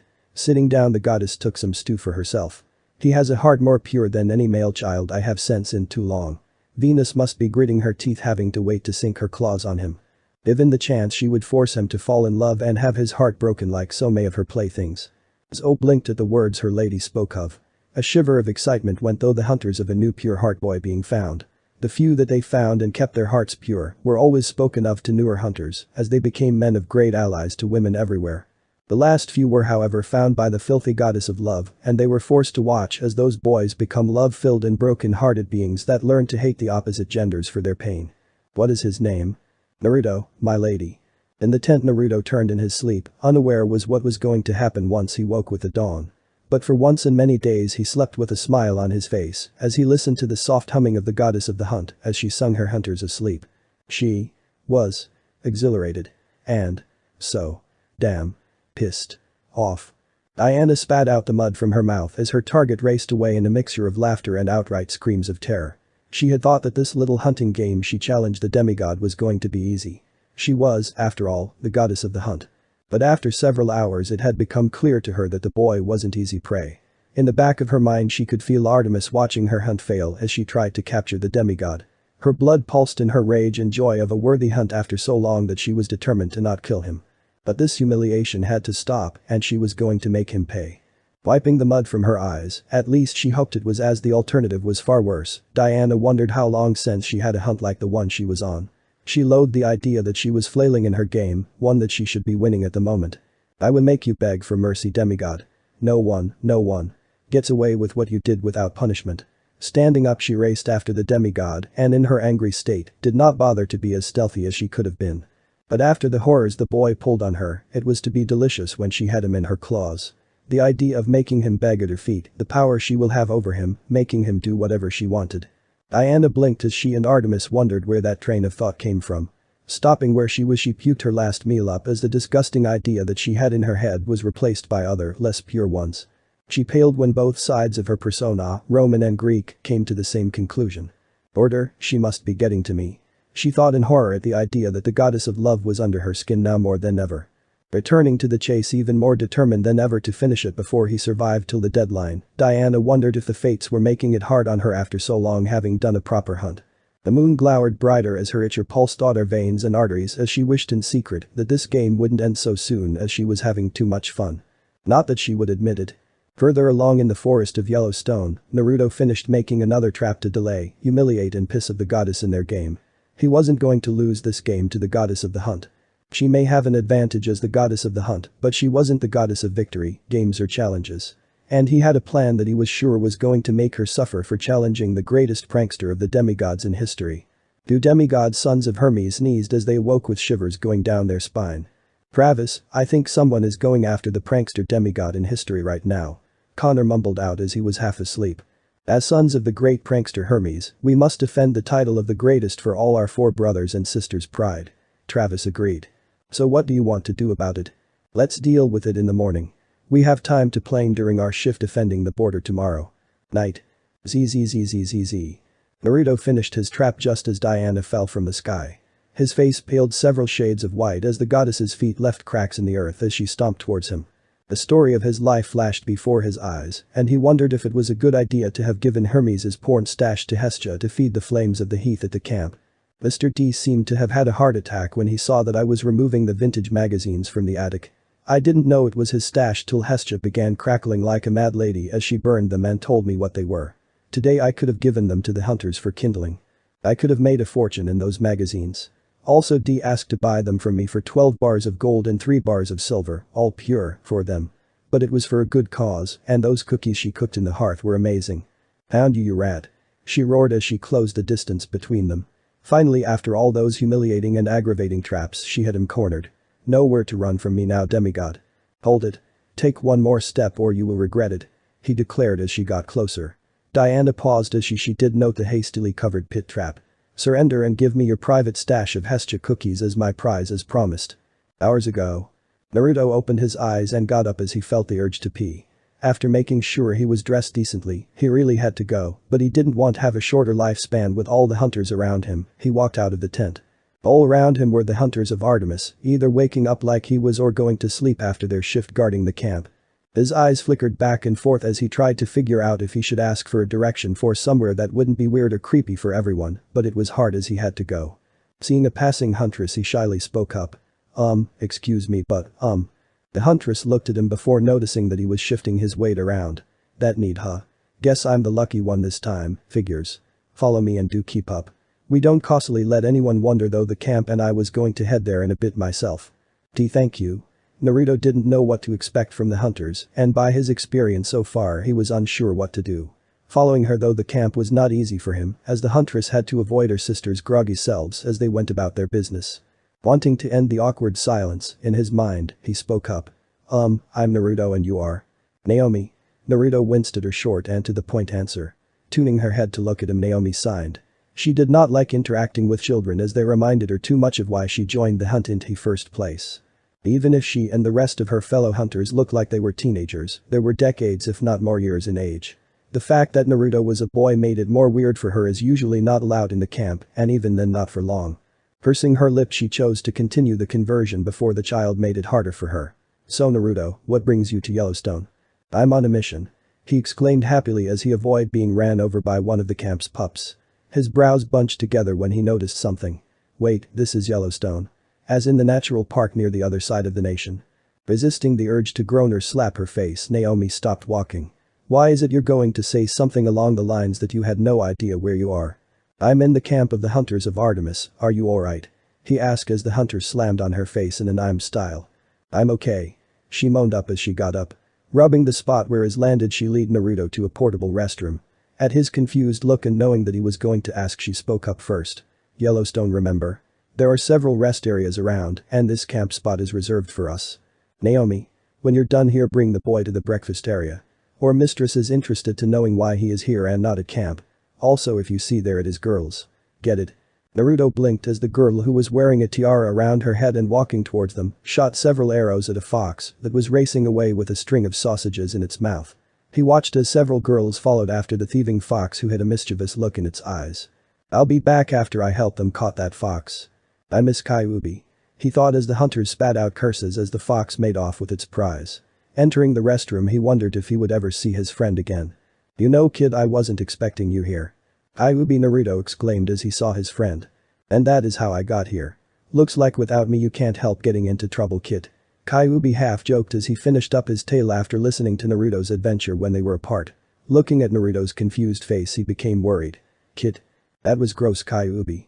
Naruto made a barfing face as he tried to get over the lovely story of his friend and the Tumeshan fox met. The love-struck face of his friend and the idea of him being enraptured by her green eyes and silky fur made him physically ill. Their hunter escort walked behind them in confusion as she was sure that Naruto was talking to an inanimate object and holding a decent conversation with it. To make it more painful for her mind every few seconds, she could swear on her oath that the stuffed animal cast a larger shadow than it should. And where in the name of the gods did it come from? She wondered as they made it to the cooking pit. Several other hunters were there after dealing with the monster fox that stole their sausages. Their dirty bodies were ignored by the goddess who sat eating her meal, amused at the morning drama. To Naomi's surprise as Naruto was a Greek demigod, it was Diana who was eating. This also set a more tense tone as more hunters came to eat a meal before going back to sleeper patrol than what it would have been if it was just a boy eating with them. Signing to Zo to ask what was going on, she had one of her fellow hunters help serve Naruto breakfast. What is she doing? There is a reason that the two groups were separated. We don't need that kind of trouble right now. Zo rolled her eyes as she singled back to her fellow huntress. She's interested and curious about him. Also she and Artemis said that they wanted to pull off a prank. Something along the lines that the boy hasn't figured out that Artemis is the Artemis he befriended at the camp. The Roman gods aren't known for their humor unless it constituents as something that they set up or a situation. I still don't like it. She risks her father's wrath and the rest of the gods if she knows what she is doing. Besides, better her than the other Roman gods. Jupiter is more vicious than Zeus on things that piss him off. Where should I sit? Blinking, Naomi looked down to see the boy looking at her with 2 plates of food in his hands. Also, I got you some too Naomi. Thanks Naruto. You can sit other there. Naomi, bring him over here. That way I can talk to him while we eat. Diana's commanding voice made the hunter wish that Naruto survived the encounter even if the goddess wasn't about to try and kill him. Naruto followed her and bowed to the goddess, not noticing the quirking of her lips. Sitting down on the opposite side of the goddess, Naruto looked at her in confusion as the huntress motioned for him to eat. Normally you would make a sacrifice to the god's boy, but right now you must be hungry. Nectar and ambrosia may heal a demigod, but it does nothing for the hunger and need for a true meal after being sick. So you're not going to punish me for me being in your camp? Naruto shyly asked. He was scared and he knew that unlike her half-brother Hermes, the goddess before him had no problems in ending his life. Diana snorted in a dismissal. Normally you would be healed and placed somewhere safe to go along on your journey. I do not like it when my hunters let one as young as you go untreated or harmed. You are too young to understand and are in my eyes still innocent to the world around you. And if I was older, he asked. Then I would have you either killed, transformed or healed, and left to fend for yourself. Luckily for you that wasn't going to happen even if you were older, as you are on a quest to find what Hermes lost. Diana took a sip of nectar as Naruto began to eat his meal with earnest hunger. Not eating for several days other than the food of the gods to heal made a mortal very hungry. As he ate, Diana studied him. She could sense his immortal blood legacy and noted that he also had something else. Her brother had mentioned that in the East humans had discovered chakra and had learned to use it in their martial arts. But while she had gone to the East in her travels as the goddess of the moon, she never felt chakra like this. It felt off, as if there was a hidden department within him of power. Power that would make him either a great hero or villain one day. The stuffed fox also was interesting as she could not feel anything strange about it, other than it seemed to be eating and leaving a mess on its face every time she looked away. In fact, she could swear that it was mocking her. Closing her eyes, she rubbed her head as she felt she was getting antsy after the Cadmean vixen, Tumeshan fox as the Greeks called it, stole one of her favorite meals items. At least she had some, as the rest of her hunt was forced to have less than usually given out amount. She clenched her jaw as the urge to find and kill the monster came over her, but she knew that she could never kill it. She, her brother and their anti-giant hunter working together for a few hundred years, could not kill it. Kyuubi. Stop making faces at her. Naruto hissed at his friend as the nine-tailed fox mocked the goddess by making faces when she wasn't looking. I know you want to do so too, brat. How many can't say that they did this to her and got away with it? You're going to get us killed. Go and try on a hunter tunic if you're so protective of her. So Naruto, how did you come to the state of Wyoming? Diana asked after rubbing out her headache. Naruto blushed and muttered out something that she couldn't hear. Say that again please, I don't think I understood you. I was kidnapped by a Lamina who is my friend who wanted to make me her maid and escape through the labyrinth with the help of another demigod who showed me the way out. All chatter ended as all the hunters stared at him. Suddenly the hunt was in a fit of giggles at the misfortune of the boy as Diana made him tell her the full story from beginning to end. When it was over for Naruto, he was red with embarrassment as the hunt was trying and failing to breathe from laughing too hard. Rolling her eyes as she also tried to contain her amusement, Artemis had no issue and was rolling in the back of their shared mind in hysterics. Diana summoned her personal stash of cookies for the boy. Here you go. Cookies made from the goddess of the hearth herself. You can have. Naruto's hungry expression and reaction to the box of cookies made the goddess question her decision to bring them out. Eyeing him like she would one of her hungry wolves, she moved the box away from him. Now Naruto. The goddess twisted her body as the boy tried to attack her to get to the cookies. This led to several minutes of Naruto tried and failing to get to the cookies and the goddess, showing how flexible and determined to not let him take all of her private stash. It finally ended with her sitting on him to prevent him from moving and eating them with him watching with an increasingly angry look. While she was giving a look of indifference, her mind she was amused by the antics of the boy. So you want my cookies, Naruto? Grrrrrr. They taste so good. She doesn't make any mistakes when she makes cookies, that's for sure. Grrrrrr. If you ask nicely I may share a crumb with you. Naruto began to claw at the earth to escape her. Waving a cookie in front of his nose and eyes, she continued to mock him. Doesn't smell so good. No visible flaws. Now Naruto was using his demigod's powers to help him escape and steal the cookies from the goddess, but she flared her power to cancel his out. You must really want one, huh? Grrrrrr. How about a game? Winner gets the box of cookies, and also if you win I will grant you a knife and an archery set. What's the game? Grinning, she stared him in the eye. Why, the only game that I enjoy. I give you till sunrise tomorrow to avoid me, and I hunt you till then. No one other than us in the game, using our skills and no powers at all. You up to it? Naruto insisted it. Swear on the river, and yes, after you get up and I finish eating, also I get a head start. Diana's shitting eating grin only matched his as she agreed. Then flashback. Surrender and give me your private stash of Hestia cookies as my prize as promised. Naruto was bored. After everything that has happened over the summer break, school seemed really dull and boring. He wanted an adventure like his brother. One where he could travel and see the underworld too, so he could meet the plant underworld lady in Hades. He could not remember her name and how to pronounce it. Annabeth said that it would be rude of him no to try, but it was so hard. The letter kept on moving around the paper, and whenever he tried to pronounce the wine dude's name or Mr. D, he asked him to never do so again unless he was given warning, so the god could block out the murdering of his name. Pirxie. I'm bored. He complained to his brother who was studying something called pillow, something. It was so boring, and Naruto knew that his brother needed to get away from the book. It was dulling his brother and turning him into a dweeb. In his mind Naruto was sure that it was Athena's fault that his brother was studying so hard. It wasn't fair that she was making sure his brother was no fun. Percy. No Naruto, I need to get this assessment done by Monday. Go play with your stuffed animal or something and leave me alone. Percy snapped at his brother who was trying to get him to play. He was in no mood for Naruto, and he had work to do. Naruto stepped back wide-eyed before running off to his mother, lip trembling from the glare his brother sent him. He raced away much to Percy's joy as now the demigod could do some work. Mama. Naruto cried out to his mother who was reading a magazine. Percy is not paying attention to me. I want to lay with him, but all he wants to do is study. Sally Jackson groaned and wished for strength to deal with her sons. A part of her wondered if Hera had either cursed or blessed her family, as the last few days had been hectic. She was tired and all she wished was for the next few hours to be peaceful, so she could relax and enjoy her reading. With a sigh of registration, she turned to her child. Yes honey, what do you need? Percy won't play with me. Naruto, sweetie, Percy is studying right now and mommy is trying to relax. Why don't you do something by yourself like play ninja with your stuffed animal? Naruto pouted and Sally smiled at the cuteness he was giving her in her mind. Kyuubi is in the washer mom. You put him there for his monthly cleaning. Mommy forgot sweetheart. But you can find something to do. Like read a book, do a chore, or just take a nap, but just as long as you are quiet. But mom. No buts. Now move along so I can relax. Naruto pouted some more before leaving his mom in the dining room. He stomped past his brother who was deep reading about some old dude and ethics. Entering his room Naruto wondered what he could do.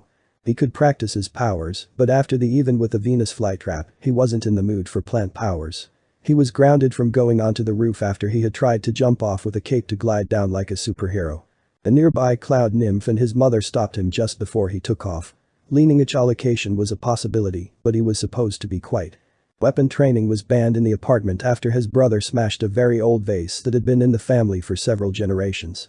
Now he couldn't even practice with toy swords. Blinking, Naruto raced to his toy chest and grabbed his toy bow and arrows.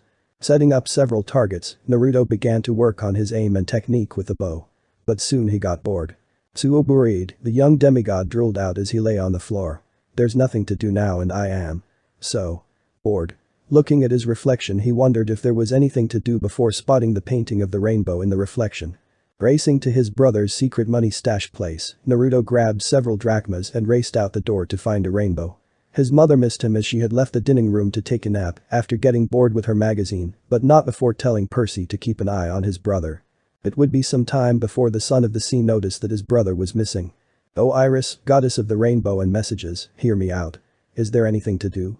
Naruto asked as he looked into the mist of the rainbow. The hose and mist setting made a simple rainbow, but for his need it had to do. The rainbow shimmered and Iris appeared in it and looked at the demigod. It has been some time since a demigod had requested me by both of my titles. You're welcome Lady Iris. Naruto said with a small bow. But can you please help me? I'm bored and there is nothing to do right now here. Iris rolled her eyes and looked at him sternly. I am not a charity worker demigod and I am very busy. Do you think that I have time to help you look for something to do? But I thought that you would know if anyone needed anything done. Well I do have something, but I don't think that you can do it. You're a little small and young too. Iris paused as Naruto looked at her with hopeful eyes. With a shake of her head she waved a flyer to land in his hands. The details are right there. It pays 35 drachmas and tickets to and from where you need to go for the job. But I must warn you that poof and he's gone. Naruto grinned as he looked over the flyer. It was a simple job, some god wanted a demigod to bathe and play with his dog as it hadn't had the chance to do so for several thousand years. Transport to and from the location for whoever took the job and Medicare if injured. Free food that will not entrap. The details weren't all that important to Naruto. He did a pet wash several years ago with dogs from the shelter and it was so much fun playing with them. And a godly dog has to be even more fun. He thought with excitement as he turned off the hose. Pressing the symbol on the paper he felt himself moving to what the demigod thought was his destination as it was similar to what Hermes did to him, only colder.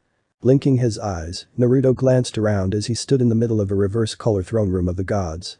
He missed seeing a figure in the background until the god cleared his throat.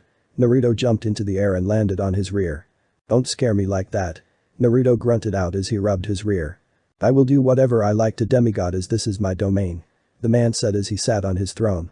Naruto mentally named him Dark and Broody as the dude was covered in the darkness and seemed to be brooding over something. So, who are you and why are you taking this job? No hero has agreed to it for hundreds of years, ever since the last one had to be rehabilitated. So I would be the first, right? Dark and broody blinked in confusion as he stared at the mortal in front of him. Did he not understand him that this job was dangerous? Nodding his head he winced as the demigod cheered. Take that, Percy. No else has the guts to do this. After making sure he could hear, the god leaned forward to look the demigod in the eye. No one has the guts as you put it, as they aren't as stupid as you are, hey. And they would not make my home a place to cheer and shout. Why? Naruto asked in confusion. While the green flames and dark walls were slightly unnerving, the guy in front of him seemed like a cool guy. Is it because you look like you have been living in a hole for gods know how long and haven't gotten a tan? My mom said that everyone needs a bit of sunlight as it's good for you, but in small amounts. The god flexed his jaw and developed a small irradiation to the brat in front of him. Do you know who I am? Naruto scratched his head as he looked at the man. Nope. What are they teaching the mortals up there? The man softly spoke as Naruto had to strain his ears to hear him. Standing up, the man walked forward so he was in daylight better. Now do you know who I am? Of course I do, the god smiled before having it fall, and the boy went on. You're the god of emos, breeding, and ninjas. Far away in a hidden valley in California, demigods were racing around as an earthquake caused by a loud roar of aggravation struck the city. Taking it as a sign, the children of the gods went on a fast and spent several days trying to appease the gods for whatever they did wrong in the last few days. Wow, you're loud. Naruto deadpanned at the now visibly stunned and irritated god. Can I do the job now? No. Why? Because you're too young. My wife would murder me if I did so, and I need someone to be able to deal with my pet without becoming food. It can't be that hard. I bet that I can do such an amazing job that you pay me extra. Naruto declared with pride. In fact, you will be telling the other gods on what I was able to do if my name is Naruto. Oh no, if I let him near, by order I could take millions of years to reform. Well, I nod for your enthusiasm. I think it best if you went. Where did the kid go?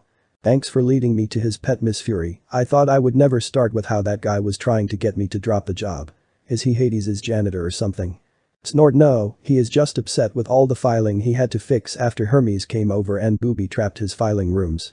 As she led the boy towards where he was meant to go, the youngest Fury wondered why her boss would let such a young demigod go near the guardian of the underworld. You have everything, yes? To clean and play with the dog. Yep. Naruto lifted his bag full of what he picked out to work with the dog. I can't wait to get started. I love dogs. Not this one, you aren't. He hasn't got the best personality and hates baths. Comes with the job. Tisiphone wished that she didn't have to deal with this demigod as he was irationing. And so, Sonny. Why did I have to go first to the lunchroom today? Arhuo. Doggy. Wait. Slow down. Tisiphone called out as Naruto raced ahead to get close to the doggy. The Fury cursed as she followed, wings heaving as she followed after the quick-moving boy. Cerberus pawed the earth as he waited for that nice girl to come back and play with him. His heads took turns watching the fairy leave back to the top world and the spirits that came off. His tail wagged back and forth and his left head howled again for the blonde girl. Then a new scent filled his noses and his ears perked up. Doggy. Cerberus's tail began to wag his tail as he heard the sound of footsteps and yellow hair came his way. He was so excited that he did not understand why the girl was coming from. The one mother said not to chew. Cerberus' heads tweaked to the sides as the scent of the mortal reached his noses. Why was the girl smelling like a boy? Cerberus watched as the boy-smelling girl-looking mortal come to a stop in front of him with confusion. Why was there no running and screaming? He loved playing tag with mortals and the treat he got afterwards. They always vanished before he was done playing. Big dog. Naruto deadpanned as he looked at the large dog in front of him. He was thinking that dark and brooding dude was wanting him to deal with a normal dog, not the awesomely large three-headed dog laying there. His eyes shone like stars as Naruto looked at the dog he was being played to clean and bath. I'm Naruto, what's your name? Arf. Naruto laughed as the noses of the monster tickled him. Tisiphone watched as the guardian of the underworld interacted with Naruto as the boy held onto the middle neck. I am not getting paid enough for this shit. No. Stop, heel.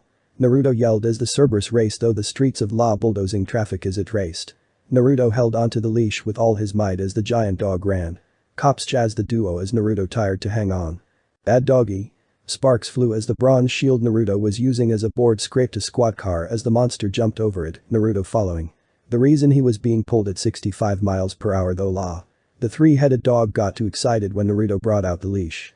The streets burned as multiple car wrecks littered the path as the dog moved towards somewhere away from the entrance of the underworld. Naruto cursed with all the bad words he knew as he ducked to avoid some giant drill. The leash chafed at his hands as the dog did a sharp turn and finally exited the city. The demigod cried as he was sure he was going to hear about the damage the dog caused to the city. I can't wait to tell Kyuubi when I get home. The young demigod though as he felt the dog slow down near a stream. You down running now boy? The monster dog waved its tail and barked. Reaching into the satchel, he brought out extra large dog treats and tossed them to each head. You're not so bad, you know that, right? You just wanted to get out of that place, huh? He asked amused as the dog began to roll in the grass. Walking over he began to rub the dog's belly. Cerberus paused in its actions before thumping the ground with one leg, Tounges hanging as the mortal rubbed him. Who's a good dog? Hey. Step away from that monster. Naruto and Cerberus blinked and looked up to see several boys armed with golden spears standing around them on horseback. Shut it, Jason. I'm the commanding officer, not some snot-nosed brat. Naruto took note as the one who called out to him seemed to shrink back while gritting his teeth. You there, boy. What is your name and why is it you are with this monster? Another voice spoke up from near the collar of the Cerberus could be seen. Sir, this isn't just any monster. It's the one that guards the underworld. Naruto nodded his head. Yeah, I was hired by old Broodface to play with his dog and bathe him. Now who are you? My family's forefather hired you? I doubt it very much, as the gods would never have allowed such destructive behavior happen. Pluto would have had one of us take the job, not you. Sir, I think he is telling the truth. Prosperous. The brat here is too young to do it, and last I checked there was no recruits after that attack last week, led by a rogue child of Mars. Naruto rolled his eyes as the group began a heated debate over what to do. He could sense they were demigod, of course, their words were very clear at that, but he didn't know them. Perhaps a rogue group that found a hidden cache of enchanted gold. The one called Jason seemed important somehow, and a part of Naruto's blood was boiling at his sight. Cerberus watched with bored eyes before a moment could its eyes.